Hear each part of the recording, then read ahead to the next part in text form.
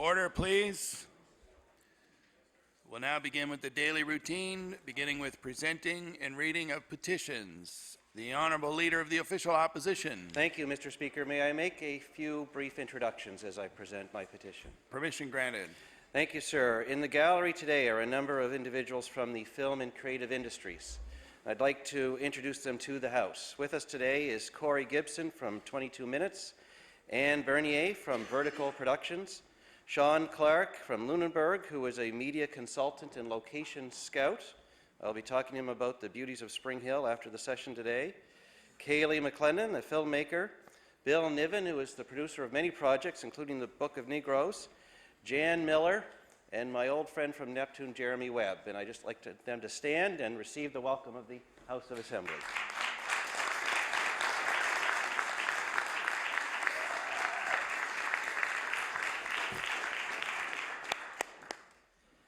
Mr. Speaker, I beg leave to table a petition from members of the Nova Scotia film industry and their many supporters. The operative clause is, we, the undersigned, ask the Premier and the Minister of Finance to establish, in collaboration with the Nova Scotia film industry, a workable film industry tax credit that will stabilize and preserve the industry while ensuring a fair cost to all Nova Scotians. Mr. Speaker, this petition contains 4,592 names collected in only 7 hours on Wednesday. These names join the more than 30,000 signatures of support that were collected electronically, and we would have liked to table today, but as you know, they're not permitted under House rules. Mr. Speaker, I have proudly affixed my name to this petition, and I so table it now. Thank you.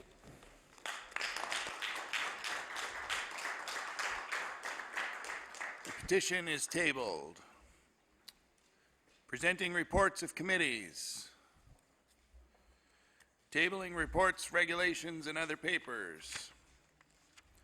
Statements by ministers. Government notices of motion. The Honourable Minister of Labour and Advanced Education. Mr. Speaker, I beg leave to make an introduction. Permission granted. Mr. Speaker, this week is International Adult Learners Week. This week celebrates the achievements of adult learners, the organizations that support them, and the value and rewards of lifelong learning. Mr. Speaker, in the East Gallery this morning, we have the winners of the Adult Learners Week essay contest and the team from Literacy Nova Scotia. Literacy Nova Scotia asked for the essay submissions to be on the theme of Literacy Changes Lives. I ask that each guest rise as I say their name. John Adams of Halifax, who is in the Work Activity Programs category.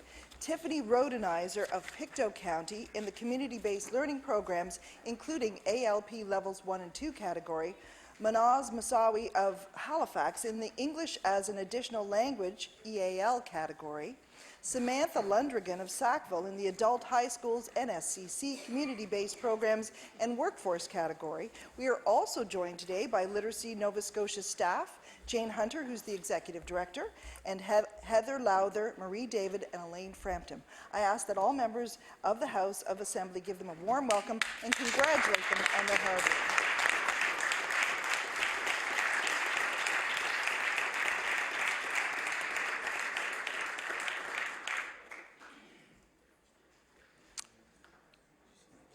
Now move on to introduction of bills.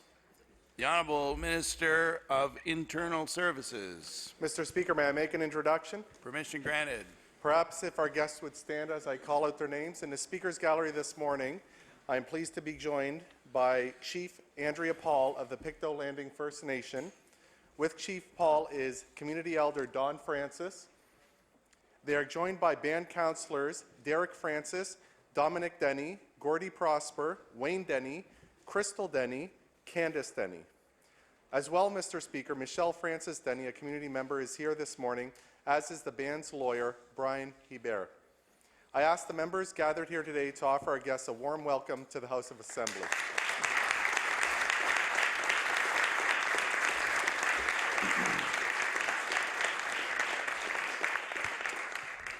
Mr. Speaker, I beg leave to introduce a bill entitled An Act Respecting the Cessation of the Use of the Boat Harbor Effluent Treatment Facility for the Reception and Treatment of Effluent from the Northern Pulp and Paper Mill.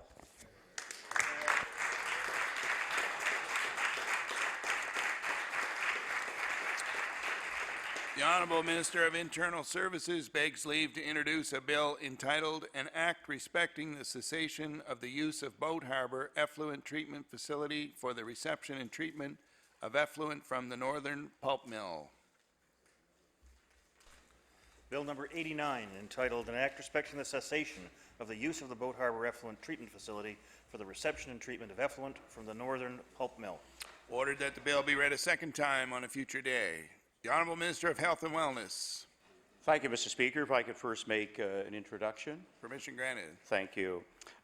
In the East Gallery today, we have Kelly Cull and Heather Creighton-Spryatt from the Canadian Cancer Society. If they could rise, please.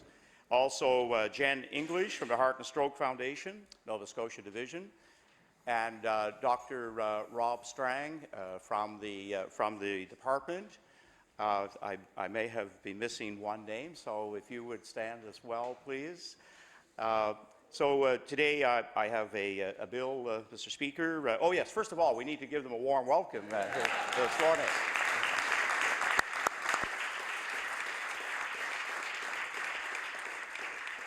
I'm just a little excited about this health bill, Mr. Speaker.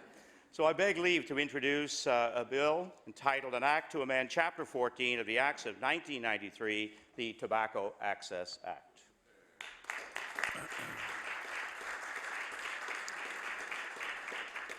The Honourable Minister of Health and Wellness begs leave to introduce a bill entitled An Act to Amend Chapter 14 of the Acts of 1993, the Tobacco Access Act.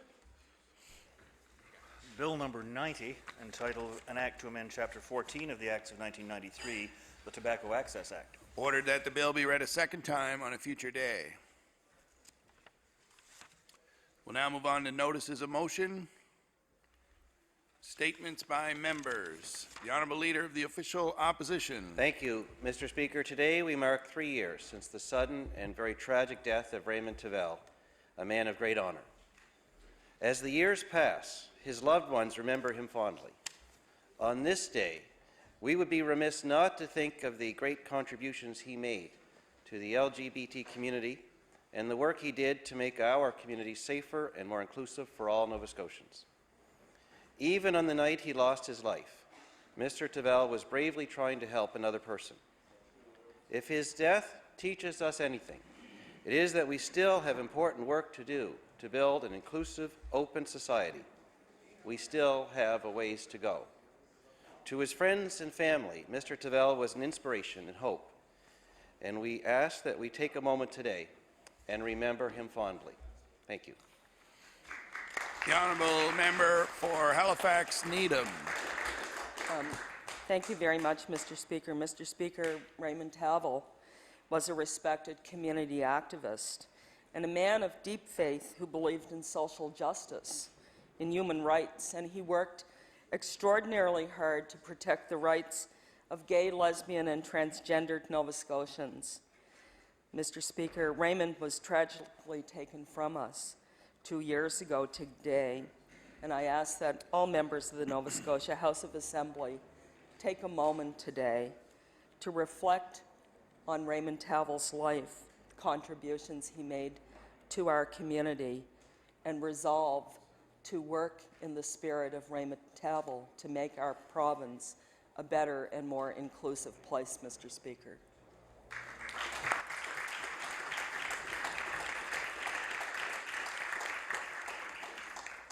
I just want to take a second to remind members of our gallery, our visitors here today, that it's unparliamentary to show acts of favor or displeasure with the proceedings on the floor.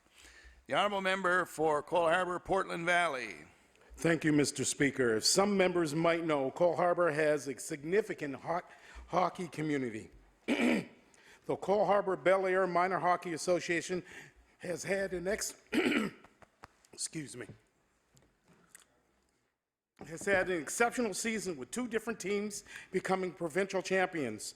The Midget B Cole Harbour Wings demonstrated their power of strong team work by working their way to the recent provincial championships. After securing the top spot in the Central Minor Tournament of Champions, the young men soon moved against the North Conference champions from Trenton in Truro a number of weeks ago.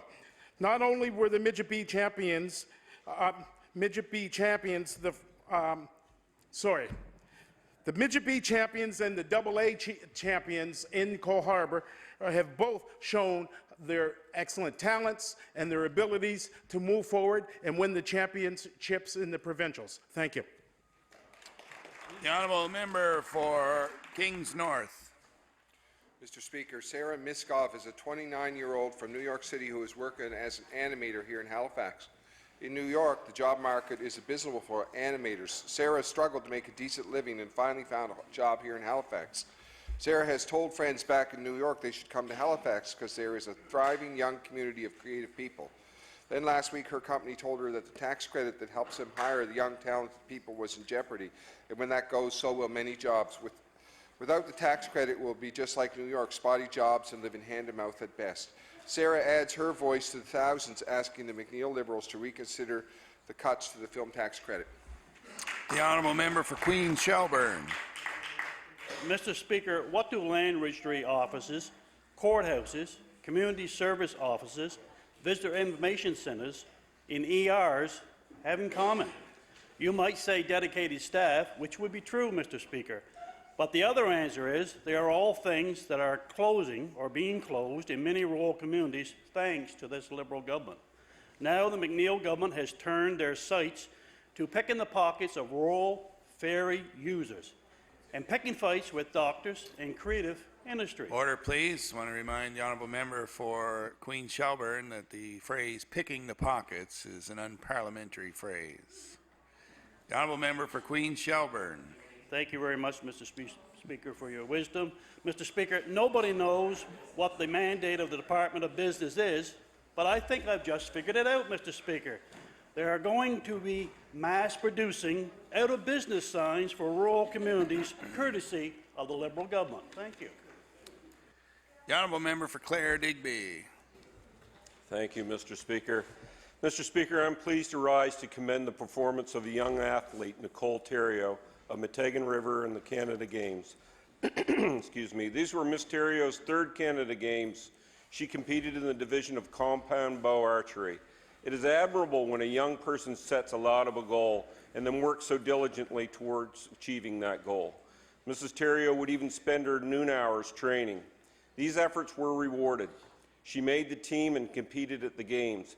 Unfortunately, her hopes of medaling were dashed when she lost in a close quarterfinal round. On behalf of the Legislative Assembly of Nova Scotia, I'd like to acknowledge the hard work of Ms. Theriault in making the Canada Games, the only athlete representing from the Clare Digby area on the Nova Scotia Canada Games team. I would also like to congratulate her and tell her how proud I am of her performance there while representing the province. The honourable member for Pictou West. Thank you, Mr. Speaker. On behalf of my colleague from Northside Westmount, I would like to read the following statement. Together with Lisa Rose Snow, Laura Campbell is the owner of Organic Water Productions. Since forming the company, they have created 3 short films. Ghost Walk played festivals in Canada and internationally. Multiple award-winning Two Penny Roadkill was next and was chosen as one of the 9 films in Canada to compete in the 2014 CBC Short Film Face-Off. In 2014, they were awarded a National Screen Institute Drama Prize for their short film, When Fish Fly, which recently won an Audience Choice Award at the San Jose International Film Festival and has been screened all over the world, including several times in LA and Australia. The loss of the film tax credit has put the feature film Organic Water Productions was planning in jeopardy.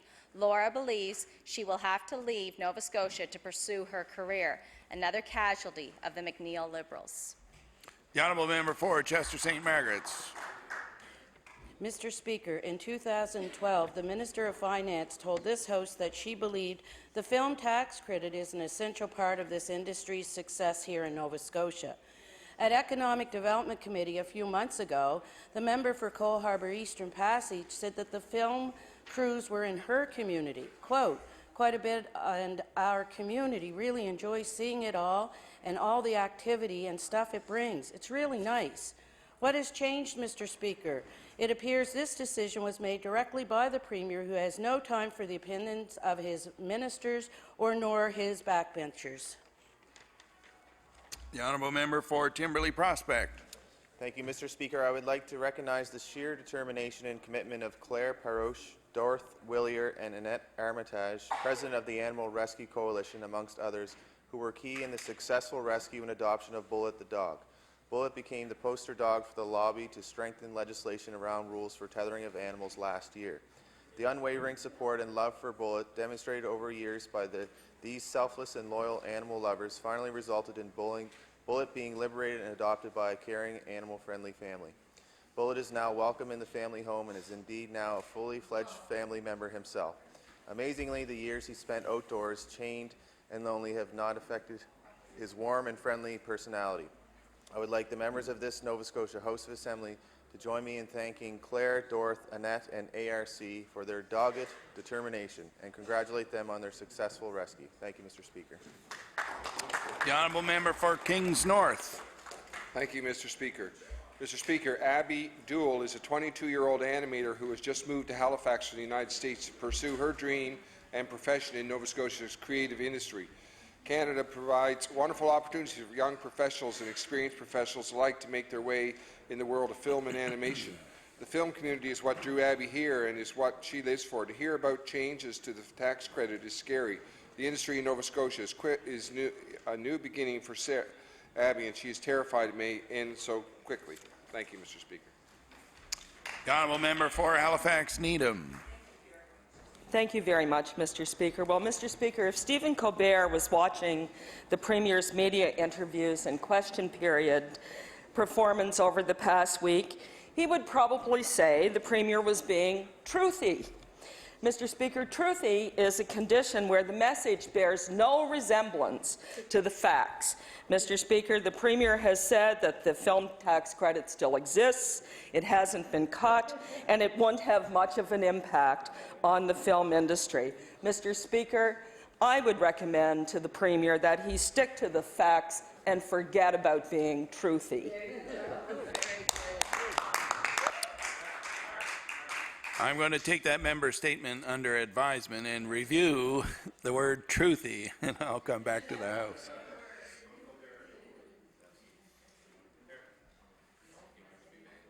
The honourable member for Lunenburg West. Thank you, Mr. Speaker. Mr. Speaker, I'd like to take a moment to acknowledge an educator from Hebbville Academy. Sandra Himmelman is one of this year's recipients for the Provincial Education Teacher Award for Lunenburg County. The awards ceremony, taking place on April the 20th, is a wonderful way to thank our educators who go above and beyond to make the school experience a positive one. You can find Sandra teaching family studies where she has taught for several years. Sandra is also the organizing teacher of the school's Social Justice Committee and has made herself available to students who need a helping hand or someone to talk to. She's taught students how to really pay it forward and is teaching empathy and kindness. Congratulations to Sandra Himmelman and to all teachers who are making a positive impact on our youth. The honourable member for Pictou Centre. Mr. Speaker, Maggie Donna and her partner Richard moved to Nova Scotia in 1989 from careers in the film industry in Toronto. Maggie became involved in establishing a strong union of professionals in a legitimate industry. They have two sons who decided that Nova Scotia was a great place to live. One is a teacher, and the other a massage therapist with a family. They belong to a rural community and are proud of the work that they do. They would like to feel that their industry has a future. Thank you, Mr. Speaker. The honourable member for Truro, Bible Hill, Millbrook, Salmon River. Thank you, Mr. Speaker. An important meeting between the Minister of Finance and film industry representatives is taking place today. Our hope is that the minister realizes the real impact of gutting the film tax credit and puts her plans on hold. I'd like to thank the many leaders who have emerged from our creative community in the last weeks, including Truro's own Corey Bowles, whose rallying cry, "We Are Culture," has helped to invigorate and inspire an entire province and has gone viral online, spreading our message around the country and the world. What everyone is wondering, Mr. Speaker, is why wasn't consultation done prior to the decision? A thorough analysis of the industry's economic impact was never done. The Conservatives cut Nova Scotia's Arts Council when they were in power, and the film tax credit was cut under the Liberals. The NDP restored the Arts Council and improved the film tax credit. As Corey Bowles would say, "We are culture." Thank you. The honourable member for Hants East. Mr. Speaker, the East Hants Community Learning Association, located in Elmsdale, is a registered charity, nonprofit organization dedicated to providing accessible learning opportunities for adults in the East Hants community. Gaining the education skills we need to be successful is very important, and the East Hants Community Learning Association is helping individuals meet their goals. They offer programs to improve literacy skills, upgrading skills, GED preparation programs, family literacy, and the Skills to Work program. Tuition and books are free in their level classes, and they have a continuous intake so you can start at any time. They also offer reduced cost transportation to help their students get to class. The East Hants Community Learning Association believes in a stronger, connected community. With a hands-on learning approach and the availability of transportation, they are empowering individuals to live with a sense of freedom and confidence, which in turn helps create a more prosperous and proud community. Thank you, Mr. Speaker. The honourable member for Inverness. Mr. Speaker, Shelley Bibby sold her home in Toronto in 1998 and returned to Nova Scotia to work on a TV series. When the show was nearly finished, Shelley's family made the decision to stay here. Since that time, they have had 2 children, 3 stepdaughters have moved here from Ontario, and several members of her extended family have made the move to Nova Scotia. They have incorporated a small business, and they are buying a house for Shelley's mother-in-law, who will be relocating here from North Wales in the UK. Mr. Speaker, there is no doubt in Shelley's mind that the province's investment in the film and television industry was the catalyst for this influx of people into our province. And Mr. Speaker, we know that population growth is a chief driver of GDP growth. The honourable member for Queen Shelburne. Thank you, Mr. Speaker. Mr. Speaker, the snowbanks are disappearing and spring is underway. However, those who try, and I repeat try, to park within the properly marked designated parking spaces in the House of Assembly parking lot cannot continue to blame ice and snow for their violation and having their vehicles over the line space allowed for them. Mr. Speaker, we all need to keep politics out of parking. Some MLAs like to be right of centre.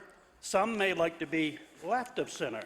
Mr. Speaker, it is my hope that the Minister of TIR supports my quest to have all vehicles parked in the House of Assembly parking lot properly aligned.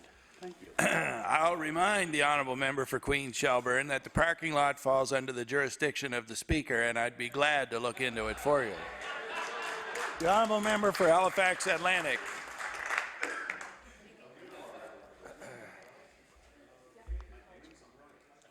Mr. Speaker, I think the honourable member may be commenting on my parking skills. So, Mr. Speaker, I rise today to speak of Paul Saunier, a lifetime resident of Spryfield, who passed away in 2008. Mr. Saunier was best known for his role as Santa Claus for 29 years in the Spryfield Santa Claus, Peter Saunier, thank you, in the Spryfield Santa Claus Parade, which also happens to be the longest-running Christmas parade in HRM. Peter was also quite the historian and was instrumental in forming the Mainland South Heritage Society. In later years, he found he had another talent and began making miniature replicas of local buildings. To this day, Peter's replicas can be seen at the Captain William Spry Library. Peter Saunier is now being recognized, and a street is being named after him to honor his memory and his significant contributions to Spryfield. The Cowie Hill Road connector joining Cowie Hill to the Northwest Arm Drive will be renamed the Peter Saunier Drive. The Mainland Heritage South Society has worked with the City of Halifax to have the street renamed, and the sign should go up this spring. Mr. Speaker, Peter Saunier played such a huge role in his community, and I am so pleased his name will be honored with this tribute. Thank you, Mr. Speaker. The honourable member for Chester St. Margaret's. Thank you, Mr. Speaker. Mr. Speaker, in 2014, the Liberal Tax Review made many recommendations. These included putting the HST back on family essentials like diapers, books, children's clothes, and home energy. The Minister of Finance was quick to quell fears that she would not implement certain recommendations like putting the HST back on books. On other recommendations, she has been silent. On Budget Day, one of the documents we were given was about the new Department of Business, and one short line should give us all pause. It says that the Department of Business will implement the regulatory recommendations from the tax review. Has the government consulted industries affected by the recommendations, or is the new Department of Business going to follow the lead of the Finance Department and do their consulting after the fact?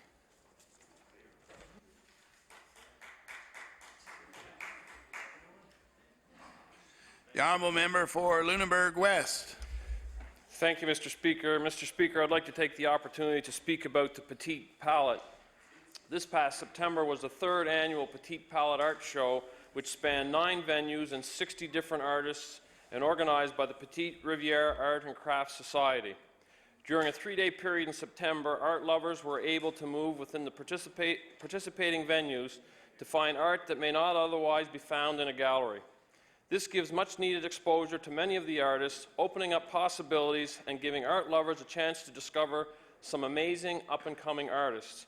I'd like to recognize the hard work and long hours spent organizing this event by the Board of Directors, and I look forward to this fall's event. Thank you, Mr. Speaker. The honourable member for Antigonish. Mr. Speaker, I'd like to take a moment to tell my fellow members about a remarkable young man in my community. Kyle Stewart is a grade 11 student at Dr. John Hugh Gillis Regional High School, and is one of the most promising youth I have ever met. When I first met Kyle, I was immediately impressed with his level of engagement and commitment. Mr. Speaker, this is a high school student who spent hours volunteering at my constituency office and other organizations within the community last summer and over his March break. He loves politics, and I have no doubt he will have a seat in this legislature or the House of Commons someday. He is self-motivated, proactive, enthusiastic, and dedicated.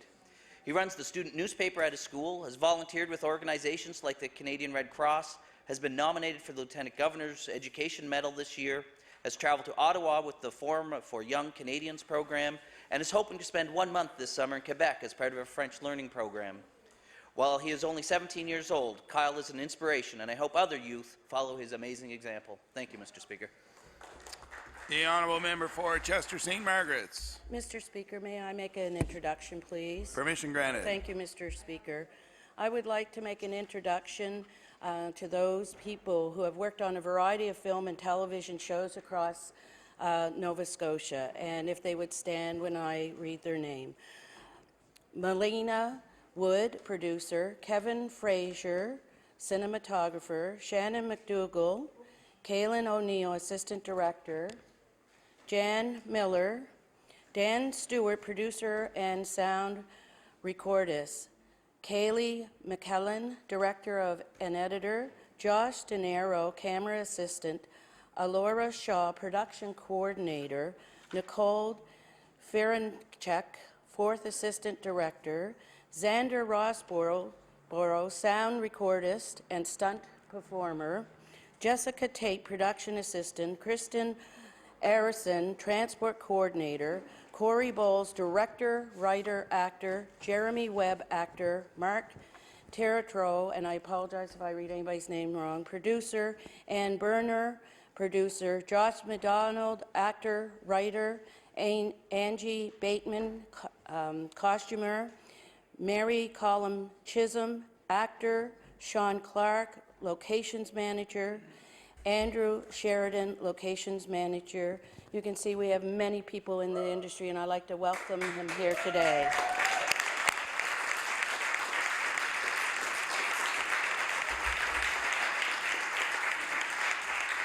The honourable member for Victoria the Lakes. Mr. Speaker, I'd like to recognize Jessica Wong of Bedeque, who was selected to Canada's 2014-2015 National Women's Development Hockey Team. Ms. Wong was a part of Team Canada's gold medal win in the Nations Cup in Fusion, Germany in January 2015. Jessica has trained hard, worked hard, and played hard over her career to reach this point, and is a role model for female hockey players in our country. Mr. Speaker, I'd like to send a congratulations to Jessica and to her teammates on their athletic achievements. Thank you, Mr. Speaker. The honourable member for Inverness. Mr. Speaker, the family of Clayton Miller has experienced tremendous heartache. It's been about 25 years since they've lost their son, and reports released yesterday may not have provided them with the answers that they had expected.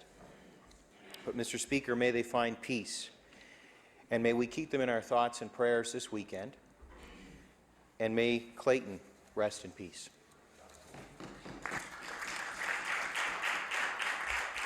The honourable member for Lunenburg. Thank you, Mr. Speaker. It is no secret that many of our smaller municipal units, particularly in rural Nova Scotia, are struggling to remain financially viable. Even those who aren't necessarily struggling are aware of what's happening around the province and are being proactive to preserve their municipal status long into the future. The towns of Bridgewater, Lunenburg, and Mahone Bay met this week to discuss shared information technology services. The three towns have already teamed up to share waste management services. The willingness to work together with shared services is something that should be celebrated. It doesn't mean the loss of identity. It doesn't mean amalgamation.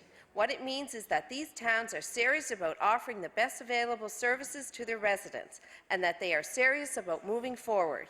Mr. Speaker, I ask that all members join me in commending these three municipal units for taking these steps forward and working together to create a stronger region.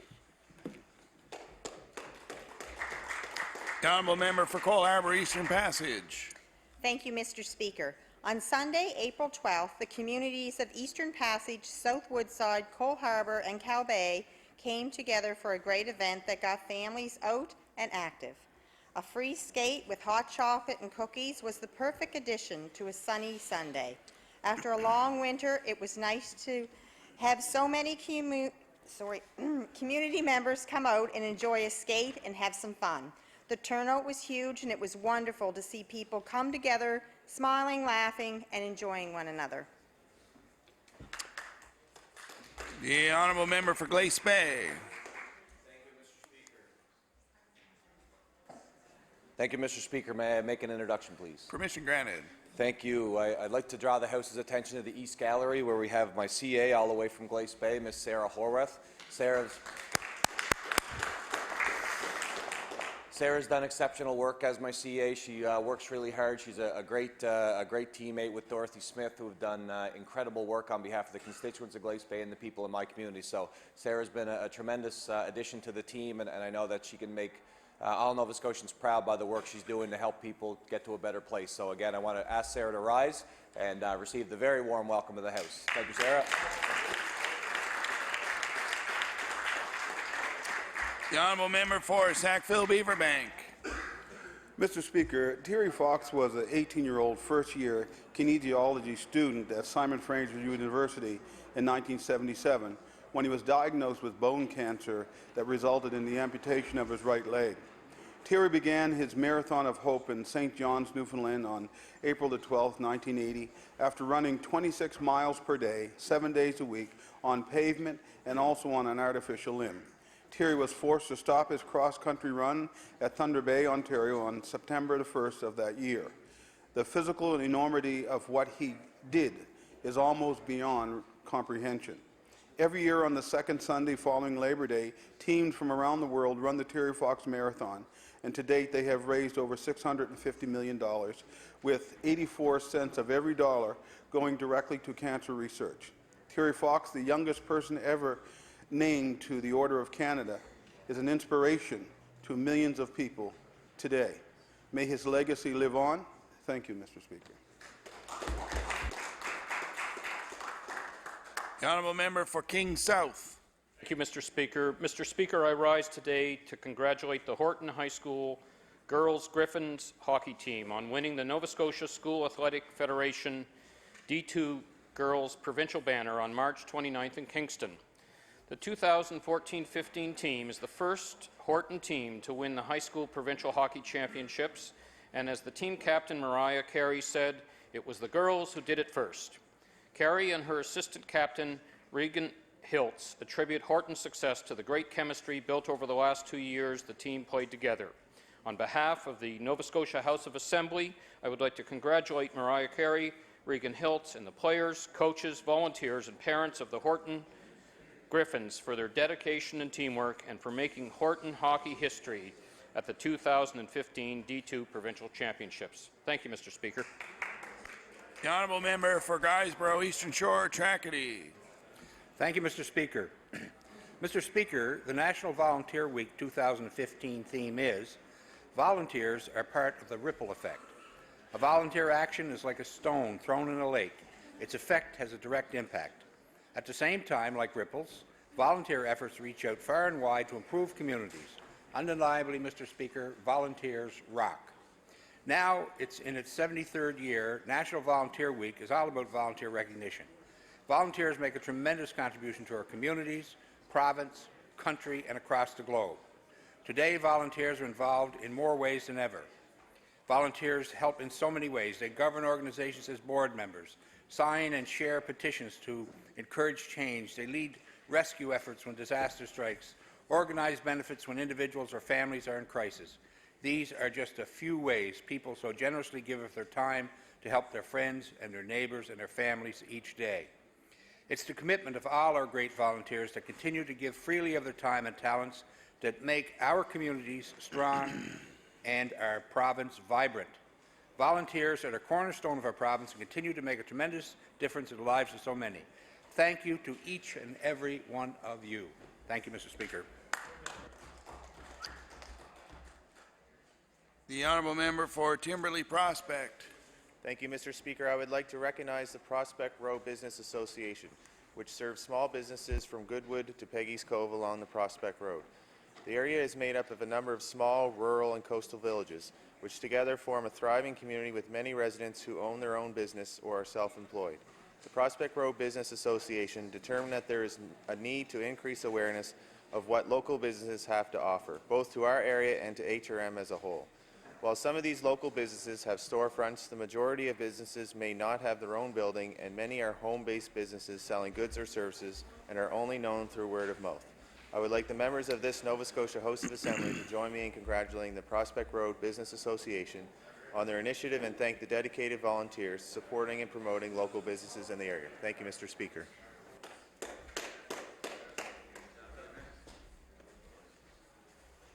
The honourable member for Hants East. Thank you, Mr. Speaker. This is a follow-up to my last member statement. In 2006, the East Hants Community Learning Association started the East Hants Community Rider to overcome one of the biggest barriers to education, transportation for adult learners to get to class.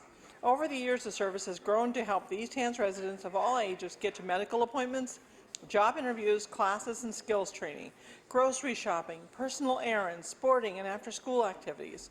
Social isolation is common in rural areas, and the group helps people remain socially engaged in their community by providing transportation to social events and family gatherings. Presently, they have a fuel-efficient car and 2 vans that are accessible to people with physical disabilities. This fall, they hope to add a Ford Transit van that can carry up to 8 ambulatory passengers to their fleet. They are also supported by a group of committed and trained volunteers who use their own vehicles. East Hants Community Rider is invested in the community and residents of East Hants. They are making a difference to the lives of our citizens. Thank you, Mr. Speaker.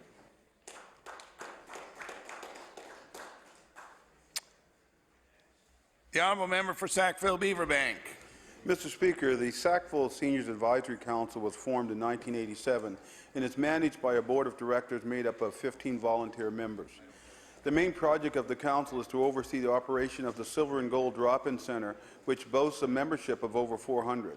The council attends conferences and workshops on a regular basis in order to ensure current information is available on matters that impact seniors. Open daily, the Silver and Gold Center is a source of friendship, information, and assistance to all who drop in, offering activities such as the Wednesday luncheons, income tax assistance, card games, and crafts. The center is a focal point for seniors of Sackville and the surrounding area. Today, I want to recognize the Sackville Seniors Advisory Council, those dedicated volunteers who make the Silver and Gold Drop-In Center such a great success. Thank you, Mr. Speaker. The honourable member for Halifax-Armdale. Thank you very much, Mr. Speaker. I rise today to congratulate the Northwest Arm Heritage Association on hosting their annual general meeting on March 26 at the Armdale Yacht Club. This dedicated group works hard to ensure the well-being of the Northwest Arm. Their mandate is to preserve the Arm for the enjoyment of future generations. Sarah Jane Rain, commander of the Halifax Power and Sales Squadron, gave an illustrated talk titled Safety on the Northwest Arm, Then and Now. She presented historical information about the Arm Patrol as it was and gave practical advice for safety on and around the Northwest Arm today. The successful turnout is a testament to the value and importance of the Northwest Arm has with the people in the area. Mr. Speaker, as the MLA for Halifax-Armdale, it's my absolute pleasure to extend best wishes to the members of the association. Thank you very much, Mr. Speaker. The honourable member for Guysborough, Eastern Shore, Tracadie. Thank you, Mr. Speaker. Mr. Speaker, each year Nova Scotia firefighters receive thousands of emergency calls. In 1983, 8 firefighters founded the Nova Scotia Firefighters Burn Treatment Society. Approximately 60 adults and 40 children are treated annually at the province's 2 burn treatment centres. Most burn victims require the use of specialized, highly technological equipment. The equipment is expensive and funding is limited. The Nova Scotia Firefighters Burn Treatment Society's motto is, taking pride in helping others. However, the Society also needs help, your help. Rosie Barkhouse of Sheet Harbour has been volunteering with the Sheet Harbour Volunteer Fire Department for 20 years. The last 3 years, she has organized a fundraiser for the Nova Scotia Firefighters Burn Treatment Society, raising over $2,500. I am honoured to have Rosie in my constituency. I admire her dedication to helping others. It's through efforts like her own that continue to make our communities bright and wonderful places to call home. Thank you, Mr. Speaker. Honourable member for Halifax-Armdale. Thank you very much, Mr. Speaker. It's my pleasure today to rise and congratulate Corrine Weir, who is a constituent of Halifax-Armdale and has been so for 47 years. She's the proud business owner of Heppy's Pie Lady, which first began creating pies in 1991 with her expert mother, Yvonne. The company's slogan is high-quality alternative to fast food for today's hectic lifestyle. The appealing quality of her products are based on her principle to use only locally sourced ingredients, which include free-range meats. Heppy's is an excellent example of the buy local movement. Her products have absolutely no preservatives, additives, or MSG. What makes Ms. Weir stand out even above such high standards for quality is her constant community support. She supports the local farmers, hires locals, provides free meals and fundraisers for terminally ill people, and picks a family of need every Christmas as the recipient of a full festive meal with all trimmings and desserts. Mr. Speaker, it's my pleasure to thank Ms. Weir and her dedicated staff for making a positive economic and social impact in the area. Thank you very much. The honourable member for Halifax Atlantic. Mr. Speaker, probably comes no surprise. I've eaten a few of those pies, and they're pretty good. So, I rise today to speak about the importance of volunteer boards. Many of our non-profit organizations are governed by volunteer boards. Our non-profits depend on committed community members willing to give their time to oversee the operations of their organizations. The Boys and Girls Club of Spryfield is one such organization that relies on volunteers to oversee the operations of the club and make sure that it adheres to the principles of the Boys and Girls Club of Canada. The board is made up of several members from the community who not only meet once a month to help oversee the overall management of the club, but also give their time to sit on various committees such as fundraising. All board members have a common interest: to make sure the club provides a safe, accepting environment that fosters positive relationship for the children and youth of Spryfield. Mr. Speaker, I ask the members of the Nova Scotia legislature to join me in commending all volunteer board members that give their time freely to make sure our nonprofit organizations run smoothly and continue to provide much-needed services for our community. The honourable member for Victoria the Lakes. Thank you, Mr. Speaker. Mr. Speaker, I'd like to rise today to recognize the owners, operators, and staff, and of course the loyal customers of Tom's Pizza in Badek. Tom's Pizza is the 2014 Provincial Pizza Hall of Fame winner in the Sparado Pizza Hall of Fame contest. Anyone who has stopped into Tom's knows that the win is well-deserved. And Mr. Speaker, I'd encourage anyone who hasn't had a slice to stop in and indulge. Thank you, Mr. Speaker. The honourable member for Cole Harbour, Eastern Passage. Thank you, Mr. Speaker. On March 30th, the Zone Speak for the Lions Club Speako was held at the Eastern Passage Lions Club. 3 high school students from different areas competed to enter the district-level competition that was to be held in Antigonish on April 25th. A grade 9 student, Jake Shepard from Eastern Passage, presented his speech on the Sea Cadet program. Alexa Johnson, who was a grade 12 student from Cole Harbour, spoke about hypocrisy, and a grade 9 student, Logan Monroe, spoke on bullying. All the participants received a trophy, certificates, and a monetary prize. The winner was Alexa Johnson, and she will be going on to represent Zone 11 at the district level. These competitions are a great opportunity for our youth to challenge themselves and to demonstrate how much they are listening and watching the world around them. Thank you. The honourable member for Sackville-Cobequid. Thank you, Mr. Speaker. Our youth throughout HRM last evening put on a IWK dance marathon in hopes to raise over $50,000 towards the IWK, and it was amazing to see they had so many students from over 13 high schools come together at Sackville High who were the hosts, and they had an amazing time, Mr. Speaker. They raised over $53,412.74.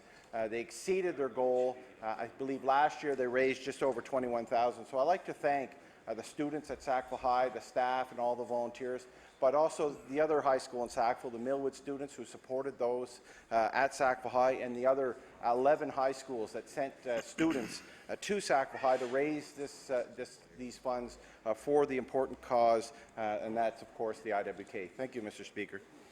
Just before we move on to the next member's statement, I want to take the opportunity here, just while we have a minute, to come back to you on the word truthy. Earlier today, I took the word truthy under advisement, having regard to the explanation of its context offered by the Honourable Leader of the New Democratic Party.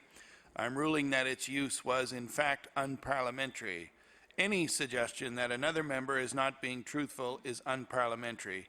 While such words may have been used on the Colbert Report, they have no place in this House. The Honourable Member for Antigonish. Thank you, Mr. Speaker. Mr. Speaker, Theatre Antigonish wrapped their 40th season in March with their one-act play festival and handing out of their annual awards. Mr. Speaker, I'd like to take a moment to congratulate one of 3 winners who were honoured at this award ceremony. Lauren Nevin received the Dr. Hubert J. Speckens Award, which is given to the volunteer demonstrating dedication to the excellence of the craft or technical theatre. The award is named after the late Dr. Hubert Speckens, who demonstrated all of these attributes I just listed. Lauren was presented the award on behalf of the Theatre Anticonish's Board of Directors. I congratulate Lauren on receiving this award and thank her for being an integral member of Theatre Antigonish. Thank you, Mr. Speaker. Barring no more member statements, the House will now recess until 10 a.m.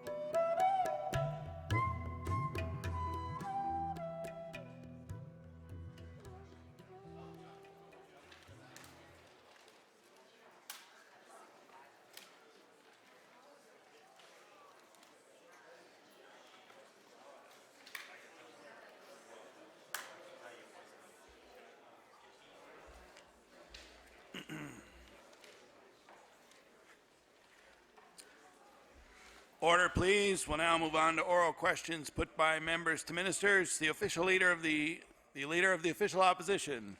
Thank you, Mr. Official Speaker. My question is to the Premier. Mr. Speaker, today I tabled a petition of more than 4,500 Nova Scotians asking the government to fix the film tax credit mess that it has made. Those names are in addition to the 30,000 people who signed an online petition as well, Mr. Speaker. 34,000 people willing to believe that this is all just a big mistake, and they're now looking to the government to fix it.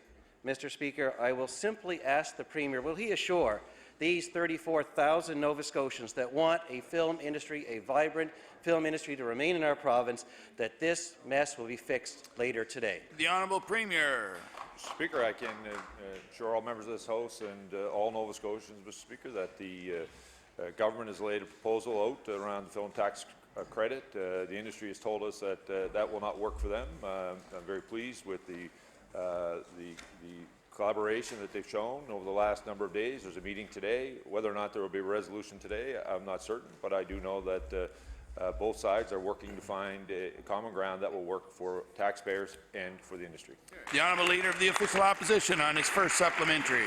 Mr. Speaker, this is 34,000 people calling on the government to fix the mistake that it has made in the film industry.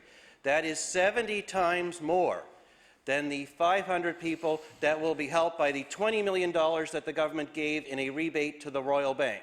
Now, they want to know, how is saving 2,700 jobs not worth the same amount of money as goes to the film industry to create 2,700 positions, Mr. Speaker? So the Premier says that this arrangement works for him. It's clear it doesn't work for the industry. Will he commit that the government will stay at the table today as long as it takes to fix this mistake? The Honourable Premier. Speaker, I want to thank the Honourable Member for the question. Mr. Speaker, what I said is the arrangement didn't work for taxpayers. And the Honourable Member knows full well that the arrangement with the payroll rebate that the Royal Bank and anyone else that has applied for a payroll rebate in this province is about 9 cents. We're talking about the most lucrative film tax credit, which is 50 to 65% of the labour cost, Mr. Speaker. There is a substantial difference, and the Honourable Member knows that. He's using divisive politics, Mr. Speaker. I am very grateful for the fact that the industry is sitting down with government to find a solution that works for them, Mr. Speaker. The Honourable Leader of the Official Opposition on his final supplementary. Thank you, Mr. Speaker. Look, we are all willing to say this was just a big mistake. We don't believe the government intentionally wanted to wipe out an entire industry in this province, a young, creative, growing industry. Mr. Speaker, now there's going to be a meeting this afternoon. There is a chance to fix this mistake. The Premier says it's the richest in the country. I'm not sure who is trying to be divisive. We've asked him to table that information. We have yet to see any evidence of that, Mr. Speaker. If we look at other provinces, 8 of them support their film industries. Nova Scotia is now one of the ones that is proposing not to. Let's just call it what it is, a big mistake. Will the Premier assure the 2,700 people that work in our film industry that he will stay at the table and do what it takes to fix this mistake and save those jobs? The Honourable Premier. Speaker, I want to thank the Honourable Member for the question. I want to remind him and all Nova Scotians, Mr. Speaker, in this budget we've invested $18 million in the creative economy, Mr. Speaker, for the first time. We've set aside money for the recording industry in this province, as he knows, and all Nova Scotians know. We're known around the world, Mr. Speaker, for our music. We've invested money in publishing. We've set aside money in the digital tax credit, Mr. Speaker, where we're seeing tremendous growth in this province. We have money set aside for the film industry, Mr. Speaker. What the industry has told us is that the delivery model of sending that money out to them doesn't work for them. So we've said to them, show us back a model that works for you. We will listen. We're very grateful. They're sitting down at the table to find a solution that works for them and taxpayers. The Honourable Leader of the New Democratic Party. Thank you very much, Mr. Speaker. Mr. Speaker, today is a big day here in Nova Scotia. A lot is on the line for a really important industry, an industry that's worth $138 million in our economy, an industry that employs between 2,700 and 3,000 people, Mr. Speaker. The Premier has been absolutely intractable in his commitment to the path he's on. I want to ask the Premier, please, is he prepared to back away from the path that he's on, yes or no? The Honourable Premier. Thank you, Mr. Speaker. Thank you very much. I thank the honourable member for the question. I've been saying, Mr. Speaker, since the budget's been introduced. If there is a better way to deliver the financial envelope that we have, we're more than prepared to listen to industry. Industry has been working with government to find a solution that works for them. We're very encouraged by that. We're encouraged by the way that they have done so, Mr. Speaker. They've been extremely professional about this. We're working with them, and we're going to continue to work till we find a solution for tax. The Honourable Leader of the New Democratic Party on her first supplementary. Thank you very much, Mr. Speaker. Mr. Speaker, Tom Fitzgerald, a very well-known international producer of film, someone we're very proud of here in Nova Scotia, has crunched some numbers, Mr. Speaker. He has crunched numbers of $1 million project into our economy, and he's looked at what that $1 million project would get in every province across the country. And guess what, Mr. Speaker?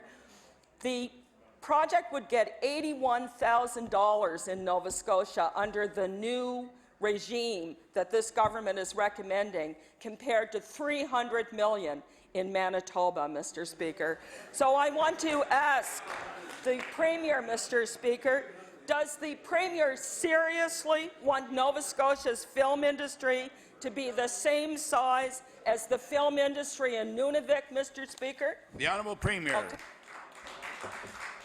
Thank you, Mr. Speaker. I think the honourable member misspoke in her amount that Manitoba would be giving. I don't believe they're giving $300 million, Mr. Speaker, for that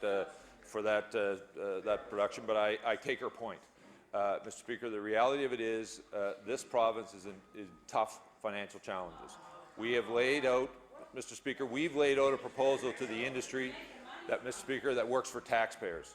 The industry said it doesn't work for them. I'm very grateful to the industry, Mr. Speaker, for coming to us, looking for a solution on how we can move forward, Mr. Speaker. I know it's hard for the opposition members to understand that government is working with industry to find a solution both for taxpayers and for the industry, but that's the reality, Mr. Speaker. The Honourable Leader of the New Democratic Party on her final supplementary. Mr. Speaker, I want to remind the Premier that the film industry is not the financial problem of this province. It is the financial solution to this province, Mr. Speaker. Mr. Speaker, I ask the Premier, through you, Mr. Speaker, will he please reconsider the direction that he's taking this industry in? Will he look at the numbers that have been provided by Tom Fitzgerald and people in the industry and do the right thing, Mr. Speaker, not only for this industry, but for our province, Mr. Speaker? The Honourable Premier. Mr. Speaker, I want to thank the honourable member for the question. Of course, we looked at information, Mr. Speaker. We've looked at all kinds of information that people have presented to us, Mr. Speaker. The reality of it is this province is in deep financial challenges. We cannot continue to do the things the way we've always done them, Mr. Speaker. She knows that. She's been on this side of the House, Mr. Speaker, and ran up a deficit that we have to deal with. The reality of it is, Mr. Speaker, we've presented to the industry a model that works for taxpayers.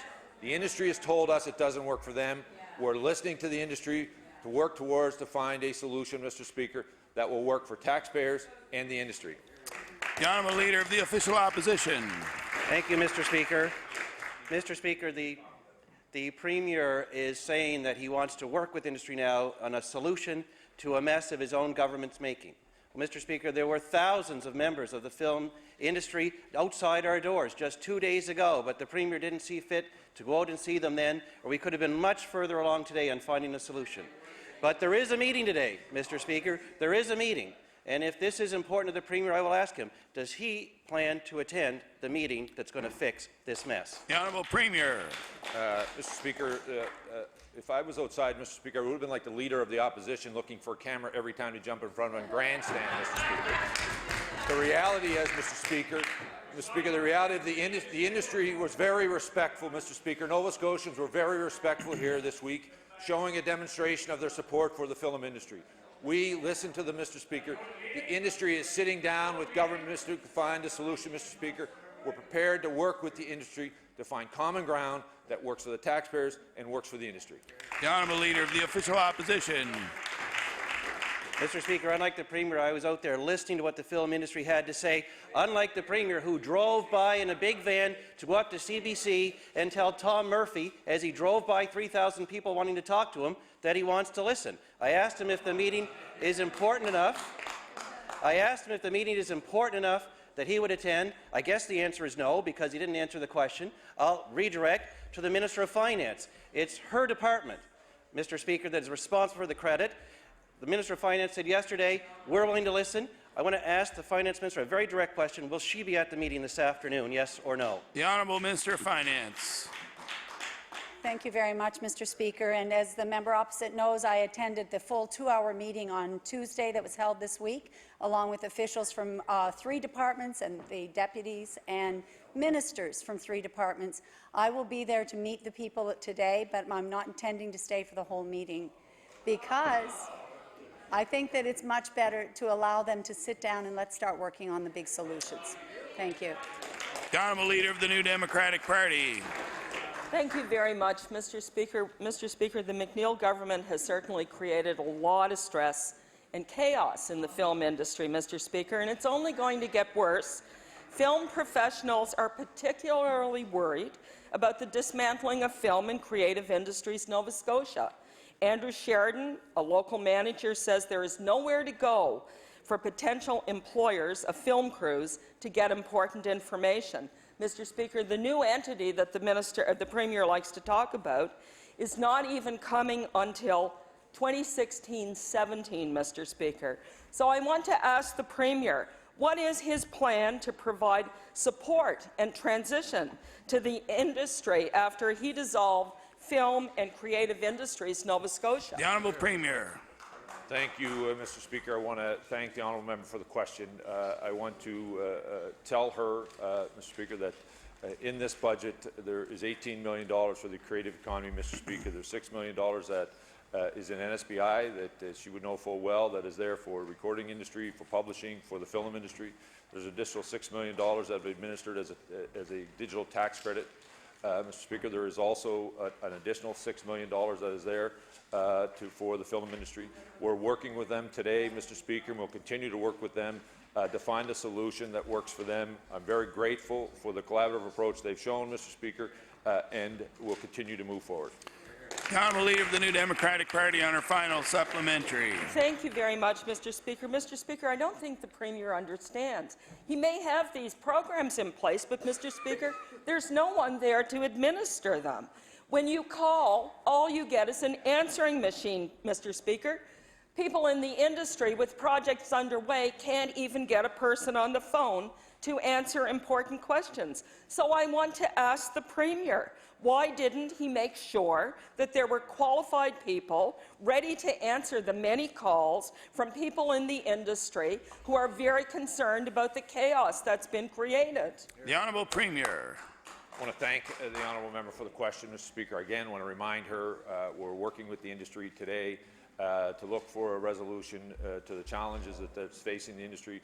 We have laid out a plan that we believe works for taxpayers. They say it doesn't work for them. We're prepared to look at finding a solution that works for them. Mr. Speaker, at the same time, we've heard from people in the industry who are obviously concerned about the changes. Mr. Speaker, last week was a difficult day for a lot of Nova Scotians. Nova Scotians were sent home without a job, Mr. Speaker. These are difficult decisions that we have to make as a government. They don't come easy, Mr. Speaker. They weigh heavy on every member of government. I know they weigh heavy on families across this province, Mr. Speaker. It is not with great joy that I sit here and realize I have to rein in the costs of government, Mr. Speaker. I would like to be in a position where I had $200 extra million to invest in programs, and if they had only negotiated a labour mandate, the growth of the economy, that's how much additional money we would have today to invest not only in film, to invest in programs all across this province. The Honourable Leader of the Official Opposition. Thank you, Mr. Speaker. You know, Mr. Speaker, I cannot believe my ears. I truly can't believe what I'm hearing. We just spent a week in this House hearing the Premier and the Minister of Finance say that they didn't say they made a mistake, but clearly they did make a mistake, but they're willing to hear proposals from the film industry itself. And now, just a few moments ago, we find out that neither the Premier nor even the Finance Minister are going to go to the very meeting where they're going to hear the proposals from the film industry, Mr. Speaker. How can the Premier say that they want to listen to what the industry has to say when neither the Premier nor the Finance Minister want to go to the meeting? The Honourable Premier. Mr. Speaker, if the Leader of the Conservative Party would just shrink his ego for 2 seconds. The reality of it is, Mr. Speaker, there's been ongoing conversations with the industry, Mr. Speaker. There's been ongoing conversations over the last number of days. Staff members are sitting down, Mr. Speaker, to go over proposals, to work out details, to find a solution that works for them. He knows full well, Mr. Speaker, that the Premier doesn't sit in on every meeting that takes place in government, Mr. Speaker. He knows full well that is not the case. It has never happened in our history. But, Mr. Speaker, staff will be there working with the industry on proposals that have been presented to find a solution that works for staff. The Honourable Leader of the Official Opposition. Mr. Speaker, apparently the Premier didn't take the advice of Bubbles and the Trailer Park Boys in their video when he advised people, don't be mean, don't be rude, swearing at them and stuff. I wish he would follow that advice, Mr. Speaker, because you know what? This is not about me. It is not about him. We are asking questions about 2,700 jobs, young, growing, dynamic industry. That's what this issue is about. He says he wants to listen. He won't go to the meeting. That's fine. But I'm shocked the Minister of Finance won't go to the meeting, since estimates here for finance were actually postponed today because she was supposed to be going to that meeting, Mr. Speaker. How can the industry take this government seriously when they make a big mistake and then they won't even go to the meeting that is supposed to fix it? Honourable Premier. Mr. Speaker, again, I want to say to the honourable member and the Minister of Finance that you'd be at that meeting, Mr. Speaker, at the beginning to deal with both our staff and the people there from the industry, Mr. Speaker. But it is important, Mr. Speaker, that both sides get an opportunity to put on the table the things they've been talking about over the last number of days in a way that is constructive, that allows them to move forward. Mr. Speaker, we've been listening to industry, Mr. Speaker. We're sitting down, Mr. Speaker, to find a proposal that works for taxpayers and that works for them. The Honourable Member for Pictou East. Pictou West, sorry. Thank you very much, Mr. Speaker. My question through you is to the Minister of Communities, Culture and Heritage. The talented staff at Film and Creative Industries Nova Scotia were the first place out-of-province filmmakers, advertising agencies and commercial makers called to make inquiries about shooting in Nova Scotia. Staff were able to connect with producers with local contacts to find photos of locations, crew availability and permits and costs. With the closure of Film and Creative Industries, those job creators have nowhere to call now and no one to turn to for assistance. Now that the government has axed Film and Creative Industries Nova Scotia and the Department of Business will not be fully operational for some time, where are filmmakers and television commercial producers supposed to call until July while the industry is still alive? The Honourable Minister of Communities, Culture and Heritage. Well, thank you, first of all, for that question. Mr. Speaker, Film and Creative Industries was never under my portfolio. It was under ERDT. To that end, first of all, and secondly, what I'd like to say is our government truly appreciates the contributions of those working in the creative industries. To that, we have committed to putting $70 million into creative industries. $70 million, Mr. Speaker.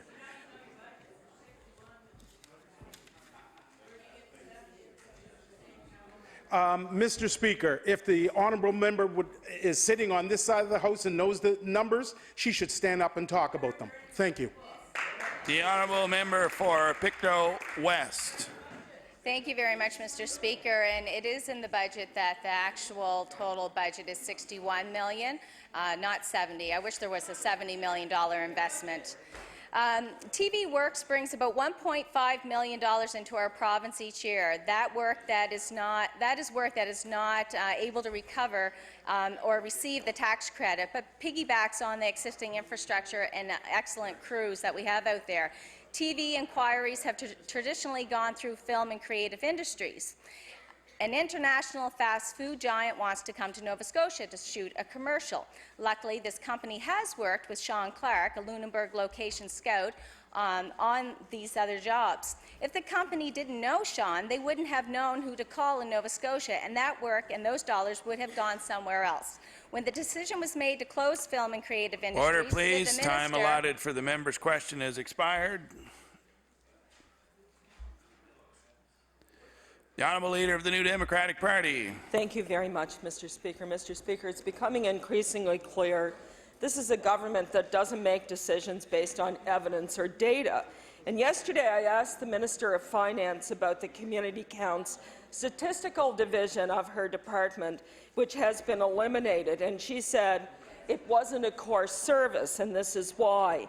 Mr. Speaker, the Ivany Commission had this to say about the importance of having good information on economic performance and making it available to the public. It said, it is essential if key sectors in our province will be drawn into the project of building a stronger economy, Mr. Speaker. So, Mr. Speaker, I want to ask the Minister, how can she justify cutting the Community Counts program when the Ivany report clearly states the importance of good information, good data, and the transparency and availability of that data to build a stronger economy? The Honourable Minister of Finance. Thank you very much, Mr. Speaker. And we had this discussion yesterday. I'm glad you brought it up again today because this is an important question. What the people of Nova Scotia need to know is that all of the information that was held in that program, Community Counts, is available through Stats Canada, the Canadian agency that has the statistics for all of Canada. The information is available to everybody, to academics and all. Mr. Speaker, we had to look at duplication. We had to look at things that were not core to the running of this province and how best to save money and to get us to a position where we will have the money to invest in community services, to invest in autism, to invest in better childcare, all of the things that are pressing in this province. The Honourable Leader of the New Democratic Party on her final supplementary.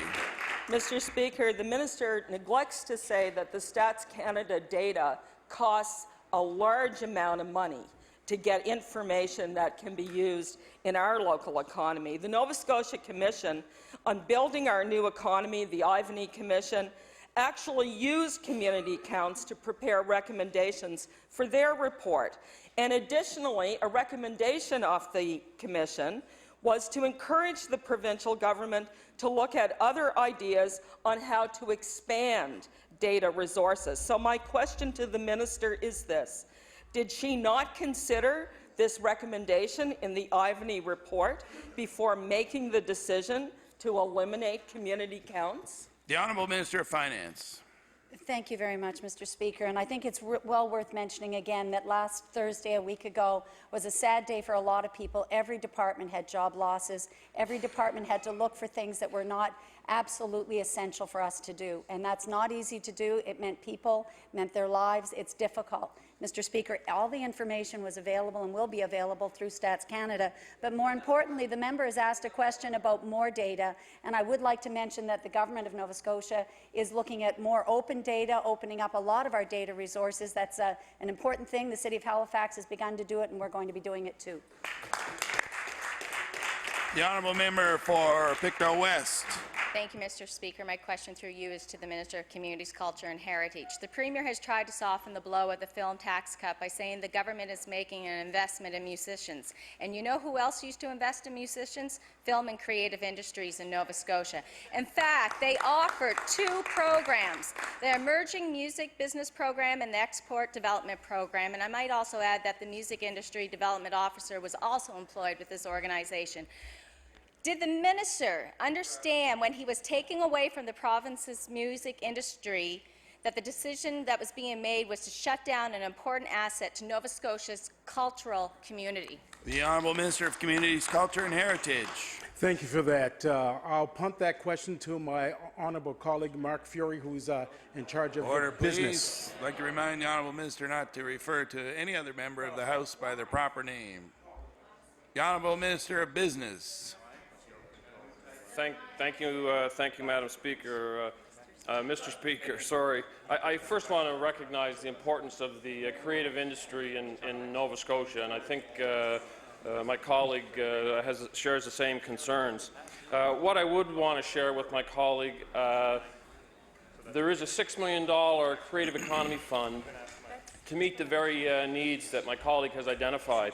In addition to that, and I'll share the website with my colleague, we have a website established through the Department of Business, a link to NSBI, and the contact information for those individuals that my colleague has referenced, and we'd be more than happy to accommodate the dissemination of that information. The honourable member for Pictou West.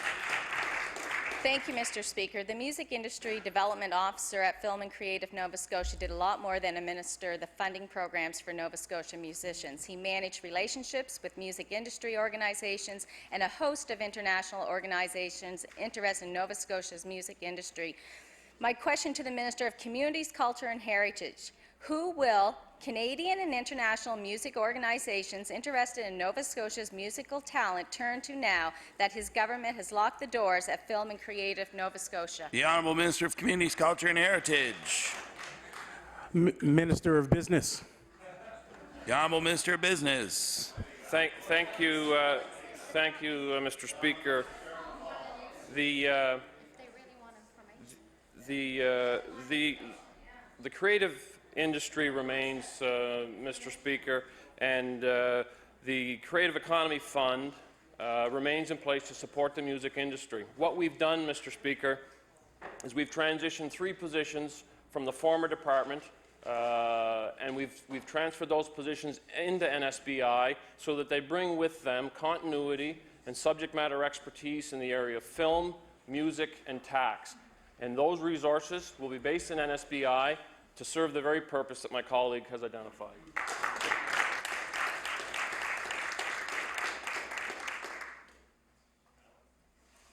The honourable member for Inverness. Mr. Speaker, my question is for the Minister of Justice, and the subject is maintenance enforcement.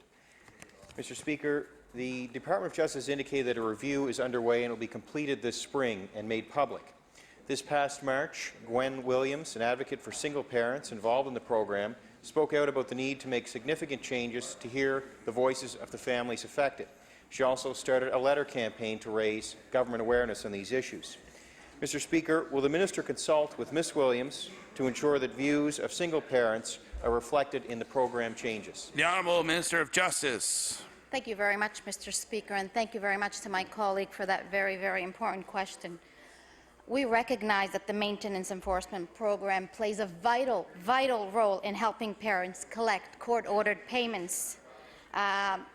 We also understand that there are challenges, and it's a difficult program to administer, and for that reason we've developed a committee that has been studying and reviewing, and we hope to have a result of that committee within the next month. So definitely any and all information that anybody has we're very pleased to be able to obtain. Thank you. The honourable member for Inverness. Thank the minister for that response. Parents are concerned that this review may not amount to significant and needed changes, and actions taken by it may not produce the kinds of changes needed to fix the system so that children don't have to go without because of parents who refuse to look after their responsibility. Ms. Williams said that anything less than a complete reform won't do. I can appreciate the minister will be doing her best with this issue, but for the sake of transparency, will the department and the minister release its report prior to making changes to the legislation so that Nova Scotians can provide feedback on those changes? The Honourable Minister of Justice. Thank you very much, and thank you again to my colleague.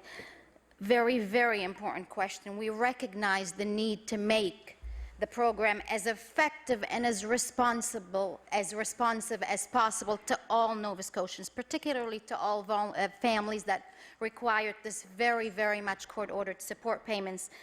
The review will look at all internal operations, policies and practices, and yes, we definitely will be making it available prior to releasing any legislation. Thank you. The honourable member for Kings North. Thank you, Mr. Speaker. Mr. Speaker, my question is for the Minister of TIR. Mr. Speaker, Nova Scotia taxpayers have committed over $40 million so far to the Nova Star Ferry. Maine shares in the benefits of this service, and according to a February government news release, which I'll table, it states the government expects the state to deliver on its commitment to contribute $5 million. I table that. This would reduce the company's reliance on money from Nova Scotia taxpayers. Mr. Speaker, my question for the minister is this. Can the minister provide any information on this line of credit for Maine and when we can expect it? The Honourable Minister of Transportation. Thank you, Mr. Speaker, and I thank the member opposite for the question. I don't have those details specifically at this point. For me, it's important to understand them face to face. So when the season opens for the Nova Star from Yarmouth, I'm going to take the service down to Maine. I'm going to talk with the Governor of Maine, the Mayor of Portland, any other officials that may be helpful with this information. We want to know what's on the table, Mr. Speaker. We know this service is going to work. We're committed to that, and I'm going to garner all information that I can and make sure that we make the very best choices for the people of Nova Scotia. The Honourable Member for Kings North. I'd like to thank the minister for that answer and appreciate his commitment to meet with all of those officials. So far, in the 127th session of the Maine legislature, there have been 1,351 bills introduced. An act enabling a line of credit to be granted to the Nova Star is not among them. In fact, and I will table that, there has been an act that requires horse-drawn carriages and wagons to be equipped with reflectors. I will table that. The fact that this has been introduced but the line of credit for the Nova Star has not highlights where the state of Maine's priorities are. My question for the minister is this: why did the government not receive a solid commitment from the governor to support the Nova Star ferry? The Honourable Minister of Transportation. Thank you, Mr. Speaker, and I want to reassure the member the purpose of that visit to Maine when we go there as soon as possible using the Yarmouth ferry service will be to ascertain exactly those details. We want to know where the government of Maine is, the state of Maine is. We want to know what their commitment is. We're looking for a partner. We're hoping for a partner. Everything that I've understood so far since getting this file is that there's a commitment to make this work. Mark Admonson from the Nova Star, one of the Nova Star officials, had indicated very firmly that Maine is committed. They want to work long-term. They have a number of conversations and details that they want to discuss with me. I can assure the member of the House, all members of this House, the people of Nova Scotia, we'll do everything we can to make sure this service is sustainable, and I know we'll get there. Thank the Honourable Member for Sackville-Cobequid. Mr. Speaker, obstetricians across Nova Scotia are having to make difficult decisions about whether to retire, move, or work to the point of exhaustion due to the unhealthy environment created by the Department of Health. Don Westcott, an obstetrician from Antigonish, is being forced to be on call almost every night. He says, and I quote, "I'm truly exhausted. If I get tired and I have too many nights on call, we have a problem, and I can't make an error, Mr. Speaker," and I'll table that. Mr. Speaker, what is the Premier doing? What is the Premier going to do to ensure that the availability of obstetrics in rural Nova Scotia isn't at risk? The Honourable Premier. Thank you, Mr. Speaker. I'll ask the Minister of Health to respond. The Honourable Minister of Health. Thank you very much, Mr. Speaker, and I thank the member for that important question. Just about a week ago, in fact today, we moved with Doctors Nova Scotia to pay for 80% of the CMPA fees. Everybody, I think, will understand that we're currently in negotiations for new master agreement, and I am sure that obstetricians, along with all physicians in the province, will be pleased where we arrive, and we hope to see that development occur in the very near future. The Honourable Member for Sackville-Cobequid. It still doesn't answer, Mr. Speaker, an issue and a concern of rural obstetrics here in Nova Scotia. They reneged on a contract, Mr. Speaker. They were supposed to get funded 90% up to March 31st. Order, please. Just ask the member not to refer to the government as they. The Honourable... Oh, reneged. There's that word again, reneged. Sorry. The Honourable Member for Sackville-Cobequid. The people across the aisle from me, through you, Mr. Speaker, went back on a contract that was supposed to pay 90%, Mr. Speaker. The Premier has created this unhealthy environment himself. Instead of focusing on what's important to the healthcare system, he is busy picking fights with nurses, and now we see picking fights with doctors. Dr. Arthur Zilbert, an obstetrician, says there aren't people beating down the door to come practice in Nova Scotia. There's a poisonous environment that has been created by the Department of Health. So I'd like to ask the Premier, the Premier has already created a poisonous environment with nurses. Can you explain why he's decided to do that with doctors? The Honourable Premier. Mr. Speaker, I want to thank the honourable member for the question. I want to thank all those who work in the Department of Health for the tremendous work they've been doing, Mr. Speaker, over the last year. Through their great work, we now have essential service legislation in this province that will ensure health care is available to Nova Scotians from one end of this province to the other. At the same time, Mr. Speaker, healthcare workers have preserved their right to strike. With the great work from the people of the Department of Health, we've reduced 50 bargaining units down to 4, Mr. Speaker. We now have leads at those tables, Mr. Speaker. And Mr. Speaker, I want to tell you, family doctors across this province and doctors across this province are encouraged by the fact that we're finally tearing down walls inside the healthcare system to allow one healthcare system for this province. The Honourable Member for Pictou East. Thank you. Thank you, Mr. Speaker. My question is for the Minister of Finance. Mr. Speaker, in the midst of all kinds of tough talk and belt-tightening, we learn about a $140,000 party and a $220,000 courier bills. And now we learn that the minister increased the budget for senior management in her own department by nearly $500,000. $63,000 for communications, $35,000 for policy analysis, $100,000 for pension, $260,000 for treasury services, at a time when the minister is asking Nova Scotians to tighten their belts. Why is the minister increasing budget for her own senior management? The Honourable Minister of Finance. Thank you very much, Mr. Speaker. And I think those kind of questions, if we could, I would like to deal with in estimates. I've been called for 2 full days, so there's 8 hours of estimates for finance, possibly. The Honourable Member for Pictou East. Thank you, Mr. Speaker, and I do look forward to that. And I had hoped those estimates would start tonight, but we were told the minister was unavailable because of a meeting with the film industry. So Tuesday in question period, the Minister of Business said the province is broke. Nova Scotians feel broke too, Mr. Speaker. Struggling Nova Scotians would find it a little rich that the minister is bolstering her own senior management while her cabinet colleague stands up and says, we're broke. So how can the minister justify this increase in administration to Nova Scotians who do feel broke, just like the province? The Honourable Minister of Finance. Thank you very much, Mr. Speaker. And I do believe the answer to that lies in us taking in some more staff from the pension agency. That did change our budget. As everyone in the House knows, there's been a lot of staff movement to realign with internal services, to create the new Department of Business and so on. But last summer, or around September, we took in the pension group, that was five staff members, so I believe it's more than $100,000 to bring in an entire agency that manages all of the pension work for all of the businesses of this province. Thank you. The Honourable Member for Sydney River Myra Lewisburg. Thank you very much, Mr. Speaker. My question through you, Mr. Speaker, will be to the Minister of Health and Wellness. Family caregivers who are at home with their seniors, fortunate enough to have a loved one able to care for them, are in need of support. Public home care is not available for roughly 30% of the seniors in Nova Scotia, based on geography. The government has not announced plans to remedy this. The new strategy must address this problem and provide additional supports for those family caregivers who are under so much stress. Too often, families work themselves sick caring for another or injure themselves trying to provide support. So many seniors live in rural areas where no public home care exists, and this government must take this serious.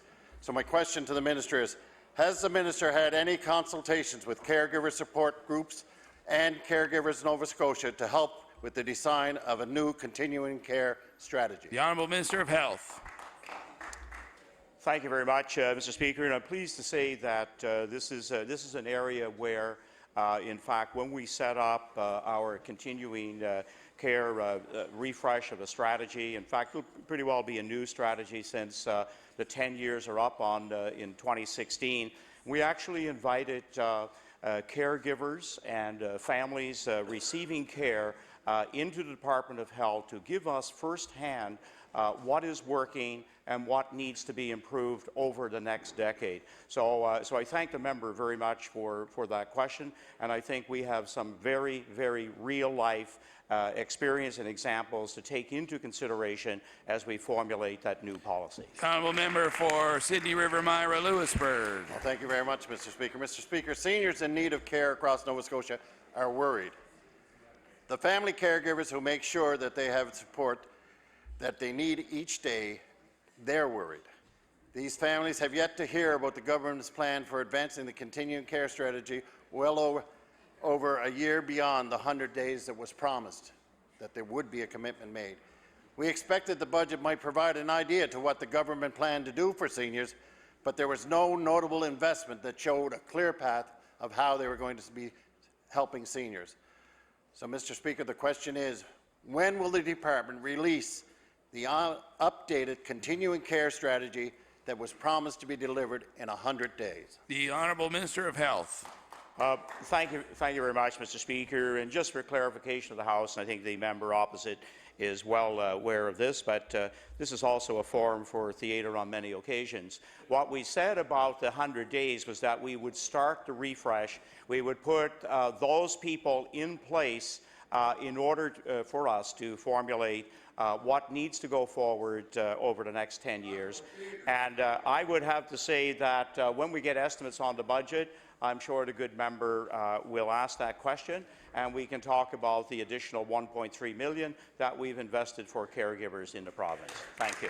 The Honourable Member for Truro, Bible Hill, Millbrook, Salmon River. Thank you, Mr. Speaker. In the shifting world of terminology of this Liberal government, I noticed that today the Premier has stopped using the incorrect word grant when addressing the film tax credit.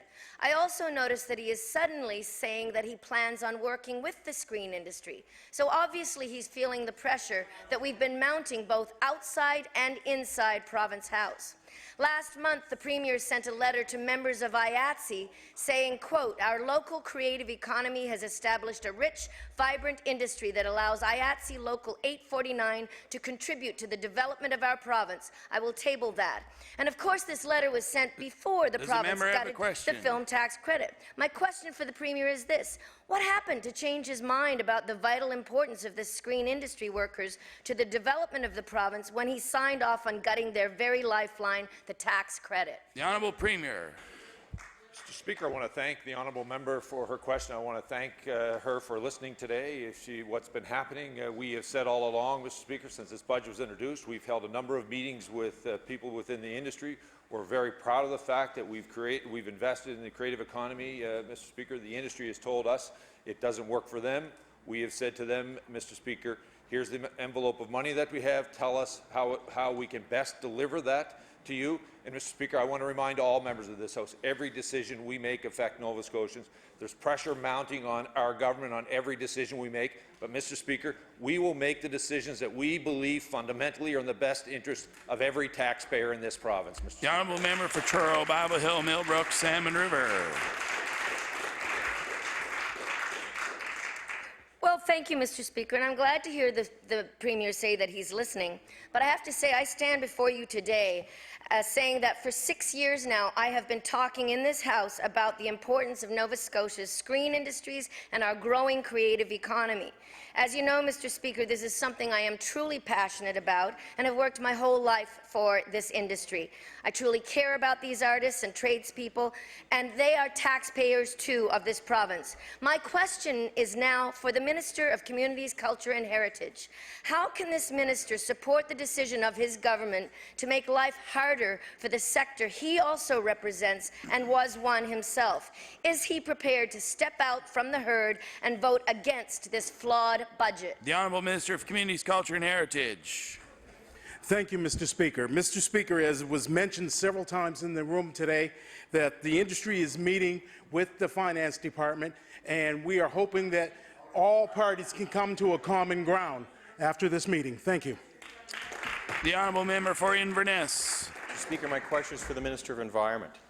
Mr. Speaker, looking at Nova Scotia power bills, you can see they've increased 25% in the last 3 years. I noticed this a few weeks ago.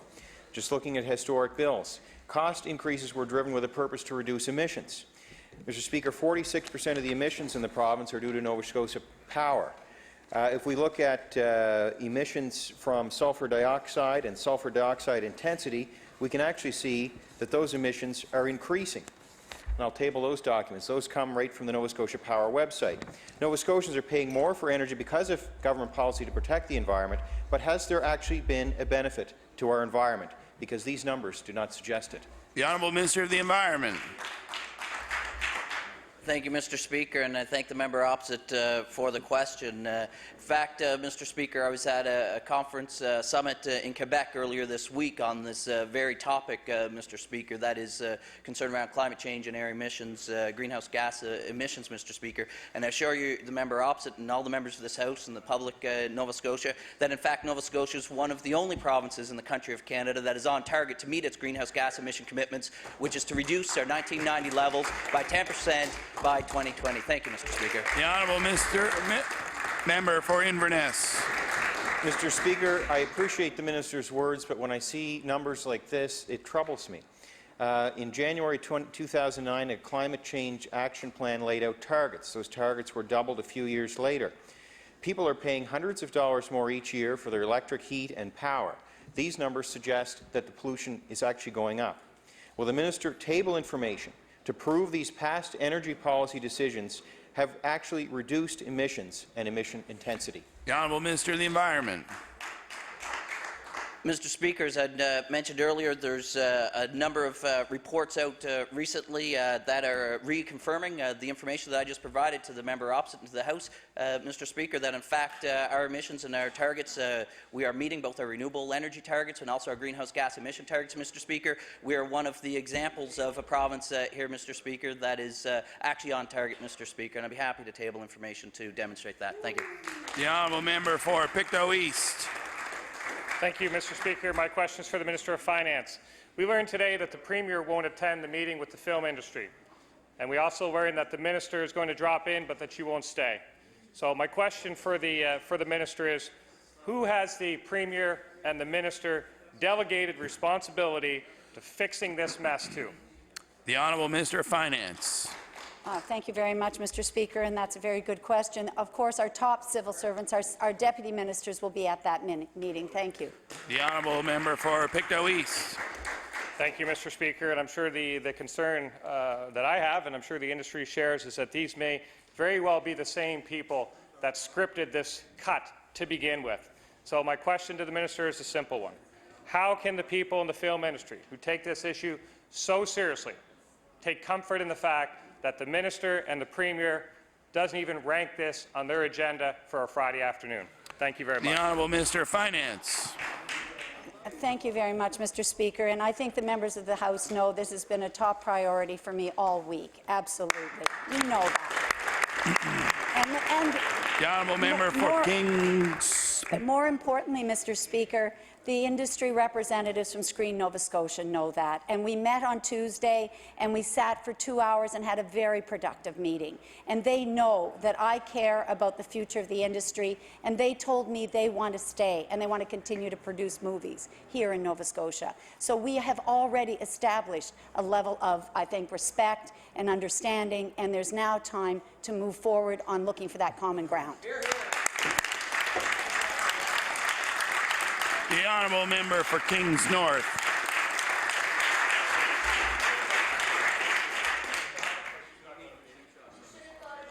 Thank you, Mr. Speaker. Mr. Speaker, my question is for the Minister of Agriculture. The Department of Environment is proposing to add a fee on the purchase of off-road tires. This would add another fee for farmers who would have to pay a fee on tires for their tractors. My question for the Minister of Agriculture is this: has the Minister told the Minister of Environment that he imposes increasing costs on Nova Scotia farmers? The Honourable Minister of Agriculture. I'm going to turn this over to the Minister of Environment. Yes, I have discussed it with the Minister, and I think he has some pretty interesting news for you. The Honourable Minister of the Environment. Thank you, Mr. Speaker, and I thank my colleague for actually having the discussion. We have a great working relationship, Mr. Speaker. I think that's very important that all of the colleagues here have a great working relationship. With respect to the question around fees around tires for the agriculture industry, Mr. Speaker, we've already reached out to the Agriculture Association, Mr. Speaker, and we've advised them that, in fact, there will be no such fee coming. Thank you. The Honourable Member for Kings North. Okay, thank you. I'd like to thank the Minister for that answer. The Honourable Member for Northside Westmount. Thank you, Mr. Speaker. Mr. Speaker, my question is to the Minister of Health. Mr. Speaker, back in December, the Minister, after a meeting in the Northside General, had said there will be a full clinical review across the province of emergency care services and lab services. But he expected the issues at the north side, in the EAR and the lab's point of care, will be dealt with early in the new year. Well, Mr. Speaker, we're now into April. The people on the north side are getting anxious. The ER is still closed. It's closed most of the day. It's open from 8 till 3 in the afternoon. And we're hoping that the minister can give us an update on exactly what the plans are and what the review is going to entail. Order, please. Time allotted for oral questions by members to ministers has expired. The Honourable Leader of the Official Opposition. Thank you, Mr. Speaker. On a point of order, Mr. Speaker, it is the rules of this House that the opposition picks the 5 departments to examine their estimates here in the main chamber. And we selected Finance for this afternoon, Mr. Speaker. A few days ago, the Minister of Finance approached us and asked if we would agree to move that to another day so that she could attend a meeting with the film industry. Mr. Speaker, given the importance of the issue, we, in good faith, took the government at its word and agreed to move the finance estimates to another day. Mr. Speaker, now we find out that other than to go and shake a few hands and leave the room, the Minister of Finance does not intend to attend that meeting. Mr. Speaker, we're feeling a little hard done by here because, in good faith, we accepted the government's word on that and tried to help. Now, Mr. Speaker, the minister may be busy, but the #1 job of a Minister of the Crown is to come to this House and defend her estimates. So I'd like to clarify through you, sir, on this point of order, will the minister be here today to do her job and defend the estimates, or is she attending that meeting? The Honourable Premier. Speaker, the Honourable Leader of the Conservative Party may not know, but they actually did not call Finance to the main chamber on the day of the budget, Mr. Speaker. They called Justice. They didn't even call Finance to this budget, Mr. Speaker. As a matter of fact, when his finance critic stood up in the House, Mr. Speaker, to debate the budget, he never even mentioned the film tax credit at the beginning until the media started covering it, Mr. Speaker. The reality of it is they came to us and they said, would you mind if we move Justice out into the Red Room and move Finance back in there? We agreed, Mr. Speaker. We accommodated them for that. What we said, Mr. Speaker, there's a meeting today. The Minister of Finance is going to that meeting. She's going to have her staff in that room. This is a very cordial relationship she has built with members of the screen industry. And for the Leader of the Conservative Party to stand in this House to grandstand when we've accommodated his party. He did not even call Finance to the main chamber. Order. The Honourable Member for Sackville-Cobequid. Mr. Speaker, as House Leader for our caucus, the Premier is just wrong. It is the rule and the ability for the official opposition to call whatever estimates in this main chamber. They've been accommodating the government to this point, Mr. Speaker. They came to us, and the members across the way saying it's not true. The official opposition has the ability to call the estimates here in this main chamber right up until 5 minutes before, if they wish, Mr. Speaker. They were courteous to explain to the government that they wanted finance in here, Mr. Speaker, and it was a couple days before estimates started. So for the comments of the Premier, they're not right. The official opposition has the right. They came to us asking us if we would mind to move finance to another day, because the Finance Minister was going to attend a meeting with the film industry. We supported that. So, Mr. Speaker, it is on the government side to live up to what they say they were going to do here with estimates, Mr. Speaker. Order, please. I will take the comments of all 3 leaders of the party under advisement, and the House will now recess, and we'll come back just before we resolve it to Committee of the Whole House. Order, please.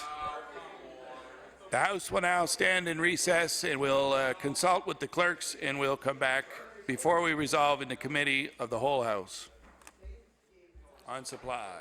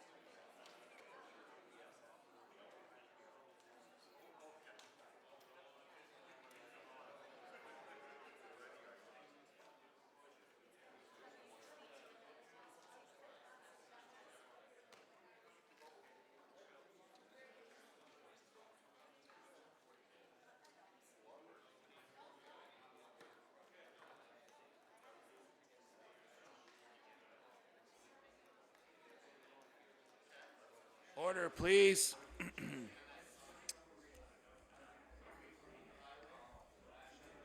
The Honourable Minister of Internal Services on an introduction.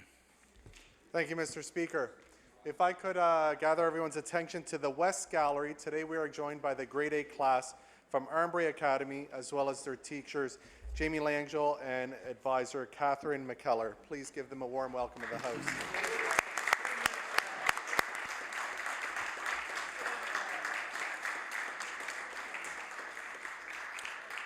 The Honourable Government House Leader. Speaker, it's my understanding that a point of order was raised by the Leader of the Official Opposition while I was away attending at a meeting. Mr. Speaker, just for your information, as you know, as per the rules of this House, once the budget is delivered, the onus is on the House Leader for the Official Opposition to provide me as House Leader for the government with the list of 5 departments which are to be having their estimates examined within the main chamber. So, Speaker, I will provide you with a copy of the first version of this, which I did receive from the opposition House Leader, and you will note in it that initially the 5 departments that were provided were agriculture, business, justice, internal services, and health. Based on a request made to me as House Leader by the House Leader of the Official Opposition, the day after the budget, it was asked if we could switch the Department of Justice to the Red Room and bring in the Department of Finance. Mr. Speaker, there was no obligation as per the rules of this House to agree to such a change, but in good faith, we did agree that we would allow that switch to take place. Mr. Speaker, in light of the discussions that are taking place with Film and Screen Nova Scotia and the meetings taking place with the Minister of Finance and other government officials today, it was agreed yesterday with the opposition House Leader that the Department of Finance estimates would be considered on Monday, next Monday in fact, and that today would be the conclusion of the Department of Business, followed by the Department of Internal Services. Mr. Speaker, I will provide you with the estimate schedule provided to me yesterday by the opposition House Leaders, which clearly indicates that on April 17th, Friday, the estimates to be considered in the main chamber are those of Internal Services and the Public Service Commission. It will show that on Monday, April 20th, the estimates of Finance are expected to be held in this chamber. So, Mr. Speaker, based on that and based on the cooperation, I believe, which has been shown all around, it was clearly agreed, and I believe the critics for the opposition are aware that once the estimates are concluded, if they are concluded today of the Department of Business, the next department to be considered would be that of Internal Services and the Public Service Commission. I thank the Honourable Government House Leader for that information, and I will take the point of order raised by the the Leader of the Official Opposition earlier, and I will come back with a ruling. It has been brought to my attention that the estimates from yesterday for the Department of Business remain unfinished, so I will entertain a motion to go back into the estimates. The Honourable Government House Leader. Mr. Speaker, I move that you do now leave the chair and that the House resolve itself into a committee of the whole on estimates. We have the Honourable Leader of the Official Opposition. Thank you, Mr. Speaker. I think we're all completely confused now. Are we doing another round of debate on the point of order as you allowed a government member to get up and speak on it one more time? Or are we moving on to the estimates? Because as interesting as the Government House Leader's list of events was, it's completely irrelevant to the point that the government duped the opposition out of debating finance estimates today. Order, please. The Honourable Government House Leader was absent and brought forth information that is relevant to the point of order. I'll take all that information under advisement, and while we, after we have resolved ourselves into the Committee of the whole House on Supply, myself and the clerks will conduct some research and evaluate all the facts and come back with a ruling. In the meantime, we're going to proceed after the Honourable Member for Inverness with the debate on the supply of estimates for the Department of Business, and I anticipate that we'll be back with a ruling well in advance of the conclusion of that particular debate. So we're going to now go into the debate on supply with the Honourable Member for Inverness. Thank you, Mr. Speaker. Mr. Speaker, I think the big event that's happened this week is outside of the walls of this building, and that was the subject of the film tax credit. It is the topic of the week, Mr. Speaker, and it quite very well may be the topic of this sitting of the legislature this spring. Mr. Speaker, one thing that is for sure is that jobs exist in the film industry. The other thing that's true, Mr. Speaker, is with the changes proposed by the government to the film tax credit, that those jobs will leave because producers are saying that they are going to relocate to other jurisdictions where tax credits are much like they have been here until this budget. So, Mr. Speaker, two things are certain. We have jobs here now, but we're also hearing people that are responsible for organizing productions of film here in this province that they're going to be relocating. So, Mr. Speaker, we have heard from the government that we can't afford this tax credit, and by extension, we can't afford these jobs. But, Mr. Speaker, what I would suggest is that we can't not afford to have these jobs right now. The area I represent in Inverness on the western side of Cape Breton, I've seen a continued decline in our economy, Mr. Speaker. It likely peaked back in 1975 when we had a heavy water plant in the Strait area, we had a Gulf refinery, we had a paper mill with about 1,000 jobs. We have a paper mill that's still alive and doing well, Mr. Speaker, with about 300 jobs in the mill, but that's down significantly from what it once was. There was probably at that time at least 1,000 jobs in the forestry sector supplying that mill. So, Mr. Speaker, we've seen a marked decline in our rural economy in the Strait area. Mr. Speaker, these jobs in the film industry are found not only in Halifax but also in the rural area. I heard colleagues, other members in the legislature speaking about the activity on the South Shore with productions like Haven. So, Mr. Speaker, I don't understand how the government can stand and say that we can't afford this tax credit, because two things are true. There's jobs here now because of it, and they're going to leave with the change proposed in the budget to the tax credit for film. Now, Mr. Speaker, one thing I've seen is that there has been some study done on this in the past. Is this tax credit actually contributing some net benefit to the province? In other words, is the money that's going out to pay the tax credit, is it coming back in taxes?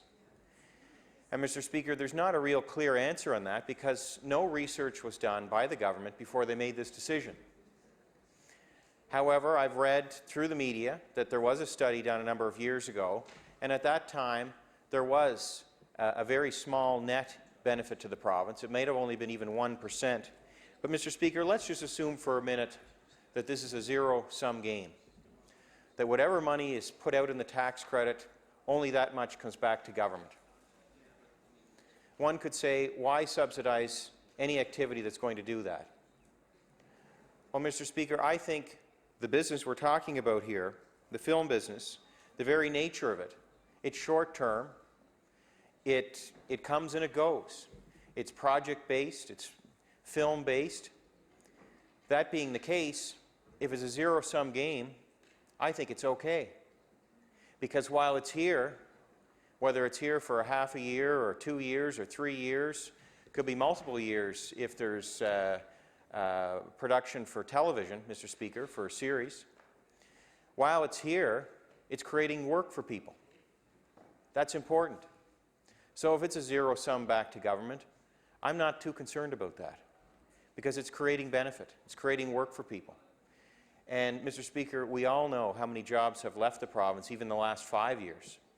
But I can tell you, from the area I represent, massive depopulation since the mid-70s. And I can think of our local high schools in Inverness County.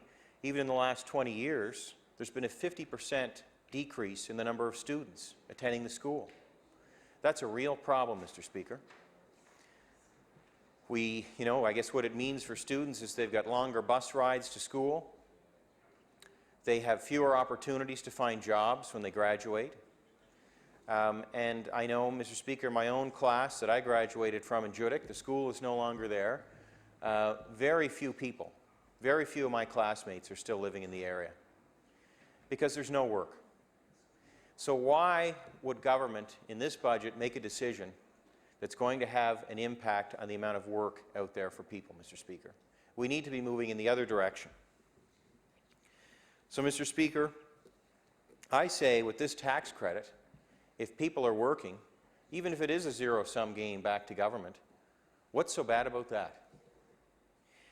When I was out during the protest, I almost want to call it a rally, Mr. Speaker, because I felt that it was, I must say, they were very well behaved, Mr. Speaker, and I don't want to sound like a parent talking about a child, but it's not my intention. My intention is to suggest and to say that I was impressed with people's actions. I know when there's a lot on the line here, Mr. Speaker. There's livelihoods, there's jobs on the line, there's families that may have to move because of this change.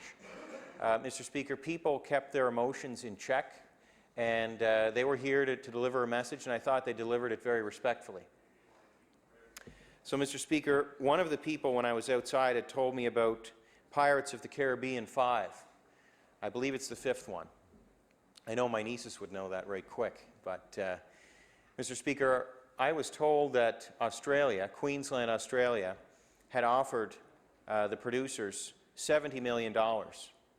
They outbid, I believe it was Puerto Rico, to bring that production to Australia. That's a lot of money, Mr. Speaker, $70 million. But obviously they were doing that for a reason, because they knew that that $70 million investment was going to bring a tremendous amount of activity, a very expensive movie production, no doubt, bring a lot of jobs to that area of Australia. So, Mr. Speaker, other jurisdictions in the world are doing this because they're seeing value in it. Nova Scotia, until this budget, was seeing value in it and was doing it, and doing it quite well. To the point, Mr. Speaker, where now we have Nova Scotians who have experience, who have valuable skills that are going to attract film production here, Mr. Speaker. But all of that will get outbid. All of that valuable experience will be outbid by other jurisdictions who are going to have tax credits much like what we had before this budget. Mr. Speaker, I also think of the tourism benefit. Mr. Speaker, Nova Scotia is a beautiful place, and I won't go on at length about that, but people are seeing Nova Scotia in these films and these television productions. And from what they see, they're wanting to come here. And that's also good, Mr. Speaker. Good for rural Nova Scotia. So, Mr. Speaker, I know today the Minister of Finance is going to meet with the film industry. And, Mr. Speaker, I do believe that, I know if I was the Finance Minister, I'd be there for the whole meeting. And I would. And I can tell the member from Bedford that I certainly would, because this, how much bigger of an event is there really for the Finance Minister in this sitting of the Legislature than this tax credit? And if I was tasked with that responsibility, I would be there for that meeting, the full meeting. And I hope that she changes her mind and is there for the full meeting. Mr. Speaker, I want to speak a little more about the rally that was out here this week. I will have to say I've seen some protests here at Province House, and I will have to say this was without a doubt the most entertaining protest. I had a number of constituents on the stage, Mr. Speaker. Mike Ryan from Inverness of the Town Heroes, who I was very impressed with. I've never had a chance to hear him before live, but I must say very impressed, Mr. Speaker. He was showing his support. Mary Jane Lamond, who I know has lived, I'm not sure if where she's living right at the moment, but I know she has lived in Inverness County. Gaelic singer, and Wendy McIsaac, violin player, who I know well, I know her family well, and Dave McIsaac, a family friend of ours. Mr. Speaker, who lives here in Halifax, all sharing their talents in support of their colleagues in the entertainment industry. Mr. Speaker, this was a very well done expression on behalf of the industry. And Mr. Speaker, I know that, that things have gotten heated in this legislature on this matter, but Mr. Speaker, I would like all members to acknowledge that, that the rally this week, Mr. Speaker, while it was very exuberant, I thought it was very positive. And I've even heard that there were some that came, I believe, to crash the rally to make their own cause out of it, and they were even asked by some of the organizers to not to be doing that, because it was going to detract from the message that was intended. And the message was simple: restore the tax credit. So, Mr. Speaker, I think this matter can be fixed. I think, at very least, the government should maintain the tax credit at 65%, at least until a review is done, Mr. Speaker. At least until a review is done that confirms that the rebate is working. We found out at public accounts this week, Mr. Speaker, that there was no effort made, there was no study made to determine whether the tax credit is having an impact in terms of the government saying we can't afford it. Mr. Speaker, no study was done to prove that. At least maintain the tax credit until that review is done. Mr. Speaker, we can fix this in this legislature, and all members will have a chance to vote on the budget, Mr. Speaker. We can fix this, Mr. Speaker, by ensuring that this is changed. The budget, Mr. Speaker, contains the same amount of money this year as it did last year to support this tax credit. Now, I know people in the department, when they come up with these estimates, they determine what kind of productions are coming up and what the cost might be to budget for that. But, Mr. Speaker, and they would know more than I would on this, Mr. Speaker, but I think to see that the budget is the same, a decision to restore this credit this year may actually not have much impact on the bottom line of the government for this upcoming year. It may very well be, Mr. Speaker, that this budget contains enough money in that line item for the film tax credit to support the same level of credit that's been provided the last number of years to the industry. That's another reason, Mr. Speaker, why I think we can fix this. Mr. Speaker, I can think of something else that was fixed at the start of this sitting, and that was the Limitations Act. Mr. Speaker, the legislature got together to fix that matter. And the shortcoming in it, Mr. Speaker, was that there was going to be no recourse, no option for past victims of sexual assault and sexual abuse to go after the people who did that to them in a civil court of law. Mr. Speaker, we fought hard for that. The government changed its mind. That was fixed. We're fighting hard for the people in the industry today for this matter, Mr. Speaker. And I think that the government can fix this. Thank you. The honourable member for Sackville-Cobequid.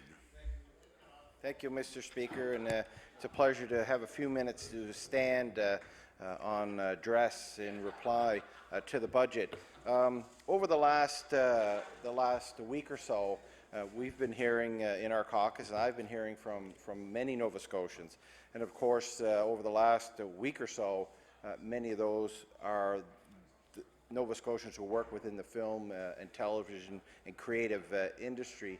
And so I'd like to start my comments just on an overview of the budget, its impact, and what I feel and we feel is really a budget that goes after what's really behind the Ivany Report, and that's to grow our province, to turn things around, to improve the conditions so that we retain our young people here, that we attract new people to come to our province, and that we can grow the economy so that we can move forward and we can address some of the issues that we know are there with the finances of the province. We have said that this, in our view, is an anti-youth, anti-rural Nova Scotia budget, and I'll give some reasons why, Mr. Speaker. The young people we need to have stay here, Mr. Speaker, many of them go to university. They go to community colleges. They go to the colleges and the educational institutions that we have in our province. Last year, for example, Mr. Speaker, the government decided to eliminate a $50 million program, the Graduate Retention Rebate Program, that went towards recently graduated students. In this budget, Mr. Speaker, so we see that as an attack on young people, that why are they going to stay if they can't gain access to that? Some of them feel used from the government because they utilized some of their arguments that they'd rather see those funds somewhere else. They weren't fully supportive of the graduate retention rebate, and I can understand that. If you're a student, I mean, you're worried about what's happening in your life that day, the tuition you're paying that month or that year. The graduate retention rebate was for those students who had graduated. So they felt somewhat used because their pitch to government was not to just eliminate that $50 million program and don't reinvest it. They wanted that $50 million reinvested in grants, reinvested in lowering tuition. There was some effort, I'll give credit to the government, to put some of that money back in. By no means did they put back and reinvest $50 million. And in this budget, Mr. Speaker, we see it again. The sights of the government is on our young people, the young people who are in university. We're going to have, and the universities are going to have, the government's allowing them to lift the cap of tuition, and it will be next year, to allow universities to adjust for market value, I think is what I heard at one point, but adjust their tuition, and they are allowed to increase it to whatever they want. It'll be up to the universities in our province, Mr. Speaker, and the students are concerned about that. And we turn ourselves and look at some of the investment or some of the lack of investment that I'll call that we need to do in this province to sustain services that we have, but to create that environment that the Ivany report so strongly advocated for. As former Minister of Health, I know it's a challenge to bring forward a budget. At the time I was there, it was just shy of $4 billion. I think it was $3.9 billion. I think this year it's 4.1 or 4.3 billion dollars. We've seen an increase. Well, I wouldn't call it an increase. It's really a freeze. Increase in the budget by 0.8%. It's really a freeze, and that's going to be a challenge for the government, for this new health authority that's overseeing delivery of health care to maintain the services. There's going to be cuts. There's no question. I was there. If you have a freeze in the budget, there's going to be cuts coming in health care, and Nova Scotians are going to feel the pain. And we're already seeing that. We're seeing it in rural Nova Scotia, Mr. Speaker. Rural Nova Scotia really is affected, I think, the first when it comes to health care delivery, when we see a reduction in funding or a freeze in funding. And we're seeing an increase in emergency room closures. First time in 5 years under the Liberal government now, we're seeing an increase in emergency room closures. And we're seeing an increase in vacancies for nurses in our province. We're seeing the need for the government to hire nurses to fly in here and work, to maintain the service which we have, Mr. Speaker. We see wait times for home care increasing by 80% in just 6 months under the government, under the Liberal government. We see long-term care wait lists at a record high, and now a moratorium put on to any new long-term care placements and creation of new long-term care beds, Mr. Speaker. So we're going to feel that as the months tick by here, Mr. Speaker, and it'll be our role and our job to make sure that we are a voice for those people who feel that they have been affected by what is in this budget. The Ivany Commission stated quite clearly we needed to increase the economy and the chances for our economy and young people, and for that matter anybody, to create business here in our province. They contribute the taxes that are needed to ensure that these services are provided. We've heard over the last week or so government members trying to rationalize why the government went after the film tax credit. And I heard one thing, Mr. Speaker, that really I thought at the time was, I can't believe they're using that argument. And it was around the fact that, well, what would you rather have? You know, a tax credit for film and television production or services for autism, for children with autism. And I thought, my Lord, Mr. Speaker, they have it all wrong. They don't understand it. The film tax credit here in this province contributes it's worth over almost $140 million annually, Mr. Speaker. That's where the money comes from to support autism programs, to support home care, to support long-term care, to support our seniors, Mr. Speaker. That's where these funds are generated. And to hear that argument, I can't believe I've heard that. The interesting thing is, Mr. Speaker, with the gutting of the film tax credit, we seen just the other day how many people it'll affect. And even for myself, I knew the numbers were high. You know, over 2,000, almost 3,000 direct jobs. But I heard an interview from an individual who owns a company who shined some light on, it's not just those 2,000, 3,000 jobs, people who directly are involved in production of a film or a movie or a television show, Mr. Speaker. It's all those other individuals who support that industry, from the food truck that feed the people on set.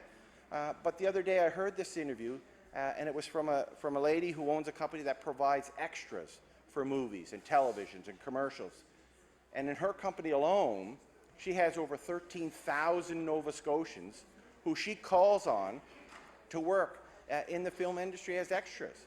Now, it's not their main job, but they subsidize their income through this. And I don't believe that the numbers that we've been given reflect that. 13,000 people that she has that she can contact to provide support and have additional employment here in the province. I ran into a gentleman who's a minister of a church. I went up to him. He had the collar on, Mr. Speaker, thinking maybe he's in character, but he wasn't. He runs a congregation in, I think he said, in Lance, and his congregation benefited from the film industry, Mr. Speaker, and he himself works as an extra. He says, I don't have to, but he likes to, and it's part of who he is, and it contributes to our economy here in the province, Mr. Speaker. He pays taxes on that when he does work. So to try to condense the impact, I think, and minimize it, which I think is what the government is doing on the impact of this industry in the province, is just wrong. And I too, as the member who just spoke, I really hope that the attempts today are genuine, that they will listen to the industry to come up with a solution so that they don't gut the film tax credit, Mr. Speaker, because we see, and I know, that we'll feel that impact, just like I mentioned, we will in the months ahead in healthcare. We'll feel the impact, and rural communities will feel the impact. Mr. Speaker, what's my time? Okay, I've got a few more minutes. Thank you, Mr. Speaker. I just want to go back to one thing. Of course, we were in government a number of years ago, Mr. Speaker, and I had the honor to be the first minister of a new department of Communities, Culture and Heritage. And we worked extremely hard as a new department to show Nova Scotians and show those who work within the arts and culture and heritage sector here in our province that government was serious about supporting them. We were serious about investing in them. And I had the honor to table a piece of legislation, Bill 1, which was in the fourth session of the 61st General Assembly. It was on March 30th, 2012, and it was the Status of the Artist Act. And we did that because we wanted to show those within the arts and culture community here in Nova Scotia that government were serious about this.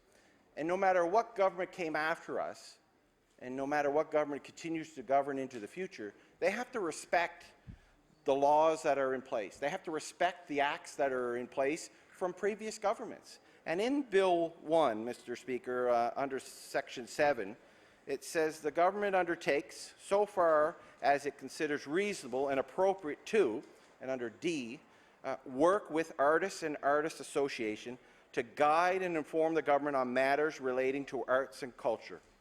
Mr. Speaker, I think that says enough that the change to the film tax credit does just that. It changes the environment for arts and culture here in our province.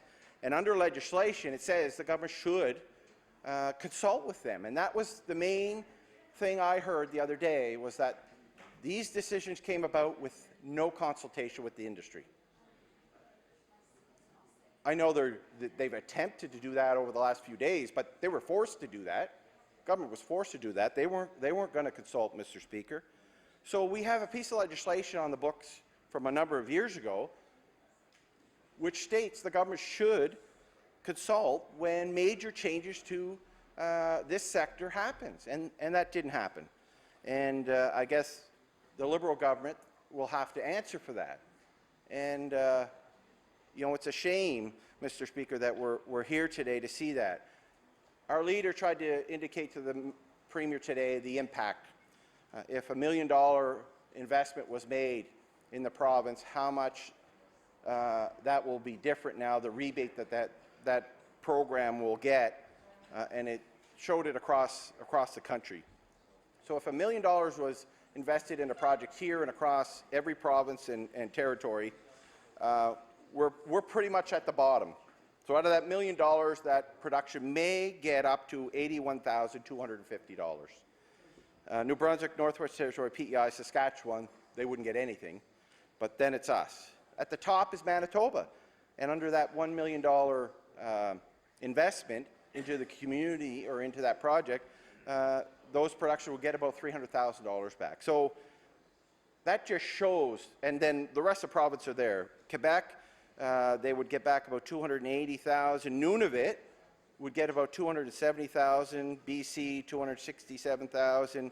Quebec, $260,000. The Yukon would, people who do productions in the Yukon would get $250,000. And there's a number of them, and I won't go through them. And that's from Tom Fitzgerald, who knows that we have those numbers. And I hope that the government look at that and say, we need to rethink this. But I don't know, Mr. Speaker. I've seen the Premier, on media recently, and he's really talking tough with them, just like he talked tough with the unions in healthcare, Mr. Speaker. But there was some sunshine there. The government retreated. They came back and they actually introduced almost exactly what the unions had indicated they were going to do in the first place, Mr. Speaker. So I'm hoping that this will happen in this case, that the sun will shine, the government will realize that it's okay to come back and revisit this, and that would be our hope, Mr. Speaker, so that we can continue to see a thriving film and television industry, so we could continue to see an arts and culture community here in our province contribute so much to the economy here in Nova Scotia, Mr. Speaker. And I'll end on that, and I appreciate your time today.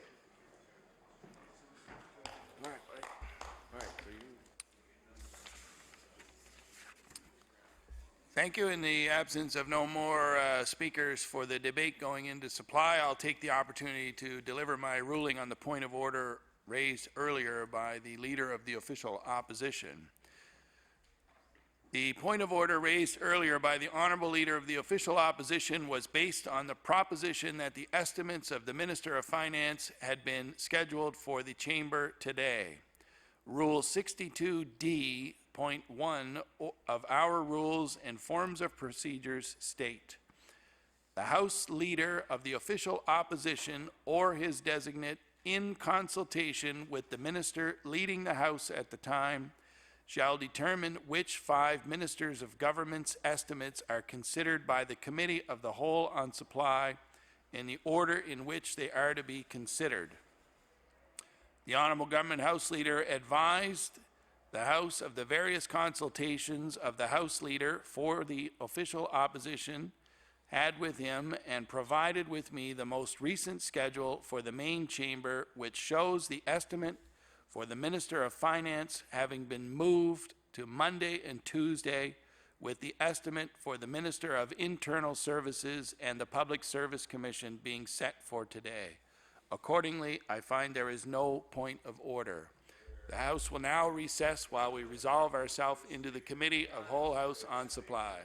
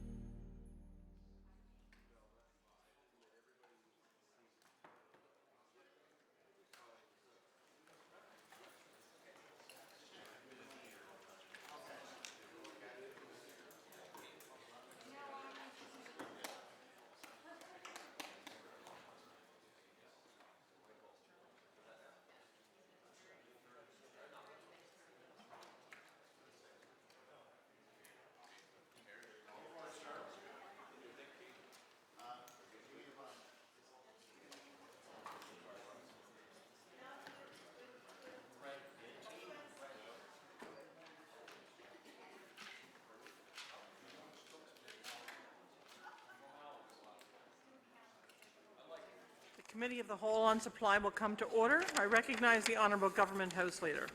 Madam Chair, please call Resolution E35 for debate. E35 is now for debate. Recognize the Honourable Member for Queen Shelburne. With 30 minutes remaining. Thank you very much, Madam Chair, and certainly I enjoy the engagement of this particular process and opportunity to talk to the Minister responsible for Service Nova Scotia. Madam Chair, I know that we had a night to rest and we're back, but I want to quickly create some of the atmosphere that we were privileged to see last night when I tried to ask the Minister a few questions and the time allotted to me, and I'm only going to ask one more question. And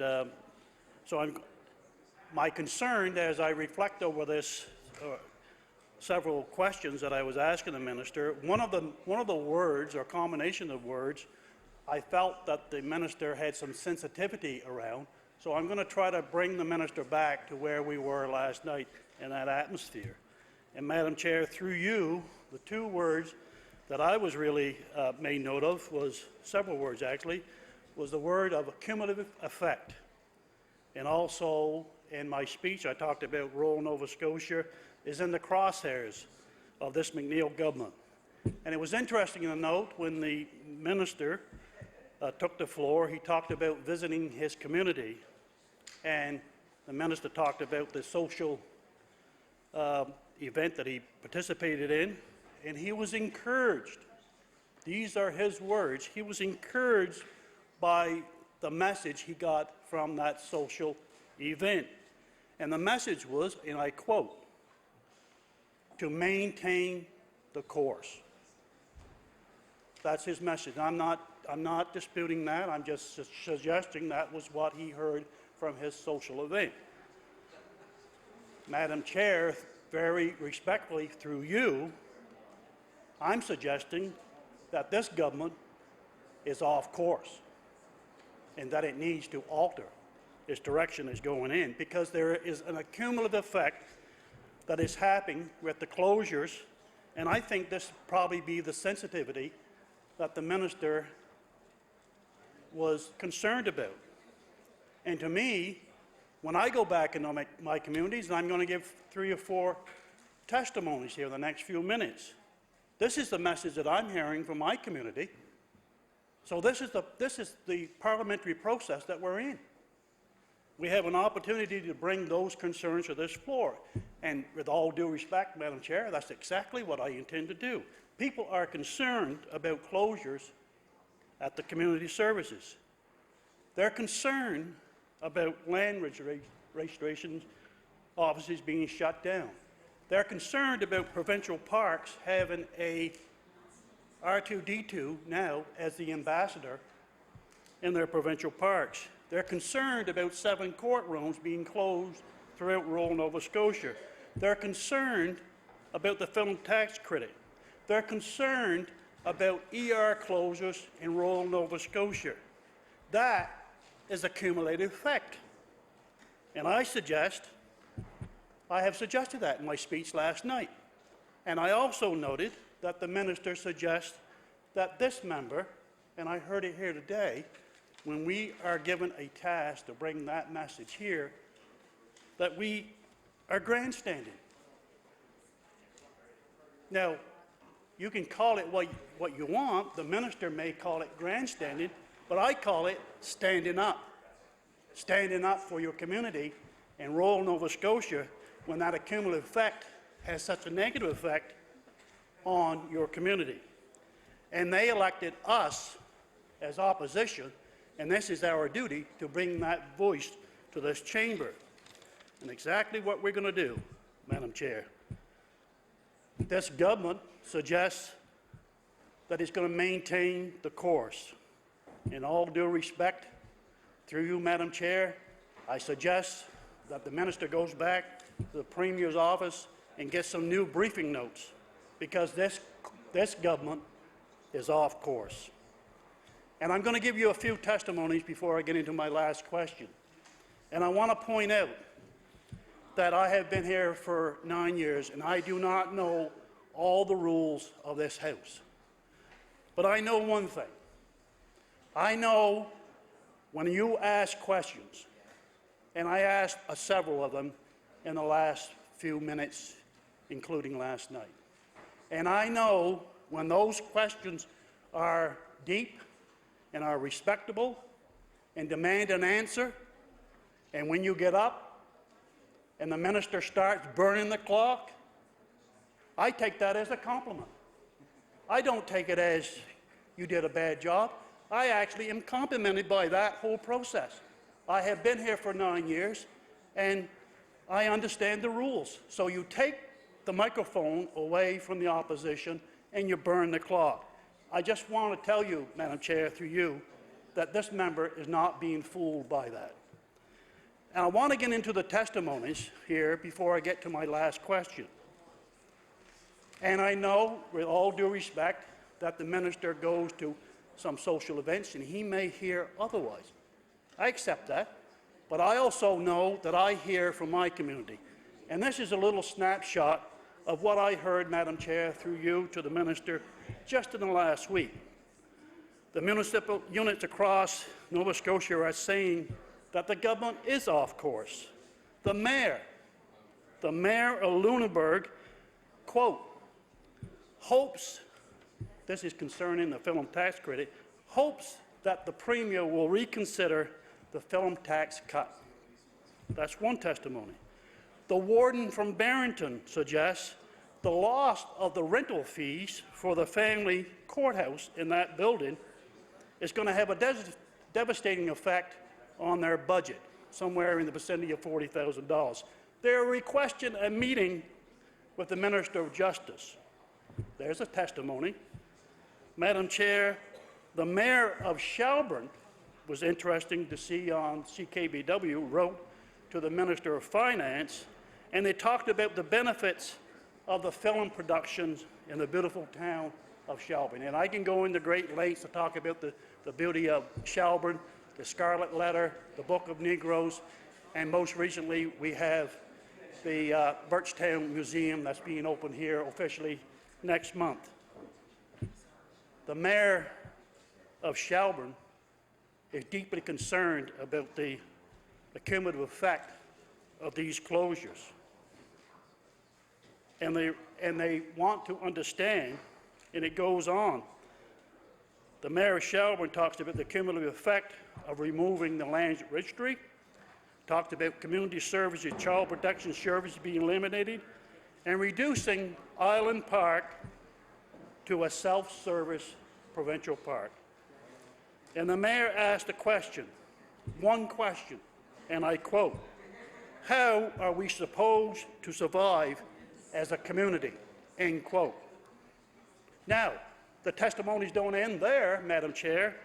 I'll go to Halifax. The Halifax defense lawyer, Mike Taylor, said, and I'll table that little newspaper article, he quotes, "The closure of the satellite courts will create hardship for the communities." Now, with all due respect, these are the socials that I go to. These are the stories that I hear, and it's my job to bring them to this chamber. And when I went home, one of the most interesting phone calls that I had was from a retired politician. Now, a retired politician, I would think to me that I was impressed by that when that individual called me up and said, what is happening to our communities and the accumulated effect that's happening. For that individual to be in retirement and to call their MLA on the weekend knows that it's important. And that's the reason why I'm standing here. That is not grandstanding. That is simply standing up for your community, and the voices need to be heard, and they need to be taken back to their respective cabinet. They are going in the wrong direction. Madam Chair, through you, this government is off course.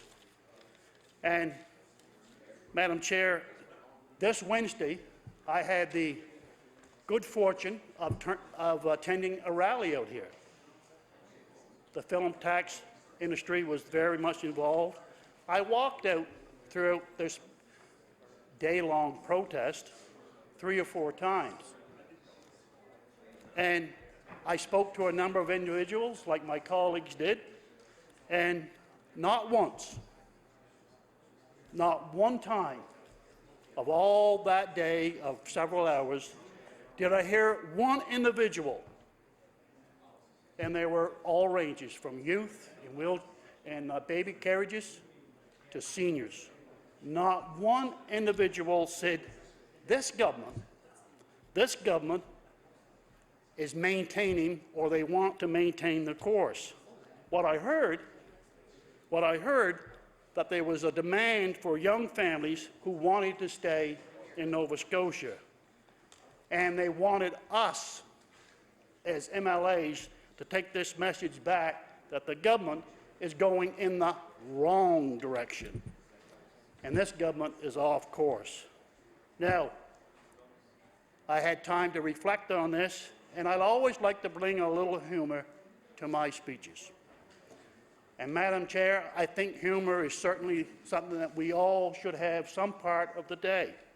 And I'm going to give you all the MLAs here in the sound of my voice, I'm going to give you all some homework to do in the next bit of while, including our House Leader. I'm going to ask you to Google. I'm going to ask you to Google this: planes, trains, and automobiles with the famous actor John Candy. And in that, there was an important scene that I was really impressed on. It was a driver, and I visioned myself as that driver going in the opposite direction, trying to get John Candy's attention and pleading with him and saying, you're going the wrong way. Now, just for humor, I would encourage you to Google that, and you may get a laugh at it. But the point is, the most serious point here is that this government is going the wrong way and is having a negative effect on rural Nova Scotia. And I'm going to leave the humor alone, and I'm going to suggest one more thing before I ask my question. I'm going to suggest that there was also another accumulative effect that we all witnessed in the last few months, and that was simply old man winter. And all I got to do is look out this window, and I know that the cumulative effect of not 1 week, not 2 weeks, not 6 weeks, but 8 weeks of winter has had the cumulative effect on this city, simply on the snow removal issue. And I can assure you, and I'm confident, that whoever's in charge of that is going to take a different approach next year. That's the cumulative effect of not addressing things at the beginning. Now, with that, I'm suggesting that the government needs to put down their briefing notes. Please do not use that again, that you're on the right course, because I simply say you're going in the wrong direction. Now, Madam Chair, I have the opportunity, I have the clock in my favor. I can ask my final question, which I was delighted to do. And, Madam Chair, through you to the Minister of Service Nova Scotia, I have a folder in front of me. It's including the grants and contributions. And I'm deeply interested in the fire departments across Nova Scotia, and I know a number of them are from rural Nova Scotia, and this is my question to you, Madam Chair, to the Minister. Badek Fire Department, roughly $10,000. The Barney River District Fire Department, $20,000. The St. Lawrence Fire Department, $13,000. This is just roughly. Cape Breton Fire Department. And there's another one, Larry's River District Fire Department, $6,000. And the point I'm trying to ask my question regarding is that in that grants and contribution to the minister, there appears to be a wide range of contributions to those fire departments. And my question is simple. I know the importance of these departments in all Nova Scotia. So my question to the minister, through you, Madam Chair, is why are these ranges high and low? And can he explain simply how that number has been determined? Thank you for your time.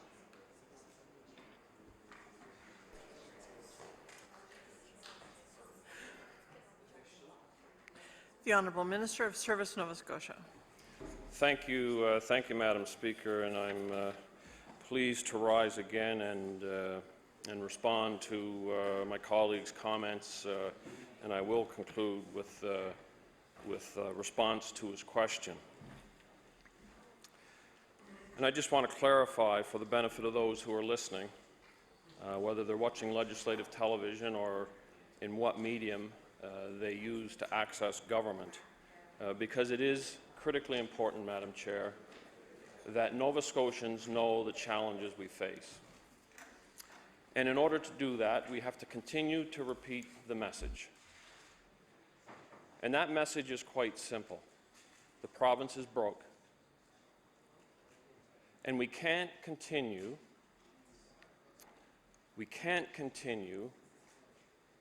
to allow our expenditures to outpace our revenues. And I used the example last evening of a household budget and what we do as homeowners when we're faced with financial pressures. Now, it's a smaller scale, but it is the principle of running balance. And at some point in our lives as family or family members, the opportunity to generate a little bit of savings and plan for the future. Government is no different in principle. The methodology of revenues and expenditures, Madam Chair, respectfully, it's quite simple. And although we differ politically, I believe we all want to achieve the same objective. But we can't do that if we don't recognize in principle, the importance of finding a balance that's fair to each and every stakeholder, whether you're in Yarmouth or Sydney. And if we can't find that balance, it doesn't matter who's sitting on the government side of the House, we will never be able to achieve and sustain the prosperity that Nova Scotians are entitled to. And I'll expand on those comments, Madam Chair, but I want to touch first on my colleague's response and references in his comments. He spoke about the cumulative effect. Those weren't my words, Madam Chair. Those were the words of my colleague when he spoke last evening. And we recognize as government that the decisions we're making are tough decisions. There's been tough discussions that have preceded those decisions. But at the same time, if we continue to focus on the balance, the fairness for one and all, regardless of which industry they represent, regardless of which community they represent, regardless of their political stripe, we have to find a balance that's fair to all Nova Scotians. And when we ask that, Madam Chair, we're asking all Nova Scotians to be part of that solution. And I've talked to colleagues on both sides of the opposition since our comments last night, and we agree in principle. We have to find a solution. But we can't do it, we cannot do it if we continue to align ourselves with political positions or political past. And the Ivany report spoke clearly on that very issue. We have to take politics out of the equation. We cannot.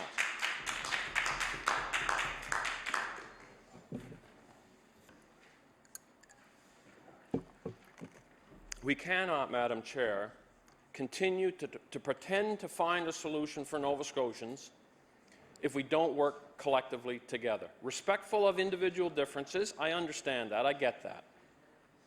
But the reality is, Madam Chair, we have to work together to find that solution.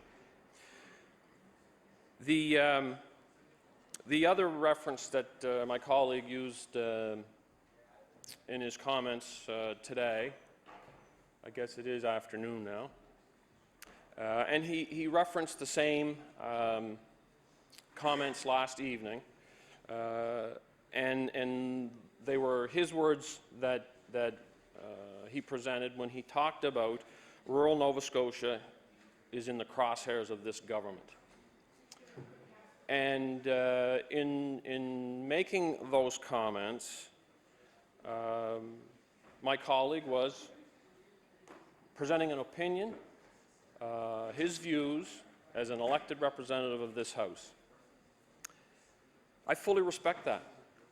As a matter of fact, I endorse what my colleague has said, that it is our responsibility to bring those concerns forward to this legislature so that we can engage in respectful debate that finds a solution. But, Madam Chair, we all know, through our own experiences in life, whether it's work, school, or relationships, that there's times where we can agree to disagree. And in these circumstances, I simply want to present my position as the MLA for Lunenburg West and a member of this government. And I want to assure my colleague that rural Nova Scotia is not in the crosshairs of this government. We recognize the value of rural Nova Scotia. And the mayor of HRM has said it best. In order for HRM to be successful, rural Nova Scotia has to be successful. And we'll continue with those thoughts in mind. The other comment that my colleague has used is he's suggesting, based on the feedback he's received, that this government is off course. Nova Scotia is off course, Madam Chair. This Premier and this government are trying to find a solution that's inclusive, recognizing that each and every one of us are going to have to play a part in that. And that means finding solutions, and that means there will be times that we don't agree. But, Madam Chair, when we look at the circumstances we're facing, and when I engage my municipal colleagues in municipal affairs, 18 months ago, when I was fortunate to first assume that chair, and my first engagement was the UNSM Fall Conference that my colleague referenced and spoke of last night. And from that point forward, we've entered into discussions and dialogue that are respectful, a significant shift in municipalities' relationships with government, and we've entered into discussions openly knowing that the discussions were going to be difficult and that the decisions were going to be difficult. And my colleague has rightly acknowledged and recognized that there are municipalities that are impacted by these circumstances. Madam Chair, each and every municipality is impacted by these circumstances. And when I engage my municipal colleagues, I engage them with the intent to find solutions, recognizing the discussions will be difficult and the decisions will be difficult. My colleague identified a number of areas: community services, land registry offices, parks, 7 satellite courthouses, the film industry tax credit, and ER closures. We recognize that, Madam Chair. We recognize that those decisions will have impact on municipalities. But the model that this government is advancing, Madam Chair, is a model that continues to sustain services. So yes, I recognize the changes for community services in the municipality of Barrington, but the resources remain available. Those resources will now go to the client. I recognize that Nova Scotians are used to convenience of service within the land registry environment. But, Madam Chair, here are the facts. 75% of Nova Scotians use land registry in an online format. 20% mail in. 5%, just shy of 5%, are pedestrian traffic or foot traffic. With the analysis of that program, it made no sense for the government to continue to spend $1.86 million to provide a service where there's 5% traffic. If I ran my household like that, the bank would repossess my house. Madam Chair, if I ran a business like that, the banks would foreclose. And government cannot continue to expend those revenues, taxpayers' dollars, when we're hearing from Nova Scotians and we're hearing from both opposition parties, we have to be responsible for taxpayers' dollars. So, Madam Chair, I appreciate that individual MLAs on both sides of the floor are going to speak their minds and express the opinions and views and concerns of their constituents.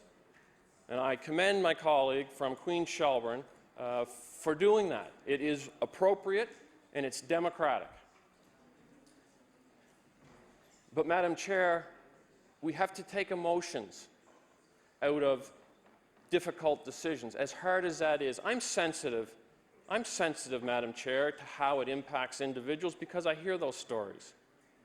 I'm sensitive to small communities. When you raise ferry fees, it has an impact. And I'm sensitive to the film industry tax credit and the commitment of that industry and the young people, and I want to emphasize the young people who are challenged. They have a dream, they have a passion for creative art.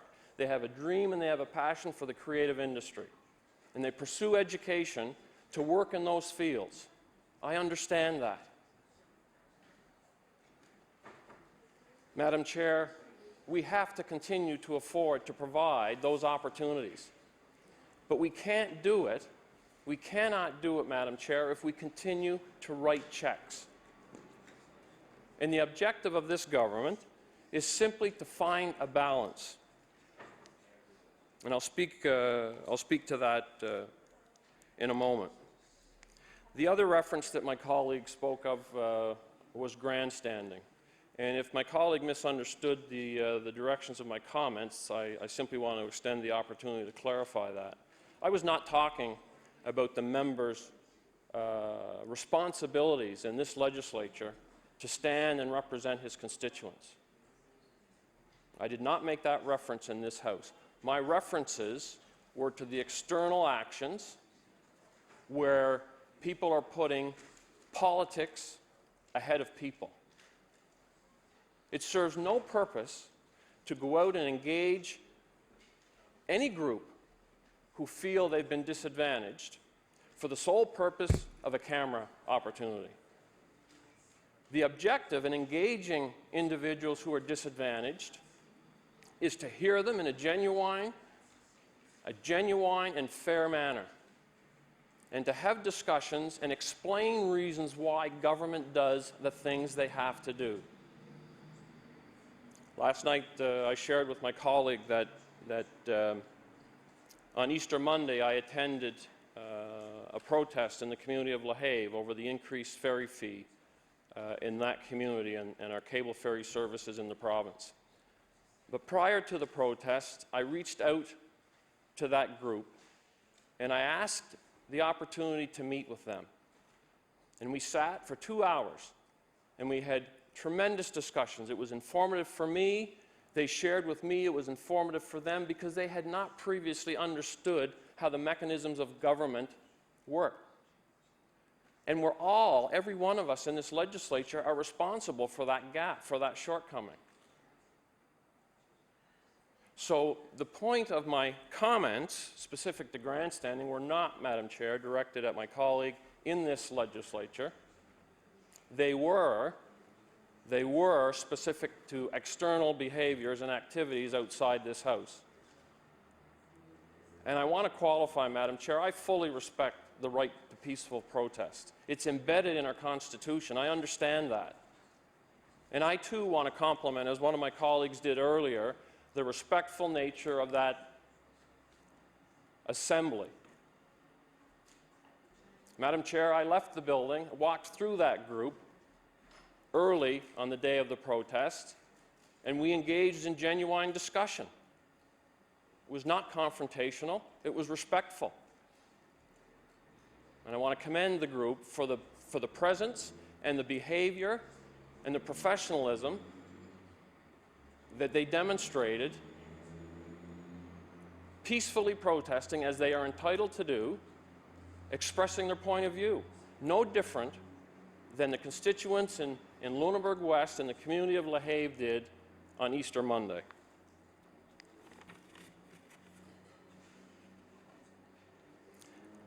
The other point that I wanted to touch on that my colleague referenced, and I will get to my points before I conclude my comments. My colleague used the phrase that referring to me that I was burning the clock. And I want to share, Madam Chair,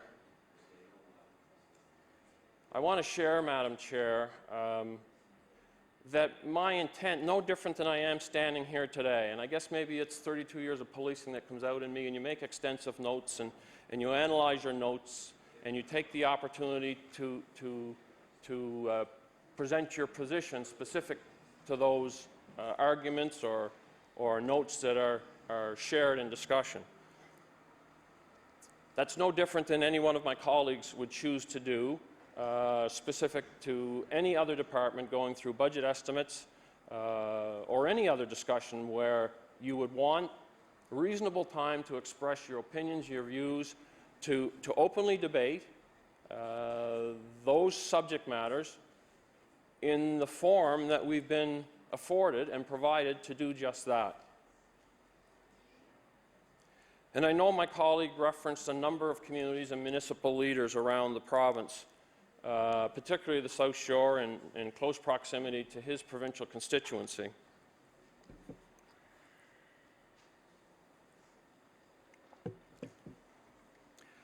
And as I said earlier, I know these decisions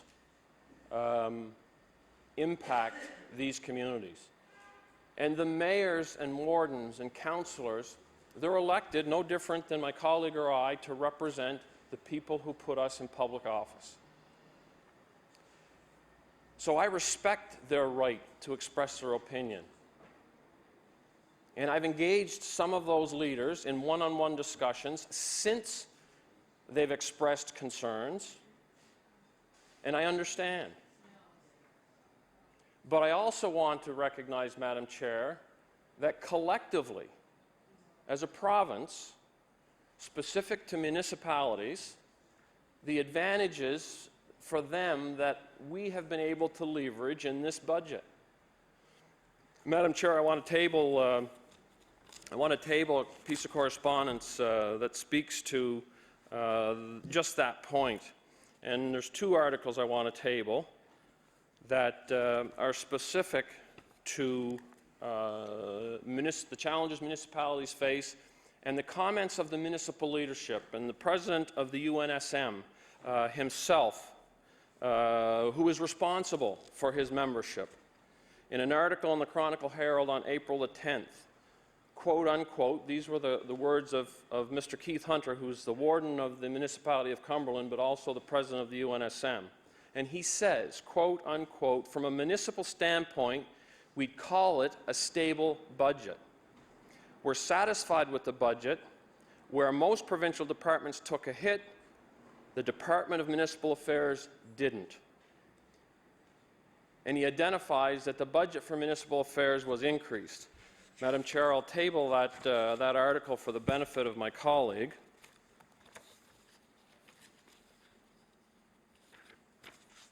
And I also want to table a second article, was a CBRM press release, and this is the words of the mayor of CBRM, who states, quote unquote, after 2 difficult budget years, we are pleased this year that we have received the stability we sought. I commend the Provincial Department of Municipal Affairs for working with us to better manage these challenges. So I recognize that in isolation, individual communities, Madam Chair, would be challenged and impacted by these decisions. And as government, we have a responsibility to find efficiencies so that we can continue to provide core services. Those examples of municipal leadership are speaking collectively of the province and their desire to see that Nova Scotia sustains itself and goes forward. So it's no different in a government caucus, Madam Chair. Individual caucus members express their concerns and their feelings, much like my colleague does. And when we have the opportunity to chat about the overall objective, my caucus colleagues and I come to an understanding. Yes, we're conscious of tough discussions.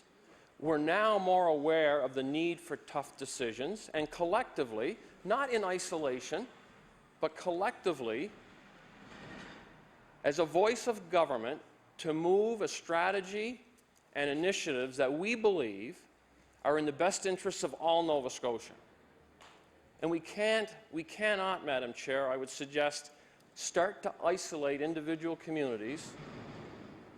We cannot go that course.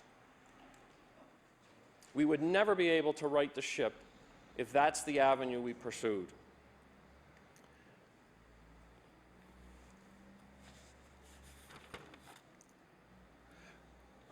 Madam Chair, I want to speak briefly to the cumulative effect statement that my colleague had shared last evening, and we have each spoken to briefly.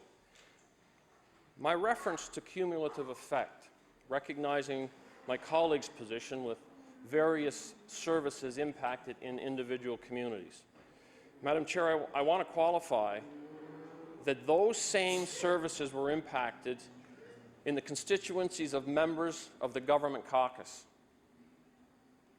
The cumulative effect that I presented and shared last night was specific, Madam Chair, to labor wage settlements, past labor wage settlements, and the predicament that that has put us in today, and the need for government to mitigate the cumulative effect that those wage settlements have had on government's ability to provide service.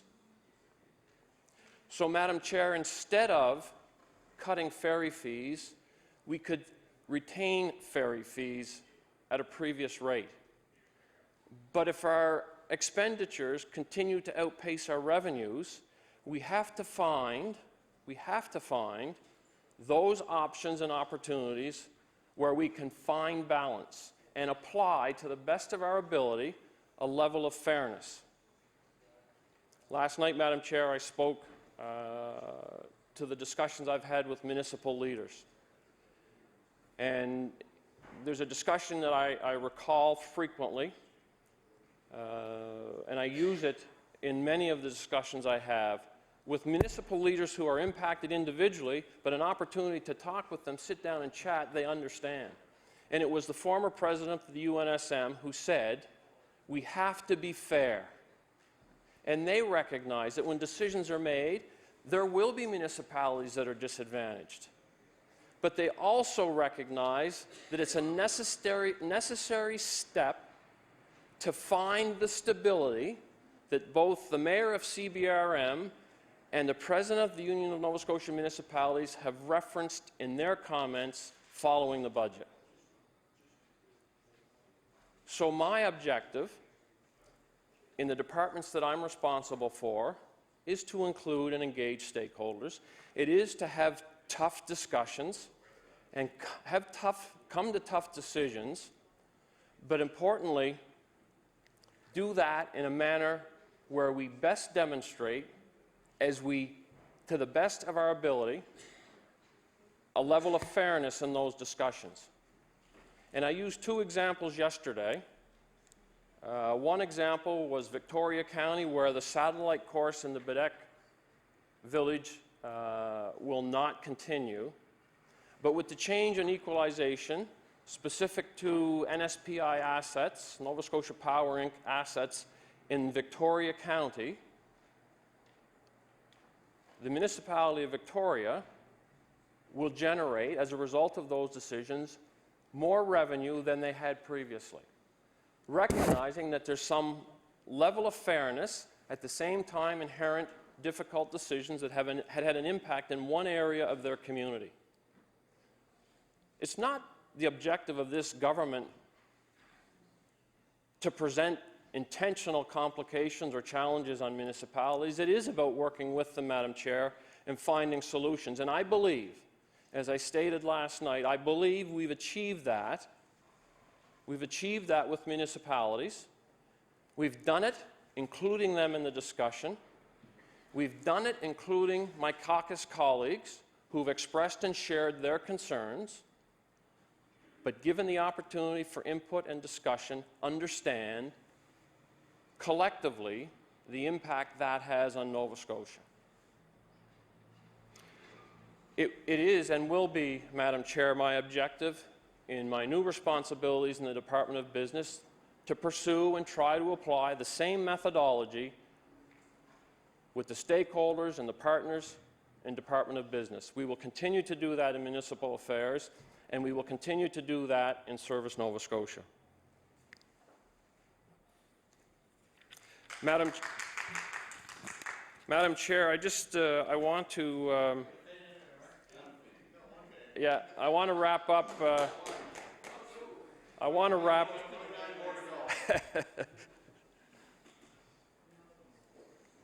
I want to wrap up my comments with my own little financial analogy of where we are as a province.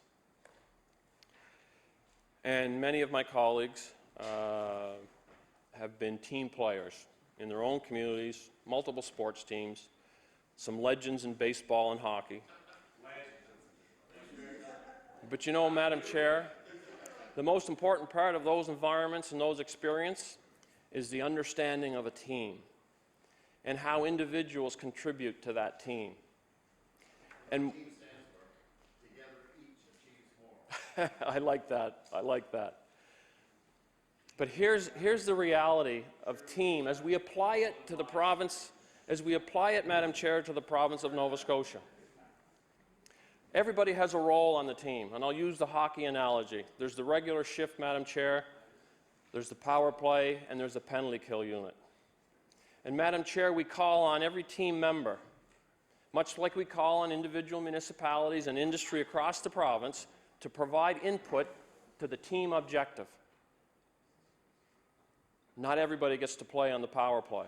Some are disadvantaged in their minds. Not everybody gets to play on the penalty kill unit. Some will sit on the bench. It's not intended to be punitive.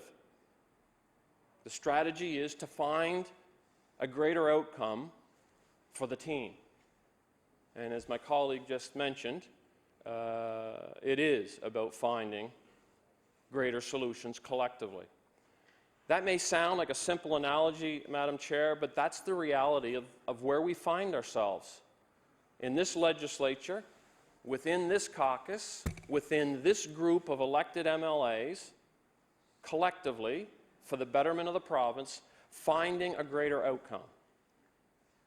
And I simply want to present to my colleague that we believe this is demonstrating a government that is on course.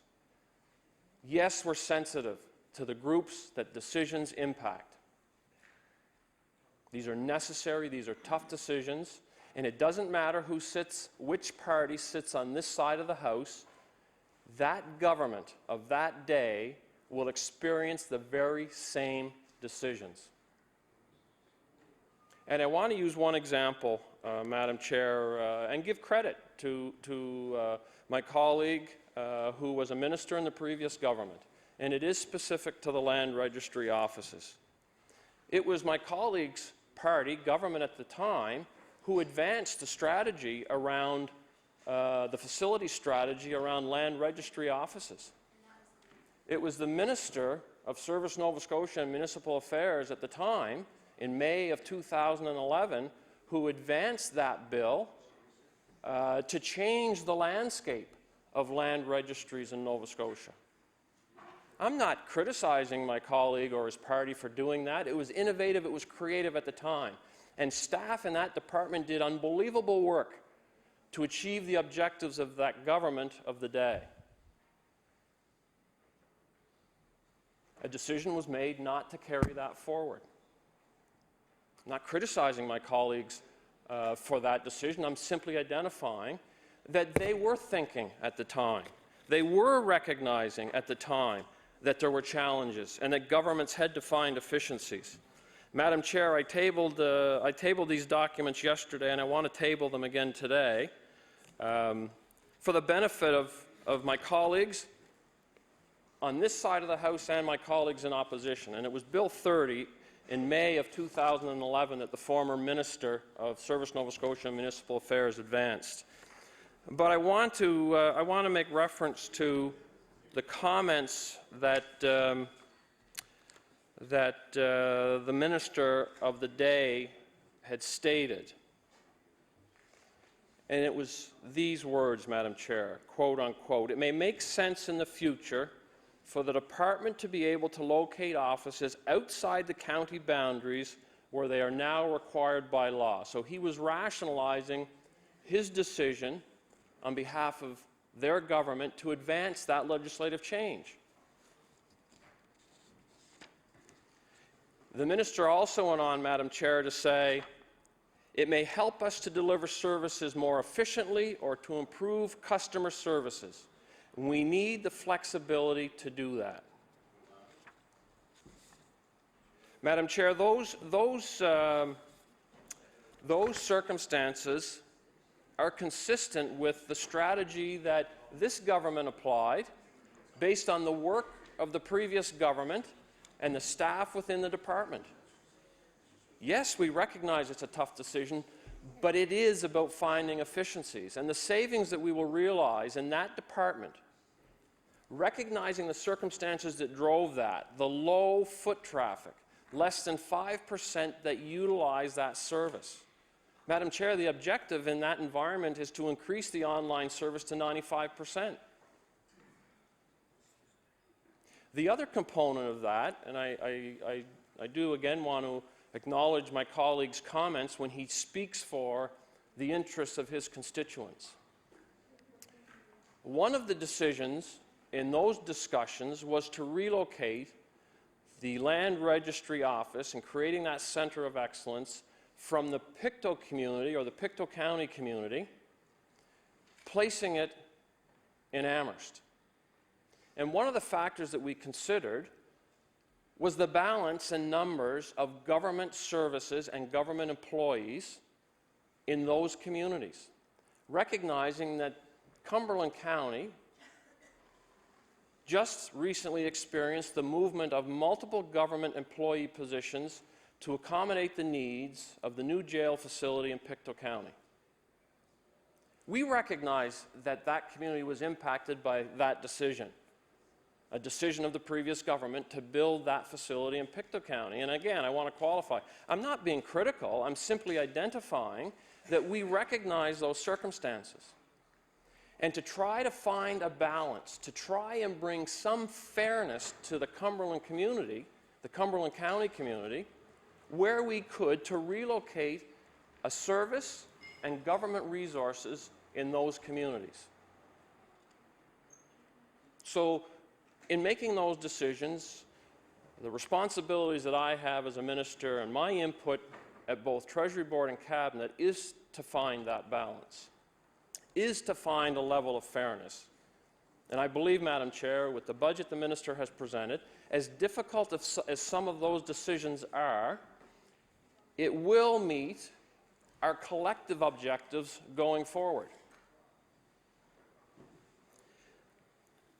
Madam Chair, the last piece that I will comment on and provide an answer for is specifically the question that my colleague presented around the importance of fire departments in his community. And I know his relationship with the fire department in his community quite well. And I know he is a significant supporter of that particular fire department and other fire departments that fall within his constituency. Madam Chair, myself and my colleague from Lunenburg, we have 27 fire departments in our communities. And I want to first recognize and acknowledge the services that they provide because it is unparalleled. I had the opportunity to speak at a volunteer reception and to see the presence of firefighters and know the roles that they fulfill as emergency first responders. They require our support in our communities. The question that my colleague presented was specific to the Emergency Services Provider Fund. That responsibility actually falls in the Department of Municipal Affairs, but I will utilize this time to provide an answer to the question. And my colleague identified varied numbers of financial support that was extended to those individual fire departments, and they do vary. Some as small as $800 or $1,000, and others up to the maximum of $20,000. The Emergency Services Provider Fund, Madam Chair, for the benefit of everybody in the legislature, because we all have volunteer fire departments, it's an application-based program to fire services and ground search and rescue teams once every 3 years. So it is not an annual funding program. There's criteria assigned to that. It's based on an application, based on a project and submission that that individual fire departments would present, and based on available revenues in the department within that funding envelope, individual fire departments are approved. One of the contributing factors to the difference in the amount of money that's released to individual fire departments is in fact based on the application. It may be 6 new portable radios that cost $6,000, but it may be a roof repair that costs $20,000. And I only use that as an example as to why my colleague and others could or would see a difference in the amount of money extended. So, Madam Chair, I hope that I've answered my colleague's question. Appreciate the opportunity to provide some additional clarity. And really, Madam Chair, emphasize how important it is for all of us to contribute to the solutions that this province faces, not this government, this province, and the value of our efforts collectively to find those solutions and work towards a model of government that provides a level playing field, a balance, Madam Chair, of revenues and expenditures, no different than we would hope to achieve in our household, and at some point in time in our future, in government finding surpluses to continue to provide or expand services, or in our homes, Madam Chair, to create a little bit of savings so that our future is a little more comfortable. Thank you, Madam Chair.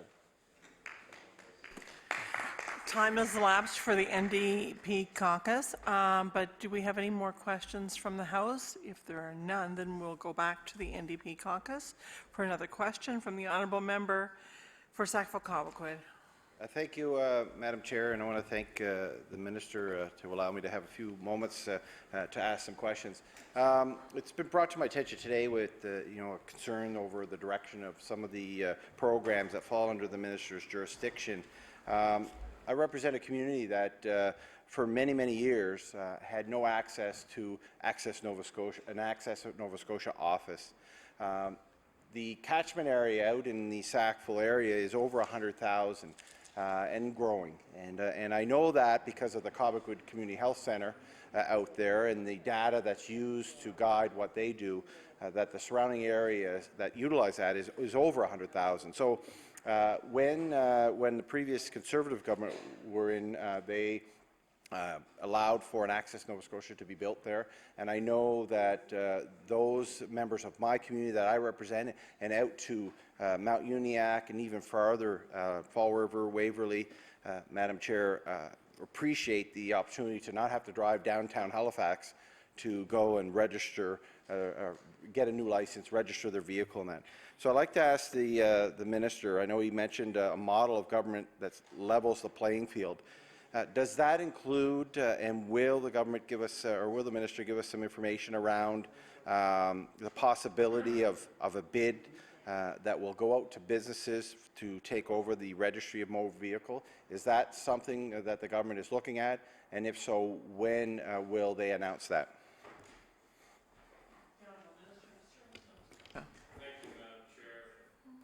Thank you, Madam Chair. I appreciate the question from my colleague. The discussions that we've embarked upon, I spoke to yesterday here in budget estimates, is an alternate service delivery model that creates a partnership between government, labour, and industry.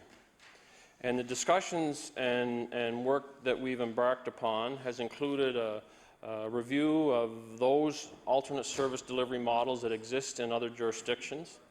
In identifying those, I was fortunate to travel with a couple of my colleagues to those jurisdictions and have discussions with industry, with labour, and with government to better understand how that model is delivered. And we continue with that work in both exploratory and preliminary ways. But as we speak, there's been no decision made to move with that model because there's work to do to determine whether it would even be worthwhile for the province. But to my colleague's question, is there an RFP prepared for purposes of those purposes? No, there is not. The honourable member for Sackville-Cobequid. Thank you, and thank the Minister for that answer. So the work is, I know it's no secret. We've heard this through the last number of weeks since the budget and previous that this potentially would be an area you're looking at. So do you have a timeline on when you would come back or when you would announce to Nova Scotia that this is what we're going to do? I mean, is it months away? Is it weeks away? Is it in next year's budget? Just give some kind of timeline, because there are people who are concerned. Whenever you hear the government talk about potentially looking at an alternate delivery model, which I would say privatization of a service that government currently holds, then people who work within that industry are concerned. And I don't doubt for a moment I'll be hearing from those working in the office in Sackville, but throughout the province in Access Nova Scotia, of what does this mean? Does it mean a cut in full-time position? because I know that there's models out there that the government might be looking at. In Ontario, they've done this, in Manitoba, and I know the Ontario model, for example, there was over a 50% reduction in positions, full-time positions, when they moved in that province to look at an alternate way of delivering that service. So a timeline, if the minister could provide it, and maybe what model are you looking at? Are you looking at a model that will definitely reduce the number of employees that are working currently providing this service?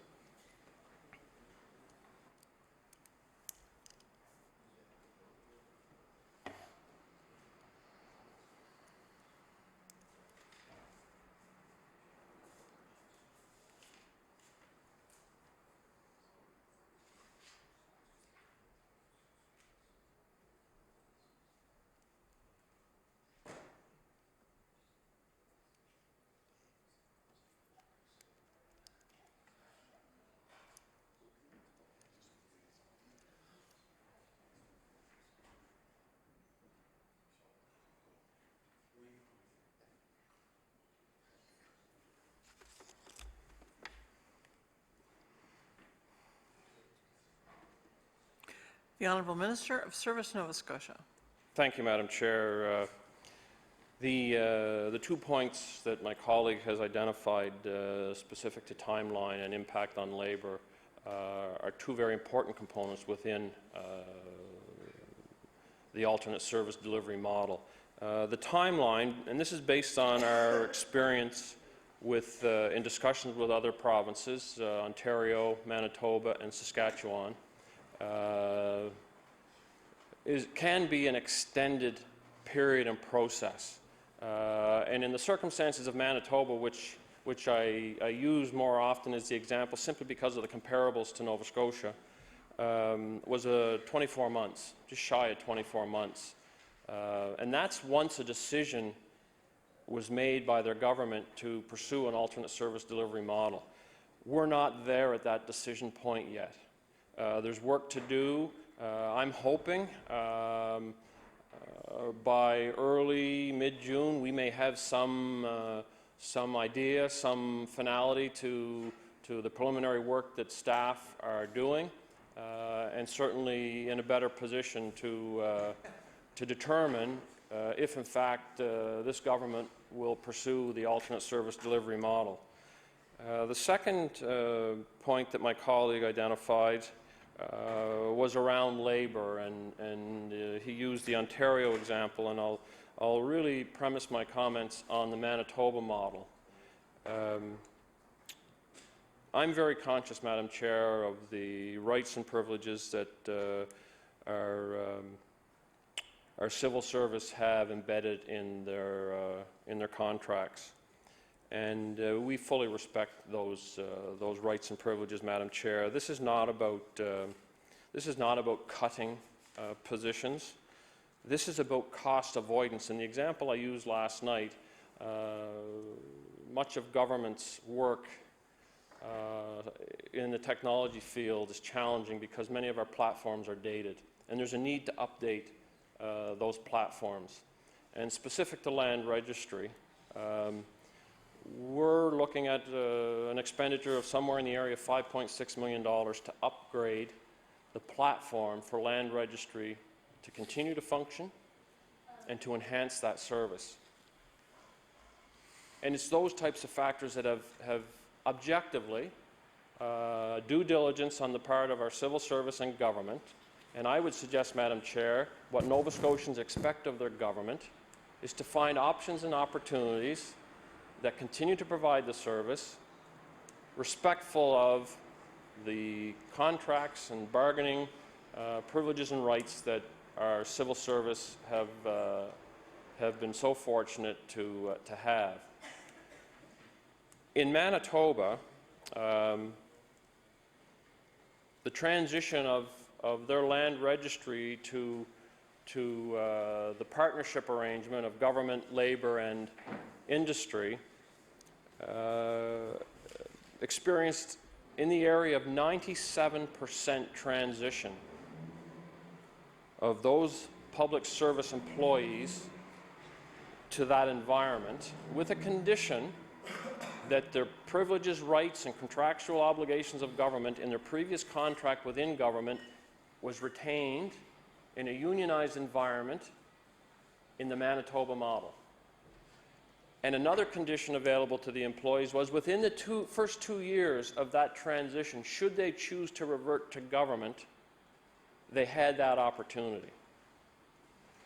So to my colleague's question, there is a tremendous amount of attention given to our workforce. And I can tell you in each and every discussion we embarked upon in those 3 provinces, my colleagues in the department spoke about the policies and the objectives and the opportunities, and my questions were focused, Madam Chair, on our human resources and the concerns that I would have for those individuals who are employed within government in that area of responsibility. So I'm very sensitive to our workforce and want to assure the minister that that is forefront, or I'm sorry, the member, that that is forefront in my mind as well. The honourable member for Sackville-Cobequid. Thank you, Madam Chair. And we know the Manitoba model, and where Manitoba went was with, I believe it's called TerraNet is the company name, but they also provide that service for Ontario. And the key will be, if the government chooses to do this, on what are they going to negotiate with them. So the minister stated that he likes the Manitoba model, and in Manitoba, he was correct that the employees in Manitoba were kept on, and that their benefits were protected. But there is some concern when you go down that path, especially if a company who provides that service in different jurisdictions have different agreements. And as I said, in Ontario, for example, there was a reduction in staffing levels of over 50%. It's not a secret, we're not a fan of the privatization of services here in Nova Scotia as a party, as a caucus. We know that when those types of introductions or services being transferred to private sector, you usually see an erosion of benefits. And we have a history here in Nova Scotia. Usually an erosion of benefits for the workers, number one concern, but also an increase in the cost. And I know in Manitoba, for example, the fees that we see, of course, the government is in control now of the fees we have, and we've just seen them. They've raised all the fees in the province. That includes registering your vehicle and your license. And the point is, Mr. Speaker, or Madam Chair, sorry, is that the government's in control of that. When you introduce outside or private companies, there's a profit component to the request of what an increase will be like, or a request for an increase down the road. And a perfect example of that is Nova Scotia Power, Madam Chair. This government utilized Nova Scotia Power and the displeasure that many Nova Scotians have with the company and with the power rates that we see in this province to their advantage in the last election. But interesting enough, they're the same party that contributed to privatizing Nova Scotia Power. It was a company that was in-house, that was oversaw by government. It was a publicly owned company, and we see how that has turned out. And I believe in the Manitoba model that the increases are a cost of living plus 1, or a consumer price index plus 1, which we tend to see here in Nova Scotia, an increase in the fees of consumer price index, or close to 3%, I believe, most of them, even this year, even though we found out that some of them went up a much higher rate. So I'm concerned that we're going to see this happen. And in Ontario and in Manitoba, part of doing this is to get some kind of revenue from this company to allow them to go forward. I believe in Manitoba there may be a 30-year licensing agreement. So once this is decided, if this is the route the government's going to take, it's going to be very hard to go back and change it if it doesn't work out. Yeah, you could say the first year or two there might be clauses in there that can revert it back to the province, but usually you won't see too many issues in the first few years. It's years later. Look at Nova Scotia Power, and we're how many years after that, decades after that happening, and now there's a cry from many that we should buy it back and we should put it back into the hands of public ownership. And that's very difficult. Our own caucus and our own party over the years were strong advocates not to privatize Nova Scotia Power.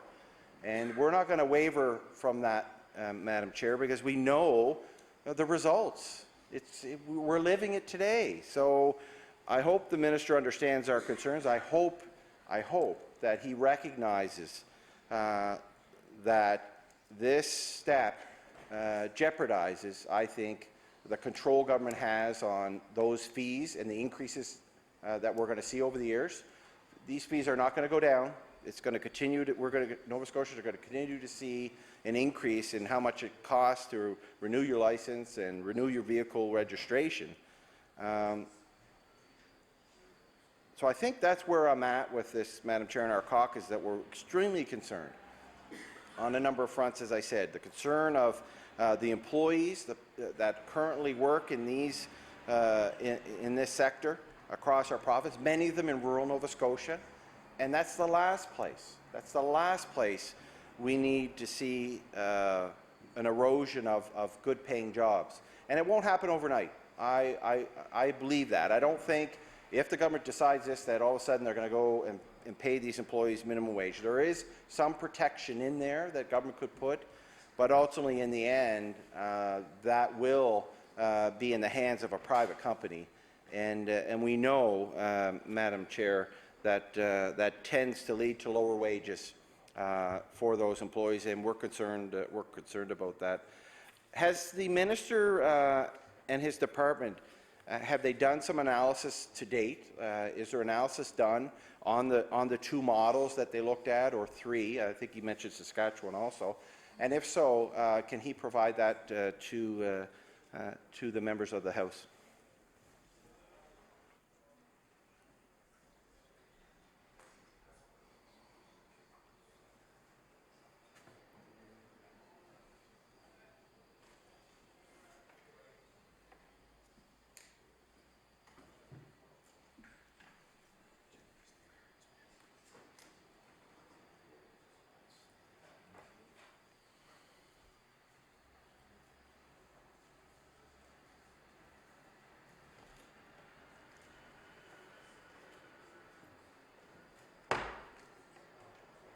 The Honourable Minister of Service, Nova Scotia.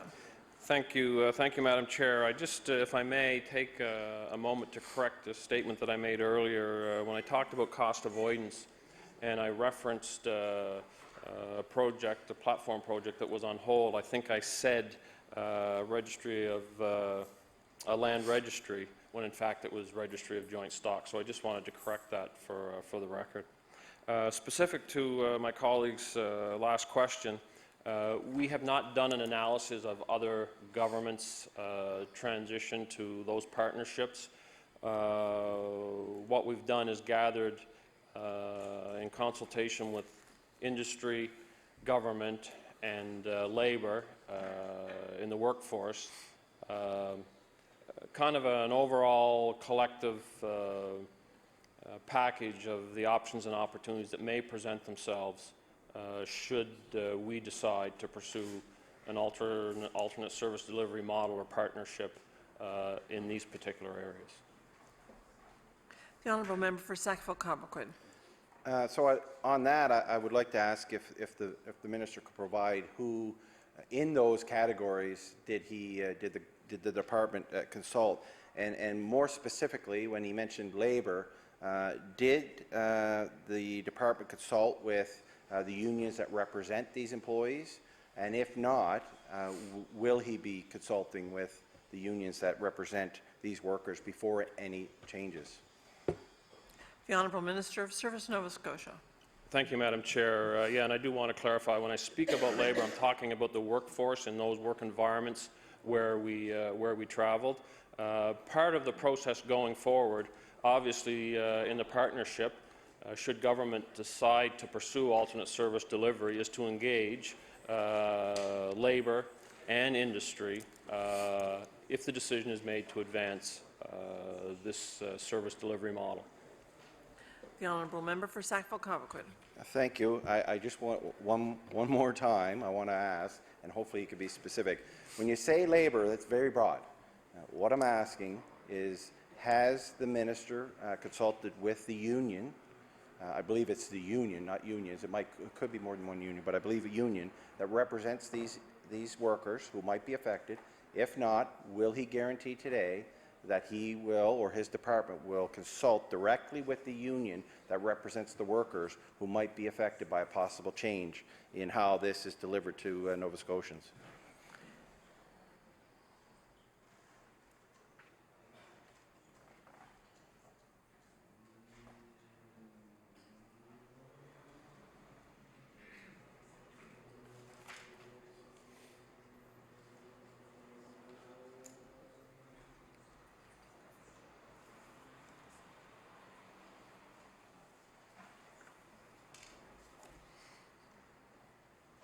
The Honourable Minister of Service, Nova Scotia.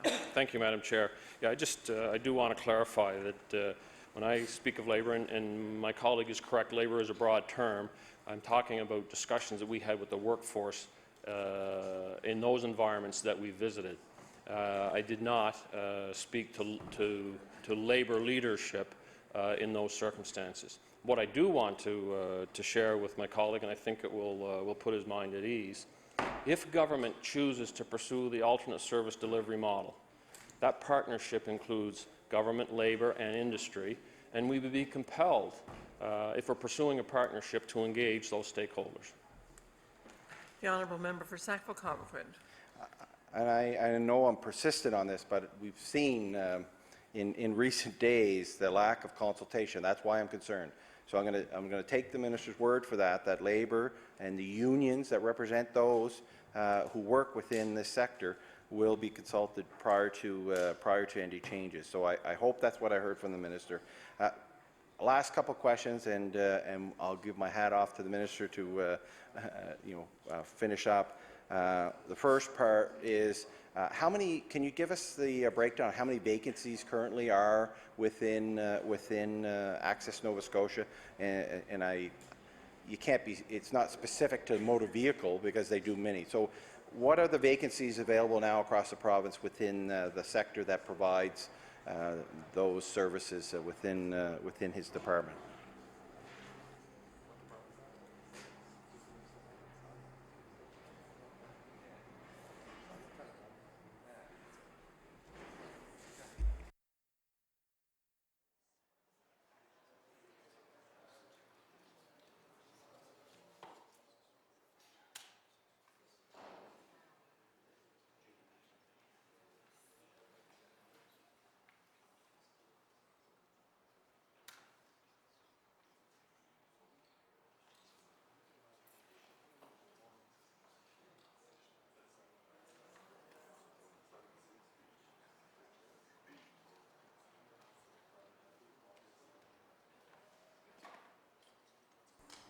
The Honourable Minister of Service, Nova Scotia. Thank you, Madam Chair. The existing vacancies in Service Nova Scotia, which is the total department, is 77. 63 of those are bargaining positions and 14 are excluded classification.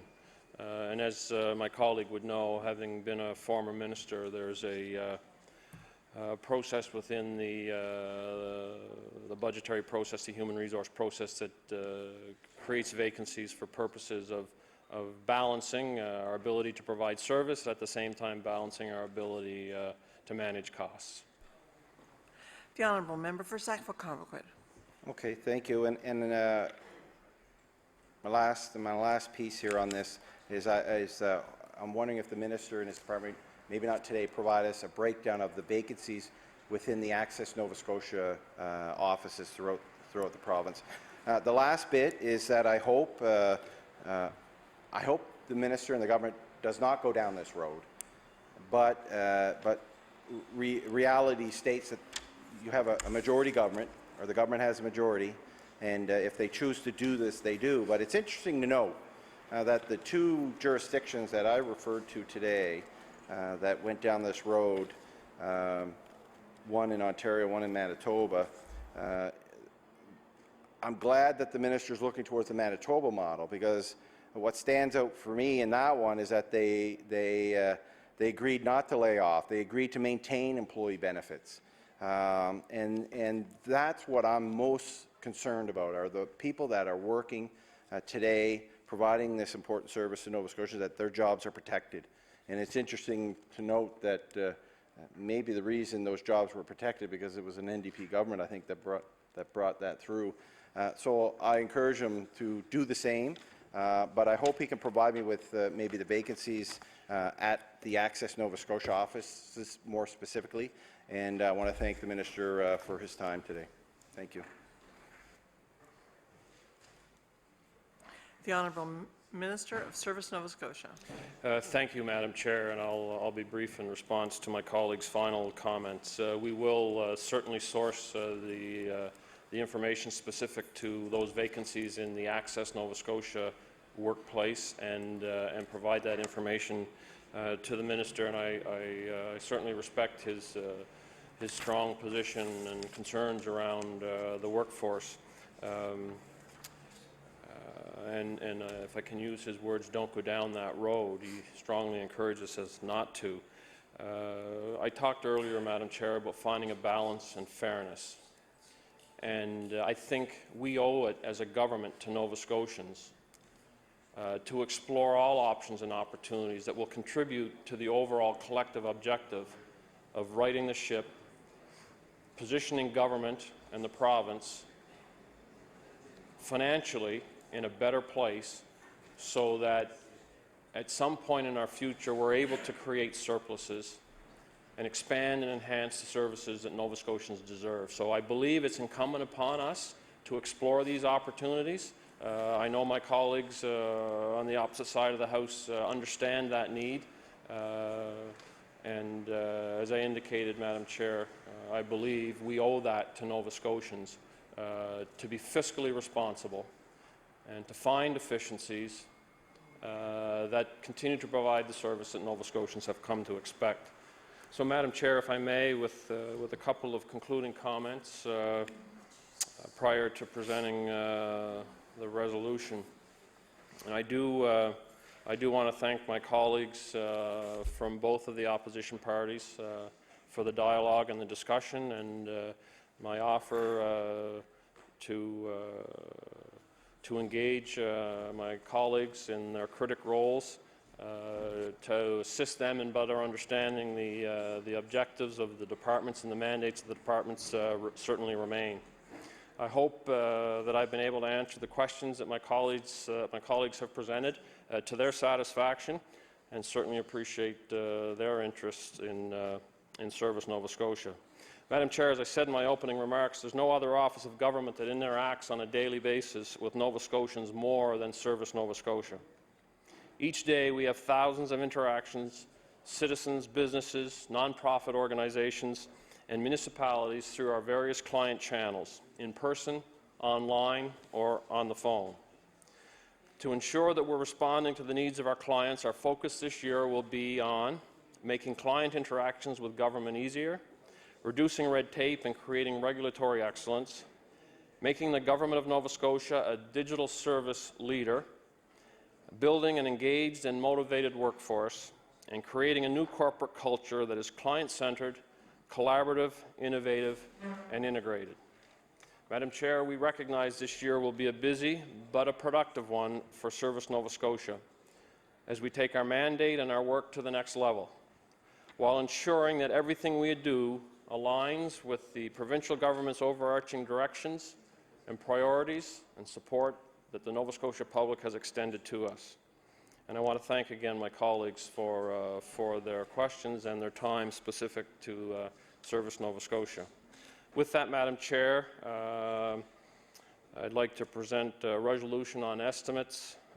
Resolved that a sum not exceeding $80,995,000 be granted to the Lieutenant Governor to defray expenses in respect of the Office of Service Nova Scotia pursuant to the estimate.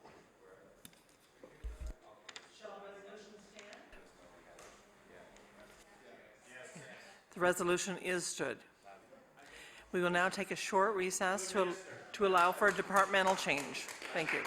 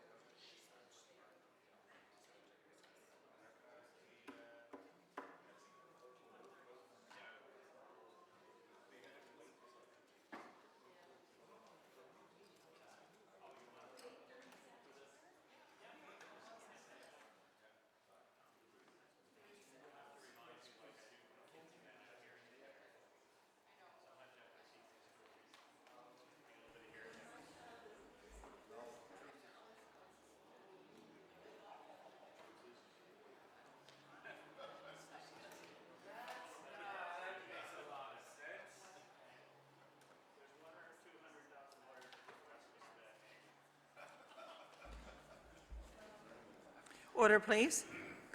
Now resume. I'll recognize the Deputy Government House Leader. Madam Chair, will you please call the estimates for the Minister of the Department of Internal Services and Resolution E12? Resolution E12 for the Minister of Internal Services. I recognize the Honourable Minister of Internal Services. Thank you, Madam Chair. It's my honour to present this year's budget for the Department of Internal Services. I'd like to begin by introducing Jeff Conrad, Deputy Minister of Internal Services, and Diane Surratt, Executive Director of Finance and Strategic Capital Planning. They will be assisting me as I answer your questions today. Madam Chair, before I get into specifics about my department, I want to speak about the overall budget. It is a budget that holds the line on spending, restructures and reduces the size of government, and continues to clear the way for private sector growth. It is a budget that focuses on the core responsibilities of government and makes the changes needed to protect key government priorities like healthcare, education, support for seniors, and low-income Nova Scotians. Madam Chair, we were able to focus on these key areas by making structural changes in government that will make it work better and cost less. By making thoughtful, strategic spending decisions and reductions, overall department spending is up only 0.7% over 2014 and 15. That takes into account wage increases that were some of the highest in Canada for our sectors. I would also like to note that the net debt to GDP ratio is regarded as the most comprehensive indicator of the province's financial position. It hit a recent peak of 37.7% at the end of 2014. This ratio is expected to improve over this fiscal year, reaching 33.4% by 2018-19, bringing us closer to the goals set out in the One Nova Scotia report of reaching 30%.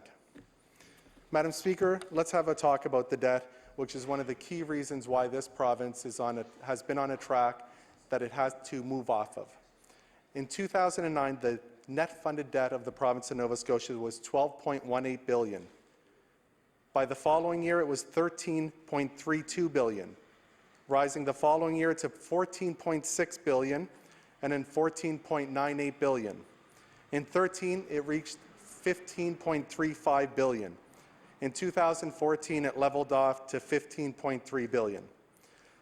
That is an increase of $4.3 billion of debt when we started at $12 billion over a short 5 years in our 150-year history. Let's put that in perspective. $4 billion of debt would amount to approximately $250 million of interest we're spending now. What do we have to show over the last 5 years? Are we booming as an economy, as a province? No. In the last 25 years, we've been the worst performing economy in Canada, and that has to change. Other measures in this budget include beginning to right-size the civil service by reducing 320 full-time equivalent jobs, including layoffs, as government restructures programs and services. The program review to date will save taxpayers $119 million. The program review has become a permanent initiative with future savings contributing to sustainable finances.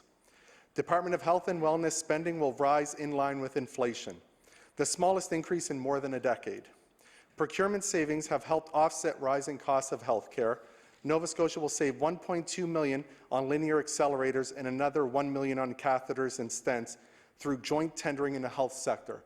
Imagine if we had broken down the 9 health authorities earlier and we could all use our buying power to buy together, how much more savings there would be. Those are 2 items with $2 million of savings. They stayed in the healthcare sector to provide better care for Nova Scotians. Investing an additional $20.4 million this year to renew, refocus, and rebuild our educational system. We are protecting our vulnerable citizens by maintaining or increasing funding to a number of key programs. Madam Chair, as government, we need to protect the things that matter, like healthcare, education, and support for seniors. The only way to do that, given our challenge, is to reduce spending and let the private sector grow the economy. That means making changes. We cannot continue to do all the things government has been doing. We must ensure we get value for the money we spend on behalf of Nova Scotians. It's going to take an effort on everyone's part, including the civil service. That's why we undertook the program review and made difficult decisions to eliminate programs and reduce the size of the civil service. Madam Chair, government takes seriously the fiscal challenges that lie before our province. This budget reflects our business plan and the core responsibilities. We are ensuring delivery of services to all Nova Scotians. My department plays a key role addressing those challenges. We are well positioned to rise and meet the challenges in front of us by making smart fiscal decisions today that will pay dividends tomorrow. Last April, Premier Stephen McNeil named me as the first Minister of Internal Services when this department was created. I know many of the members will be interested to hear why government made the move to create this department. Simply put, we realigned several functions to provide better service to Nova Scotians. We took a broad look at the workings of government and saw opportunities to do things differently. We're able to drive savings by looking at the services we deliver across departments and bringing them together under one roof.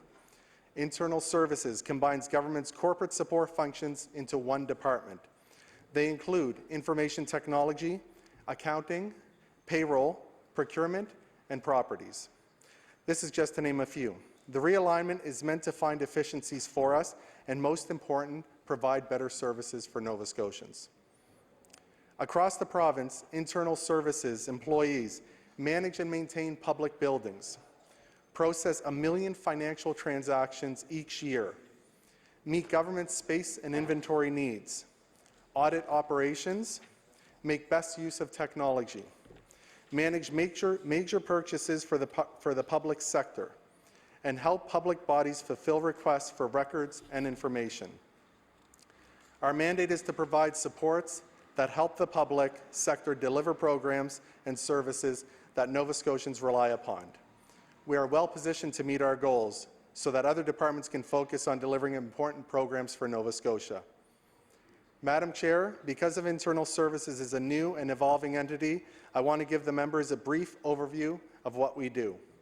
My department is structured into 5 operational branches, including Public Works, Financial Services, Internal Audit, Procurement, and Information Technology. The Public Works branch manages provincial buildings and infrastructure and remediates contaminated sites. There are 5 divisions within the Public Works branch. The Environmental Services and Remediation Division funds environmental site assessments and manages the remediation of contaminated sites. The division also provides project management expertise for water quality, on-site sewage disposal, and building demolition. Over the past 12 to 18 months, employees have undertaken 31 Phase 2 environmental site assessments, 39 regulated material assessments, 6 wetland assessments, and 9 environmental site remediations across the province. The Public Safety and Field Communications Division, which manages the trunk mobile radio system, which is essential for public safety. This radio system is used by the police, RCMP, volunteer firefighters, ambulances, ground search and rescue, municipal emergency management organizations, health authorities, school boards, Nova Scotia Power, rural broadband providers, ham radio operators, and others. This year, we're investing in upgrades to a next-generation all-digital radio system. We're providing leadership across the public sector to ensure first responders and public organizations have the communication tools they need to do their jobs. Government has approved replacing aging telecommunication towers and provided $10 million worth of mobile radio equipment.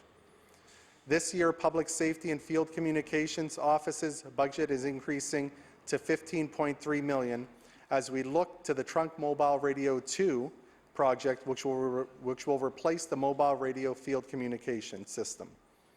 RCMP, EMO, and volunteer fire departments and ground search and rescue to keep Nova Scotians safe. The existing system is more than 15 years old, and all the electronic components will be replaced through a 10-year service agreement with Bell. We've also committed to funding annual radio maintenance worth over $3 million a year. The Insurance Risk and Management Division acts as government's insurer. The division ensures the physical security needs of government and the public are looked after. They also provide insurance claims, management services to all departments and all agencies. Presently, the division manages 13 insurance policies for government. The group recently completed a security review of key government buildings, including our very own Province House. The Real Property Services Division meets government space needs, provides real estate acquisition and disposal services, and manages government's inventory. Presently, we lease about 2.3 million square feet and manage 1.7 million square feet of office, warehouse, specialty, and courthouse space. Last year, the division generated $1.5 million in revenue by disposing surplus properties such as land parcels, furniture, and equipment through public auction, recycling, scrap waste, and donation for nonprofits. The Building Services Division maintains and does capital planning for government properties, including 2,400 buildings and other infrastructure. Government owns approximately 7.8 million square feet of space, valued at $2.5 billion. This year, their work expands as they take on operation of 8 buildings at Perinia Park in Truro and operations of the Northeast Nova Scotia Correctional Facility in Pictou County. That's an overview of the responsibilities of the Public Works branch. I'd like to switch now to Financial Services Delivery. Financial Services Delivery manages accounting, payroll, and financial reporting for governments, school boards, pensioners. The branch has 3 divisions. The Payroll Client Relations Division runs an integrated and centrally managed payroll center. The Operational Accounting Division provides centralized payments for all departments, including account receivables and accounts payables, social assistance, rebate programs, and loans. The division also produces payroll payments and tax slips for the government, school boards, retired teachers, and public servants. Last year, employees in the division received the Scotia Award for Outstanding Program Achievement from Scotiabank for instituting billing and payment standards. The Payment Transaction Services Division processes and audits expense claims and ensures government travel and expenses policies are upheld. Together, the employees who make up this branch manage 1 million transactions a year, including processing 60,000 travel claims, 240,000 checks, 700,000 remittances, and 70,000 T4 slips. These financial professionals come together when Internal Services was created. I believe by working together, they will continue to find operational efficiencies. The Internal Audit Branch supports departments by reviewing their operations and predicting and evaluating financial risks in order to minimize their impact. Last year, they completed a rigorous quality review that confirms our auditors continue to meet the high professional standards set by their industry. The Internal Audit Centre is currently planning the staffing and operations for a new procurement audit team. Last year, the provincial government spent nearly $1 billion on goods, services, and construction. All this with an 80% invested back in Nova Scotia. We need to make sure that public dollars are spent wisely. That's why we're making a greater effort to ensure the best purchasing decisions are being made and that the public's confidence in the procurement process remains high.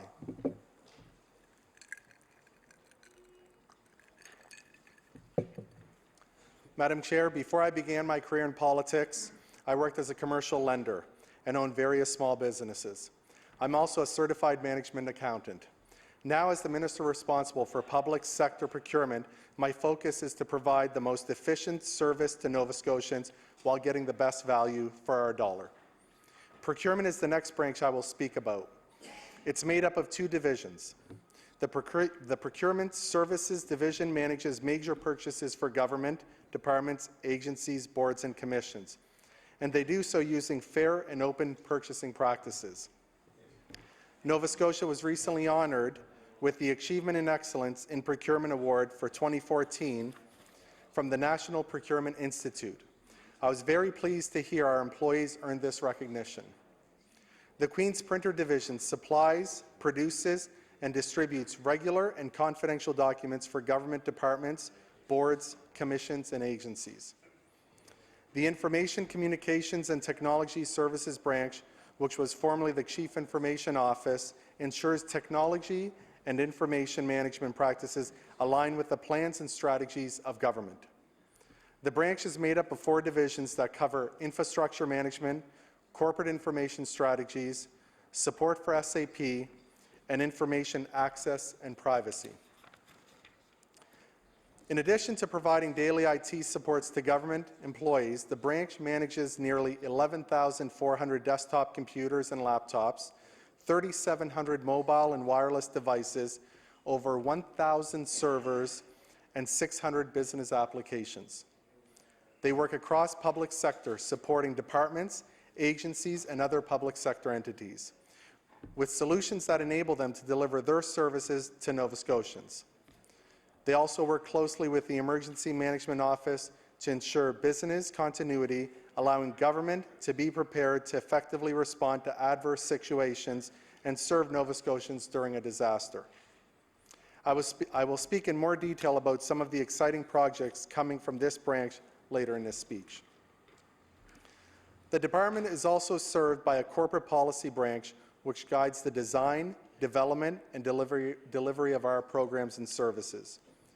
Communications Nova Scotia professionals provide communication support to the department and the Shared Services Initiative. As well, the Transportation and Infrastructure Renewal Financial CSU provides financial services, budgeting, and forecasting to my department. Our human resources strategy and services are provided by the Public Service Commission. That's an overview of what my department does each day. The work is as diverse as it is important to Nova Scotians and the public sector. Madam Chair, government undertook an extensive program review last year. We needed to determine if government should be delivering certain programs and services and if the way we deliver them made sense. Over the decades, our system of government has become a complex web of often overlapping programs that needed rigorous examination and review. That's why we needed to look closely to see if these programs were meeting their objectives and providing real return on investment of tax dollars for the benefit of Nova Scotians. We found that some of our agencies had overlapping mandates, so it would make sense for us to bring them together so they can complete their work as one entity. As a result, Nova Scotia Lands Inc. and the Waterfront Development Corporation will be merging later this year.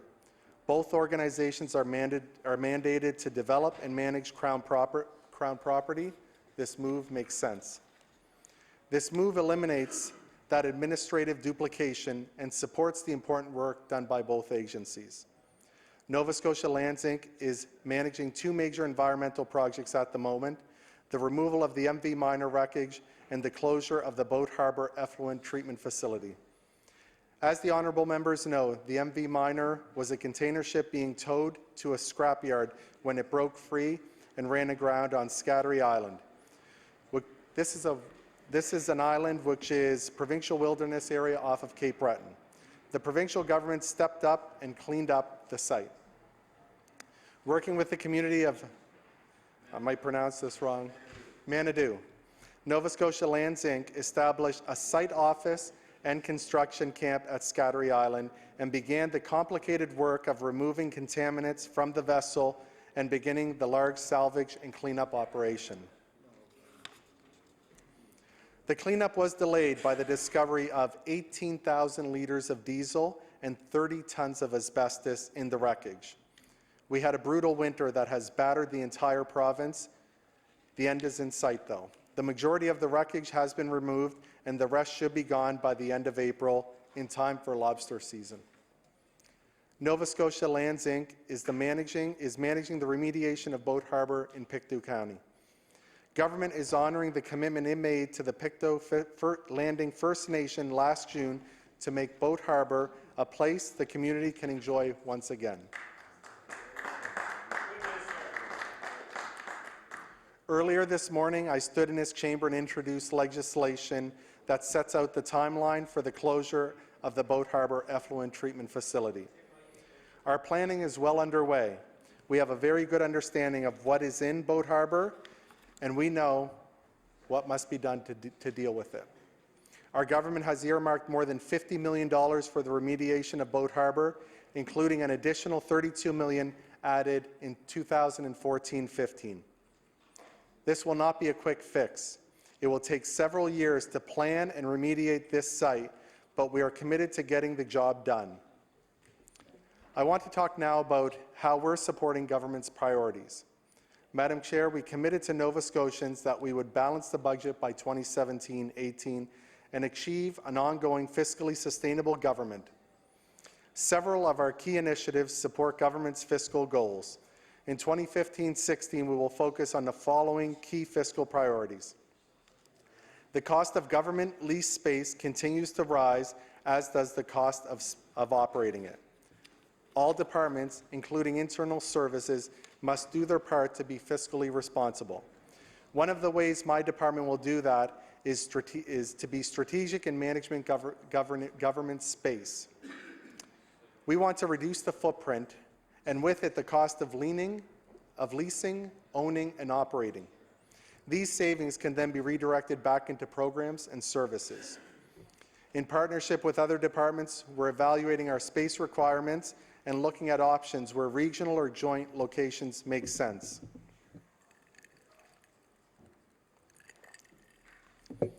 The Community Services Department, for example, recently determined it could no longer support operations of one of its satellite offices. They looked for alternate ways of delivering services to their clients, including relocating employees to a nearby office and using meeting facilities in other government spaces. In another example, we recently tendered for office space for Community Services downtown Halifax location. Soon they will move into a smaller office space at a lower cost per square foot. The square footage savings there was approximately 30,000 square feet. It is a significant savings for government. Further, we will update space design standards, consolidate office locations, digitize records, dispose of property no longer required, and consider flexible work arrangements. We're also working closely with Transportation and Infrastructure Renewal to dispose of surplus and non-essential properties where we can. Some of these actions are already underway, and others will start later this year. Internal Services will lead a government-wide program that will achieve efficient, streamlined processes and operations. The Lean Government Initiative will focus on quality, client value, and emphasize continuous learning and process improvement.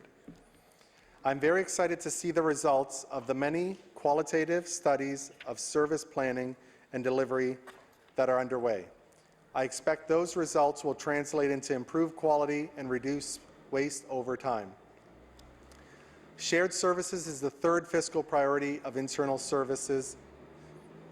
Last fall, the legislature passed the Shared Services Act to support this important initiative. This enabled us to make necessary changes in the way the public sector does business.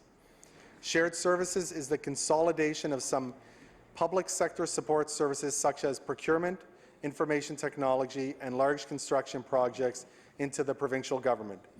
These groups currently working together are the provincial government, school boards, the Provincial Health Authority, the IWK, and some Crown corporations.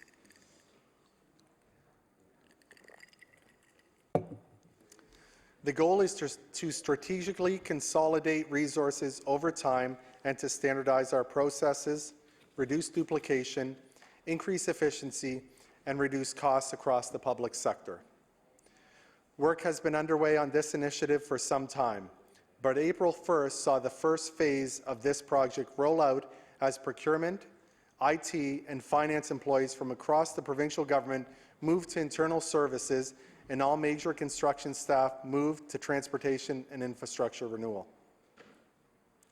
On April 1st, we welcomed 239 employees transferring into ICT services, 54 employees into financial services delivery, 29 employees into procurement, and 7 positions into the Information Access and Privacy Division. In total, 329 positions have transferred to internal services from other provincial departments. By October 2015, the next phase of shared services will be implemented when health sector IT staff come into the provincial government.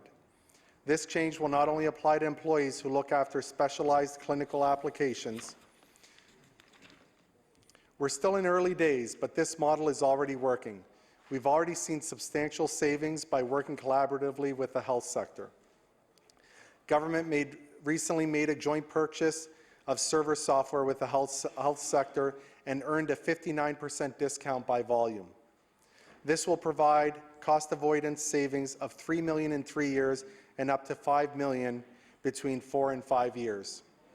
That's evidence that there are substantial savings to be found by working together for Nova Scotians.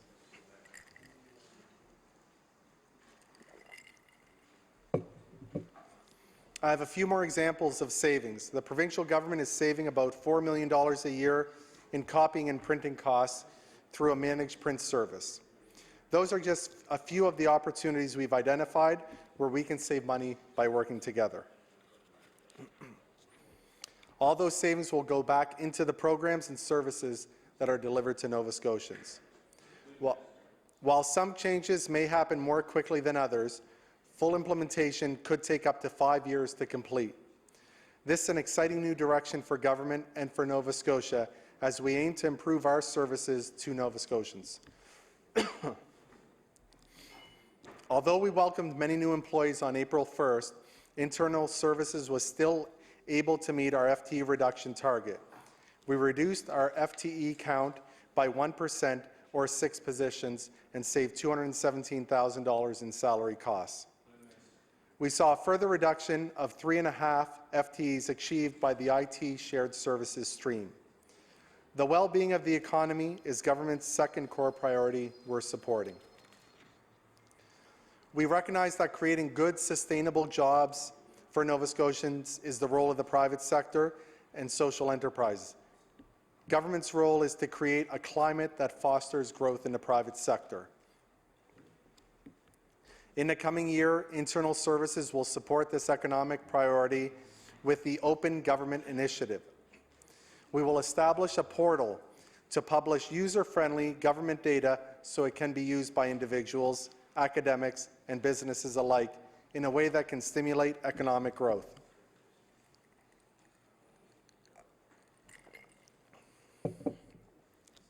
Education is the third core priority we will support this year. We recognize that a strong economy begins with a skilled workforce. The role of government is to help ensure every Nova Scotian can achieve his or her potential. Government's goal is to build a strong and capable workforce by improving early childhood and P-12 education and continually improving opportunities for skills, development, and knowledge through post-secondary education, training, and apprenticeship. Responsibility rests across all departments to support the conditions that enable young Nova Scotians to have the best possible start in life and continued success into adulthood and the workforce. In keeping with government's youth strategy, this year the Public Works branch will recruit and employ apprentices in co-op placements and as summer students. These opportunities will offer young people the work experience they need to become certified and find good jobs in Nova Scotia. I have just outlined how we are supporting government's core priorities in 2015-16. I want to share how we have planned to meet our department-level strategic goals for this year. Madam Chair, as part of this budget process, Internal Services published its first statement of mandate. It outlines our strategic goals, which have been set to ensure quality, sustainable results. It will guide our activities in the coming year. Much work has gone into understanding the needs of our clients so we can support them in delivering their mandates. Through this process, we created our mandate, mission, and vision. Our mandate focuses on 4 strategic goals: quality client service, sustainability, and an engaged, supportive workplace. Each of our priority projects for 2015-16 supports at least one of these strategic goals. I'd like to take you through each of them now.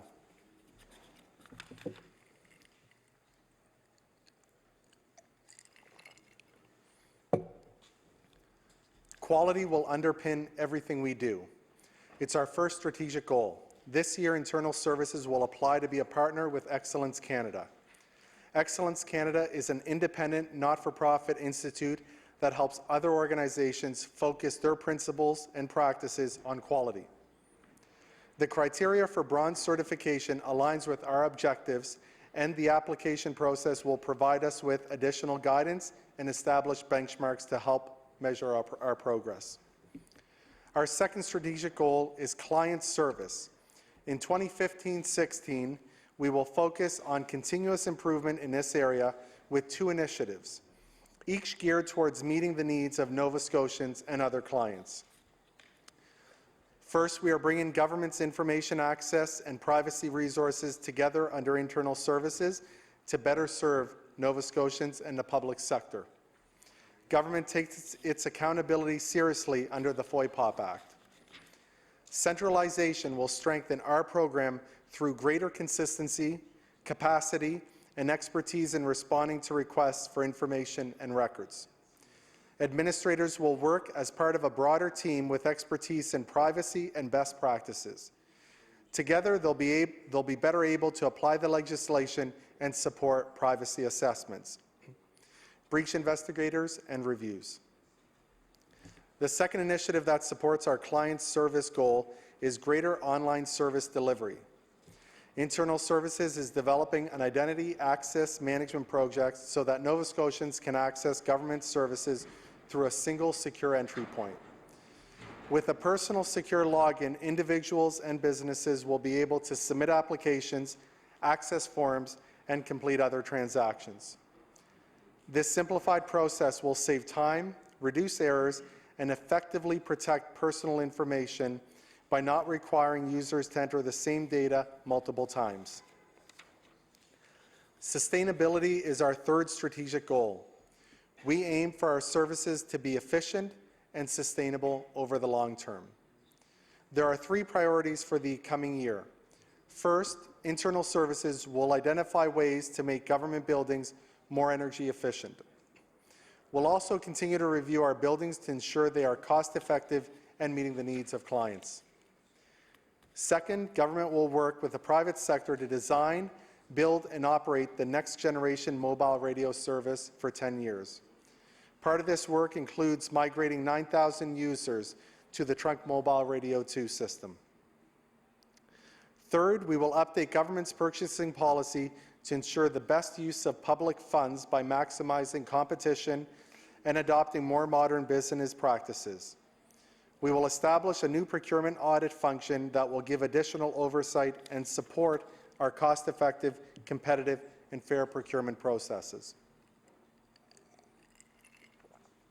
Achieving an engaged and supportive workforce is our fourth and final strategic goal for 2015-16. Our employees are key to our success in Internal Services and across the public sector. We will continue to invest in people and adopt a positive and supportive workplace culture. Recently, my department established several employee committees to look at topics like employee engagement, diversity, and healthy workplaces. They are collaborative forums to generate new and innovative ways to increase engagement and job satisfaction. My senior team is also engaged, serving as champions and overseeing their recommendations and action plans. In closing, Madam Chair, Nova Scotia's fiscal situation is challenging us to be innovative in the way we deliver services in the public sector. Nova Scotians want to know government is making careful, responsible, wise use of their hard-earned tax dollars. Our strategic goals, which I have just outlined, will ensure quality, sustainable results for government and for Nova Scotians. We are well positioned to lead several of government's priorities such as shared services, strategic procurement, lean government, and strategic facility management. Madam Chair, as I've demonstrated today, we are finding new and innovative ways to deliver the quality services and supports that allow other government departments and the public service entities to deliver the programs and services Nova Scotians rely upon. We've accomplished many great things in our first year. I'm certain that we will build on these accomplishments in the year ahead. I'm very proud of the direction we're headed. Finally, the successes and accomplishments I've pointed out to this evening are products of our nearly 900 employees through this province. I want to take this opportunity to acknowledge and thank my colleagues at Internal Services for their ongoing professionalism and hard work. Thank you, Madam Chair. I will now take your questions. Our first hour of questioning will come from the Progressive Conservative Caucus and the Honourable Member for Pictou East. Thank you, Madam Chair. I thank the Minister for the opening remarks and the incredibly impressive list of accomplishments he's had. It's refreshing to hear how successful he's been in all of his initiatives in the past year. But the Minister referred to the well-being of the economy and the budget-making changes necessary to support Nova Scotians. I think he said that they had made some thoughtful changes that make the government work better for Nova Scotians. So my first question for the Minister was, just in that context, and I'm just curious, I'd like to ask the Minister, does he support cutting the film tax credit as part of his initiatives to make the economy better? Minister of Internal Services. Mr. Chair, I would say that that is a direction that you'd want to be asking the Department of Finance, as this is the Internal Services Department. But in the context of an overall budget, as I spoke about, we've had to make many tough decisions this year. One of the hardest ones for us was the reduction of 340 FTEs. And in reducing 340 FTEs, it was very unfortunate that there were 109 layoffs. We did our best to manage this, but it was a difficult process. We have, looking ahead to those 109 layoffs, held many positions open in the Public Service Commission, as we have not filled vacancies in the last short period, knowing that these were coming. And I hope that many of these positions will be filled within government if they choose to stay. I will say that at the start of my speech, I spoke about the deficits that were run up by this province by the previous two governments. And when you're adding $1 billion a year to the debt of the province, and you've added over $4 billion in the last 5 years, you're paying $250 million of interest on it. Where is it going to come from? Can we tax more?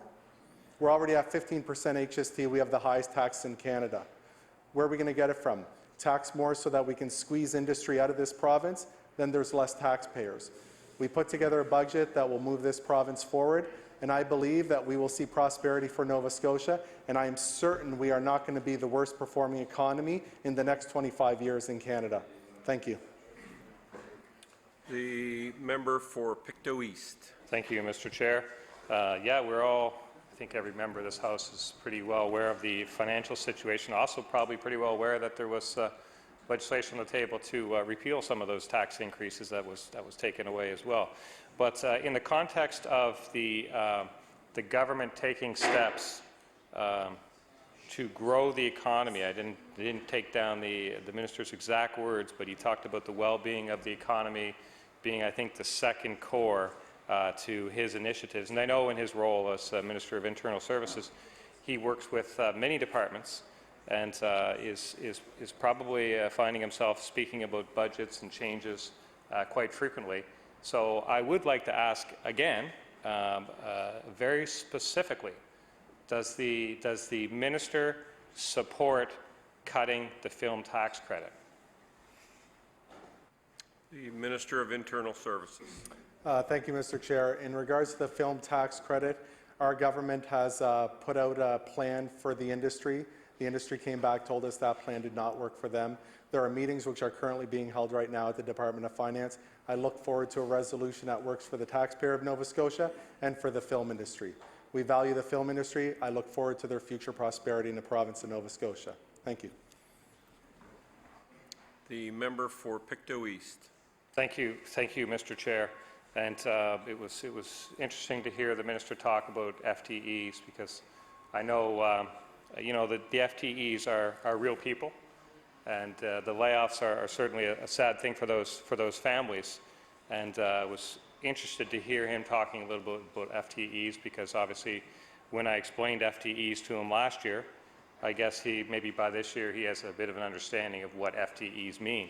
So that's progress, Mr. Chair. But in the context of people losing their jobs and industries being shrunk down, I think it's important for Nova Scotians to understand what their government is thinking in terms of where the economy will go. And I think that the residents of Nova Scotia certainly have a right to know who's pushing in which direction. And the film tax credit is a very serious issue. It has the potential to change the livelihoods of over 2,000 Nova Scotians, 2,700 Nova Scotians, lots of Nova Scotians. And so when we think about the people who work in the civil service and what happens to them when they go up and get a pink slip, and then we remember that there's thousands of other people out there that are impacted by decisions the government is making, and rationale that the government may or may not have for making those decisions. I certainly have the impression that the minister is very involved in the workings of government. He referenced many times the work he's done across departments and the influence he's had over certain government decisions. So in that context, I do believe it's very important that Nova Scotians understand exactly where this very influential minister sits on the status of the film tax credit. And the film industry was they heard all week from the premier that there would be meetings, they would be meeting, and then we learned today that somebody else was going to meet with them. So I do think that it's important. That Nova Scotians understand exactly where this minister is on the film tax credit. So I will ask this simple question one more time. Does the minister support cutting the film tax credit, or does the minister have another proposal, maybe to repeal it back to what it was? Where exactly is this minister at on the film tax credit? The Minister of Internal Services. Mr. Chair, the member might understand what FTEs are, but I don't think he understands where ministerial responsibilities lie. I am not the Minister of Finance. The industry is having a meeting with the Minister of Finance, and Finance is up in estimates next week, and I'm sure they would love to answer these questions. Thank you. The member for Pictou East. Thank you very much, Mr. Chair. We will be asking the Minister of Finance these very same questions, but the reason I asked, Mr. Chair, is in the minister's dissertation about his list of accomplishments during the year, he was very forceful in his interaction with other departments and steps he's taken in other departments and information and influence he's had over other ministers. And he was very forceful in his comments about his own opinion about the state of the economy in Nova Scotia and some of the thoughtful changes that he was championing to make government work better, some of the initiatives that he was taking. So my question is in that context only, Mr. Speaker, was the film tax credit actually one of this minister's initiatives? Was it this minister that proposed to the Minister of Finance that this was a good idea to cut the film tax credit? So I'll ask a very direct question to the minister. Does the minister support the film tax credit, and further, was it his idea? The Minister of Internal Services. Chair, if the member was paying close attention to my speech, he would have realized that the department supports all other departments in meeting the goals and objectives of Nova Scotia. At no time did I say that I or our department has accomplished these goals. We are the supporting body for all departments in Nova Scotia, all agencies. I will add that with our support, we have helped departments meet their objectives and meet the objectives laid out by this government for the people of Nova Scotia. If he has specific questions about the film and tax credit, I would direct those questions to the Minister of Finance, who is at this very moment meeting with the industry. Thank you, Mr. Chair. The member for Pictou East. Thank you, Mr. Chair. In the minister's capacity as Minister of Internal Services, I believe he referenced a certain amount of real estate that he was responsible for, provincially owned buildings, and also quite a bit of space that they lease from other landlords. So I'd like to ask the minister, in his capacity as minister and real estate owned by the province, is there any tenants in any provincial buildings that are companies directly involved in the film industry?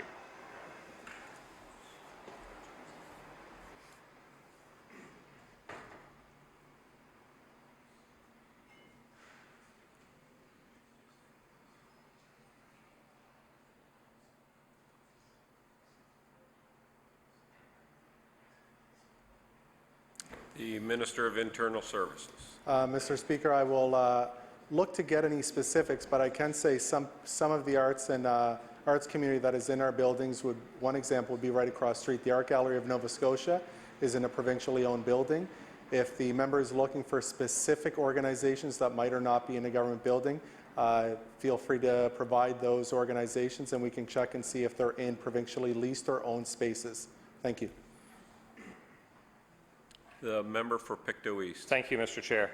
And the reason I ask is because I believe there are tenants in provincially owned buildings that work in the film industry. And, you know, sometimes we have to explain to the government and try and get them to understand that every action has a reaction. And in the context of the film tax credit cut, it's certainly my opinion, and I am not alone in this opinion, that the cut will have a tremendous negative effect on the film industry in this province. And in fact, it will drive a lot of companies away from this province and out of this province. And I'm just wondering if the minister has given any thought to how his film tax credit cut and the implications it has on businesses that are also tenants of the province. What impact will that have on the minister's portfolio should those companies have to vacate their leases? That's the context of my question. And I'm curious if the minister has done any specific analysis of that particular issue. In other words, did the minister say to staff or to himself or to his premier, if we make this cut, there will be ramifications on the industry, and one direct ramification back to the province is we risk losing tenants for X square footage. Now, we heard from the minister that he wasn't sure if he was aware of at least one, but he wasn't sure of any other tenants that may be impacted. And I think that is a symptom of what we see with this government when they take an action and they don't properly think through, well, what might that trigger?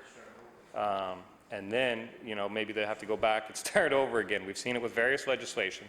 And that's why I was specifically interested in the minister's involvement with the film tax credit and his support of the film tax credit, because it does have an impact on his department. I know it has an impact on his department. And I'm wondering if the minister had thought that through, that there might be an impact on his department. So my question for the minister is, what would be the impact on the province if every tenant that's involved in the film tax credit involved in the film industry had to leave the province because of this cut? What would be the impact on the province in terms of vacated leased space? The Minister of Internal Services. Mr. Chair, in the department, with all the managed space we have, we manage our vacancies, we manage different requirements. We're constantly flowing. There are changes that happen every day as departments might grow, such as ours, or might decrease, such as the example of community services. There's one example where they went from approximately 70,000 square feet down 30,000 square feet in their requirement.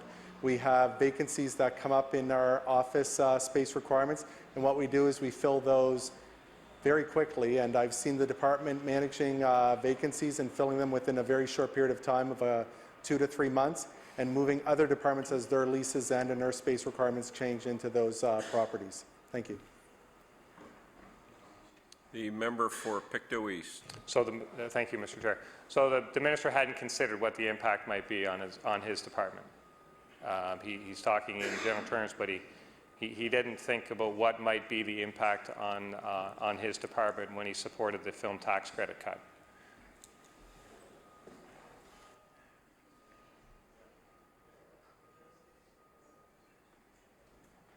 The Minister of Internal Services. Mr. Chair, it's a very odd question because it doesn't make sense to me. If the member could provide what organizations in the film industry are specifically leasing space from the government. Up to now, we have had no information of leases or anyone canceling a lease. We have many leases across the province. We have, subleases where a little cafeteria might be, for example, like the one that was in the Art Gallery of Nova Scotia. If the member can specifically provide which organizations, what square footage they have, and where they're located, we'll get that information to them. Thank you. The member for Pictou East. Thank you, Mr. Chair. And I appreciate the response. I am not surprised by the response, Mr. Chair. We see oftentimes where this minister is asking me to provide information about his department. That's what we have here, Mr. Speaker, and I'm not surprised by that. I'm disappointed by that. We've seen that in the last couple of weeks. I advised the Minister of Finance of a $140,000 party that was happening in her department. This minister sees that, and he says, well, gee, member from Pictou East, can you help me out with a bit of information about my own department? And that's kind of what we've seen from the government here, Mr. Speaker. So the point of the matter is it's a policy decision, completely devoid of analysis by anyone. We learned at public accounts that the Department of Finance did no analysis on the ramifications. The minister is a tremendous champion of cutting the film tax credit. We know that that was something that he was very much in support of from what we hear. I gave the minister a chance to clarify that today, and he didn't want to talk about the film tax credit. And I think we know why, because he's a big champion of it. And there's ramifications to the government from things like that. And I'm asking about if the minister has thought about the ramifications of these types of policies on Nova Scotians. And the answer I heard was that no, they hadn't thought of it, but if I wanted to do some analysis for them, he'd be happy to accept it from me. And that's disappointing, Mr. Speaker, to say the least. So I'm going to turn my attention to the subject. The minister mentioned that providing security for buildings was something that fell under his jurisdiction, and he specifically mentioned the security review he has done in this House, in Province House. Now, I want to ask the minister about that because it's, I have had a chance, Mr. Chair, to speak in this House when this gallery was completely full. I remember very well last year in the budget reply, the gallery was completely full. And then the Speaker ultimately emptied the galleries because of some things that were said from the gallery.